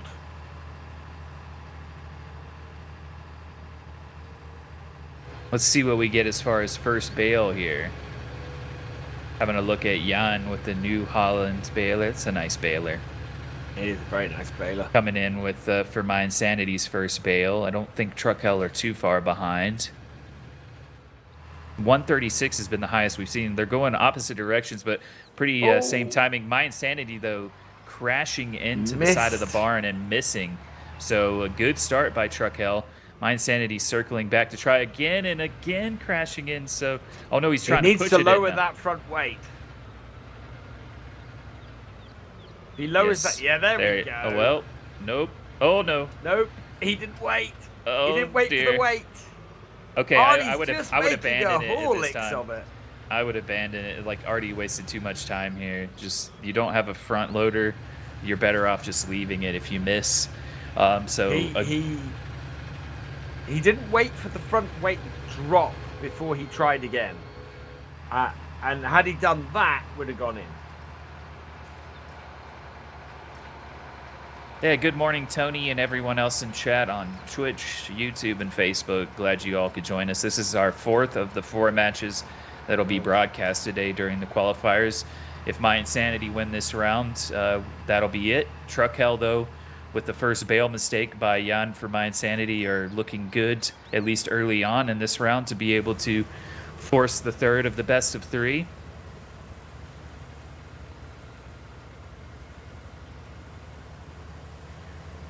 Lady Xena asking, how could we start scrims on UK time? Is that allowed?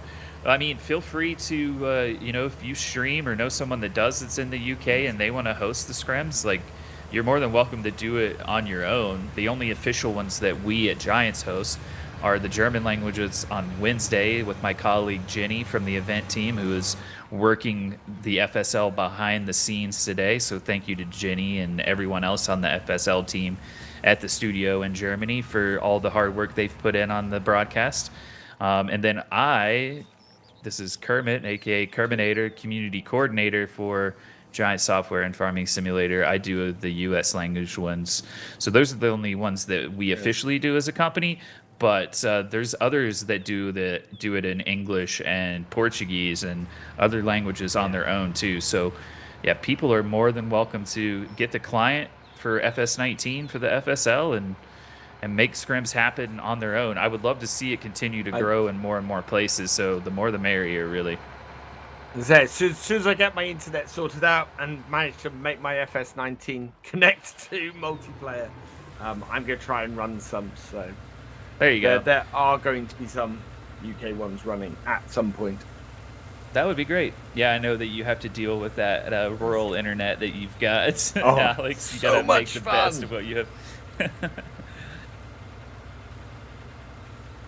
So right now we're about to get it a couple of times recently and just could not connect to the server, which was really annoying. So similar to last game here, where My Insanity have delivered that first bit of grain around the 11-minute mark.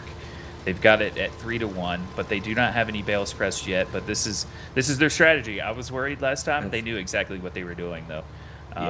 So they're going to load up another bit of grain and be ready to counter by the time that Truck Hell are ready to deliver with the big haul trailer. The only way that this could backfire is if Truck Hell get a bit lucky and get the grain multiplier at the 8-minute mark. If that happens, that's going to cause a big problem for My Insanity. Otherwise, My Insanity have a really good strategy running here.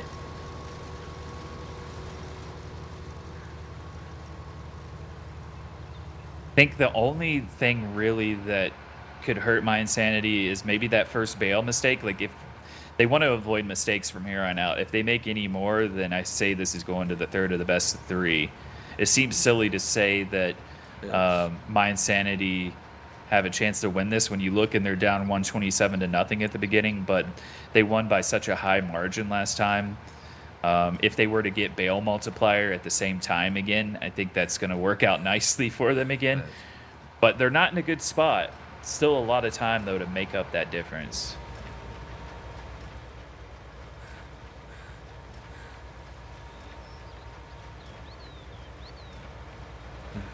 How are we on this? So 19 bales to 4. Yeah, it's amazing that My Insanity came back, having delivered so many bales last time, when they had this bale deficit last time as well.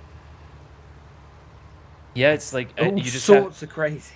You have to like weigh, I guess, like, do we press more now or later? Because it takes, I think the main thing to think about when you're thinking about the FSL is like everything that you decide to do takes time. So right now we're watching Marcy. Yeah, you want to get bales into the barn. Marcy's bringing them in. This season you don't have the Anderson loader. You have to bring them in on the front loaders, on the back of the baler, as both of those have gone flying, but at least both of them ended up on the right side of the moat. That could have been a lot worse. PD bringing these in now. But just like going for a drop or a super drop or delivering grain at certain times, you're taking time away from other things that you could be doing. So you have to weigh, is the amount of time I'm going to spend on this worth missing out on time I could be spending doing something else. Here we go. PB is in position. Bail Two drop bail and drops speed up. or speed up. Yeah, so not as advantageous this time without bail multiplier showing up for my insanity. So they're going to have a harder time, I think, to overturn this early deficit from the first bail. It's going to come down now to, I think, solely amount of bails. Ooh. Or maybe a mistake. So speed up picked up by Truck. Oh, I would imagine the same by my insanity. There it is. I'm surprised my insanity didn't go for the extra bails. They would be really useful to them right now. But I guess 30% faster in the tractor that you're running the baler with, maybe you can make up that too, you know? That is true. Even the 30%, because it's only 20% faster for truck health. So, yeah. Oh, and Lars getting stuck. I was like, where even is he? That was an interesting route to get to the silo there. And he's sitting here waiting to counter now. Oh, the first bail finally in for my insanity. So I think that answers the question I had earlier. How much is the maximum, the minimum points you get for the first bail? 60. So really, it was only like a 67-point difference for them. So all in all, not that terrible. And now like the match is pretty darn even. They are still behind in the bail count, but as we saw them in the last round, they made up for that late on. So it'll be interesting to see if they can do it again.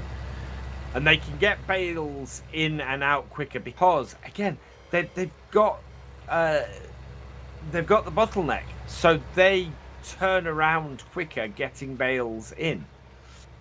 So bottleneck playing a bigger part than I was expecting it. Yeah, it's not a bad one at all. That's for sure. All of the perks are showing their value here today, which has been great.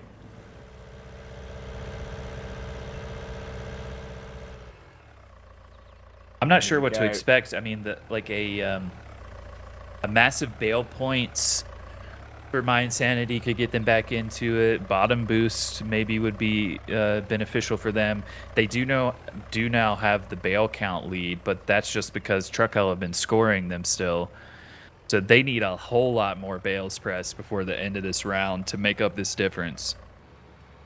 Yeah, they're about 50 points behind as it stands at the moment. Like I don't think bail multiplier switch, if it shows up in the super drop, is going to be useless again because both teams are even at 2. Bail withering won't really make enough of a difference for my insanity if that's what it ends up being. They definitely need bottom booster bail points, I think, at this point to get them back into this. Although they're only down 24 points at the moment. Lord Baylor might be useful for truck help because, of course, they have that issue where they can't make a quick route around. So moving a couple of bales closer to them might help them maintain the lead as well. Right. So it's. And Lord Baylor, I think, is actually listed wrong. I think it's like an automatic scoring of the bales instead of bail drop moves them nearby. I'm pretty sure I remember that from last season. I think Lord Baylor is similar to bail points in that you just score immediately. Nice bit of airtime there by Marcy, and our super drops are out there now, and it is Lord Baylor. Speaking of, so Lord Baylor for 2 bails for the blue team. My insanity could do with this. I mean, this would be 40 points, I think, if they grab it. Ooh, and Truckell beat him to it. Truckell beat them to it, and their points went up immediately. So I think you're right. Lord Baylor is a point scorer. Yeah, instead of bail points is kind of randomly weighted, and it's a certain amount of points. Instead, Lord Baylor is X amount of bails, and you score that amount of points for how many bails it is. My insanity, though, are really closing the gap at this point. Yeah, 4 points, and they have 3 more bails at the moment, so they have enough to win it at the moment. Like, they really do if they can get them all in. It's a 6 bale advantage now. I think this is Bottleneck. I think Bottleneck is just making a huge difference because of the amount of journeys that teams have to make now. Right. You know, whereas before, if you had that Anderson stacker, you were able to completely ignore it because you just bring in a massive stack and it wouldn't slow you down. Whereas now, you've got to come in and go out with your baler all the time. Right. I think it's really smart too to play Bottleneck, and then like if you're consistently going over this bridge here, like we're seeing My Insanity, that's now also raising that one for Truckell. So if you're doing that consistently enough, then Truckell has no drawbridges they can use, and they have to go all the way around to the stone bridge. Look at that. Up it goes. None of their players have gone over it. My Insanity are just blocking them all the time, and it is costing them bales.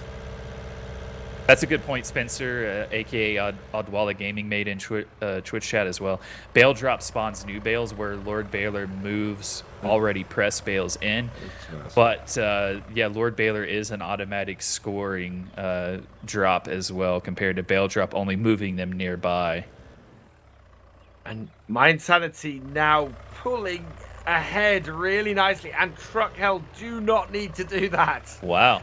I mean, I'm amazed. This is a better, I think, showing now of Bottleneck versus Big Haul and the way that My Insanity played it than the last round, because last round they got Bale multiplier, and so it made it look like their victory was a whole lot more comfortable.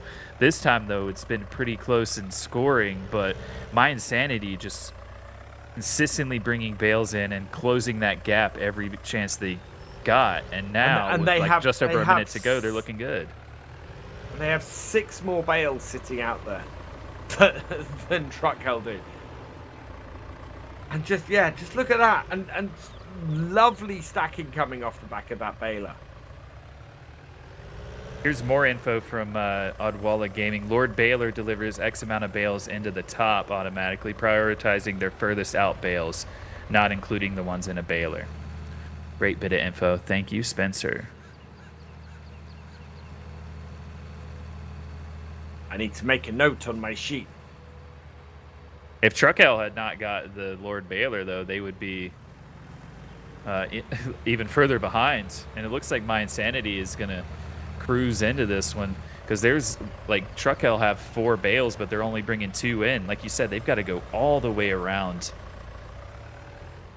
My Insanity just pulling ahead now. This is going to be too big of a gap for Truckell to overcome late on. Yep. Well, so 200 points nearly. That is insane. Yeah. And My Insanity go through in 2 games. The only game we've had today that we've had on this, or that we've broadcast, that has done that. My Insanity doing really, really well. Yeah. GG to My Insanity. They move on. GG to Truckell as well. It was good to see. I don't remember them from last season, so I feel like this is a new team for us. It's been good to see familiar faces and new ones in season 4, and yeah, we're gonna be back and have replays here in a bit. We've got some time before the break, but not much. But Cast by Copter will be rejoining us. We'll be kind of watching the highlights from this matchup between My Insanity and Truckell, and then we'll also be previewing what you can expect from the finals of the first online tournament of Season 4 tomorrow. And it's shaping up to be a really interesting set of finals tomorrow. Oh, I think we're going like straight into the replays here. We are. So yeah, here's the first one where it was perfect and both of them straight in at exactly the same time. Marcy did seem to lose a few bales over that bridge throughout these games. Whereas PB had them really secure on every single time. These guys, I think that I mean, all the games that I was casting, there wasn't much of action happening on the bridges. There was no accidents, there was no lost bales on the bridges. So, yeah, I kind of want to see that happening tomorrow on the matches. Of course, might not be what teams actually want. But yeah, that's something that I would like to see. I think, it's always good to see unforced errors. It makes for interesting matches. Yeah, I mean, there was a couple issues. There was, for example, we had the flipping Baylor on one of the matches, and there was definitely some mistakes. And of course, I mean, if I would need to choose, I will take that, that bailing incident, that stacking incident any time over the action on the bridges. So, Right. Yeah, the mistakes are always, I'm sure, stressful for the players, but super entertaining for the casters and the viewers to see. As we see one right there, but this one ended up not being as bad as it could have been for Marcy. Both of those bales somehow made it over into the barn area. Lars getting trapped. That was a very interesting move. I don't think we've really ever seen teams go that way round. Yeah, I was having flashbacks to my first ever scrims with Chalky, the now infamous Kerminator, what are you doing clip, when I was first hired. And I joined him for the scrims as I was about to take them over and switch them to U.S. evening time. And he was questioning his new colleague at Giants and what I was doing in the client. But I think this is the first matchup that we've broadcast today that ended after 2 games. We had gone to the third of the best of 3 in every single one until now. My Insanity, though, just looking absolutely comfortable throughout both of those games. And being an absolute lesson in how to effectively use bottleneck, which I've been poo-pooing all day. So yeah.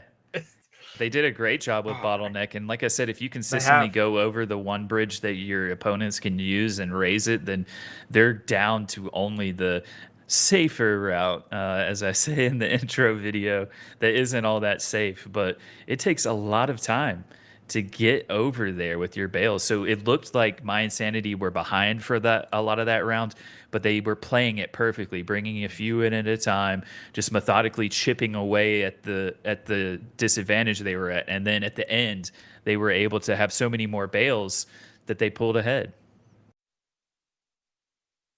Absolute masterclass from them. And good to see My Insanity playing so well so early in the season. I think we're going to see some interesting stuff from them over the course of season 4. They get better and better every year as a team, My Insanity, because they are an esports team, right? And so they're not coming in as a branded team that rotates its players so much. They are. They come into this from the east side, which is always really interesting. Yeah, and with this season being, I honestly, it's too early to say this for sure, but I do feel like it's going to come down to individual skill more often than not.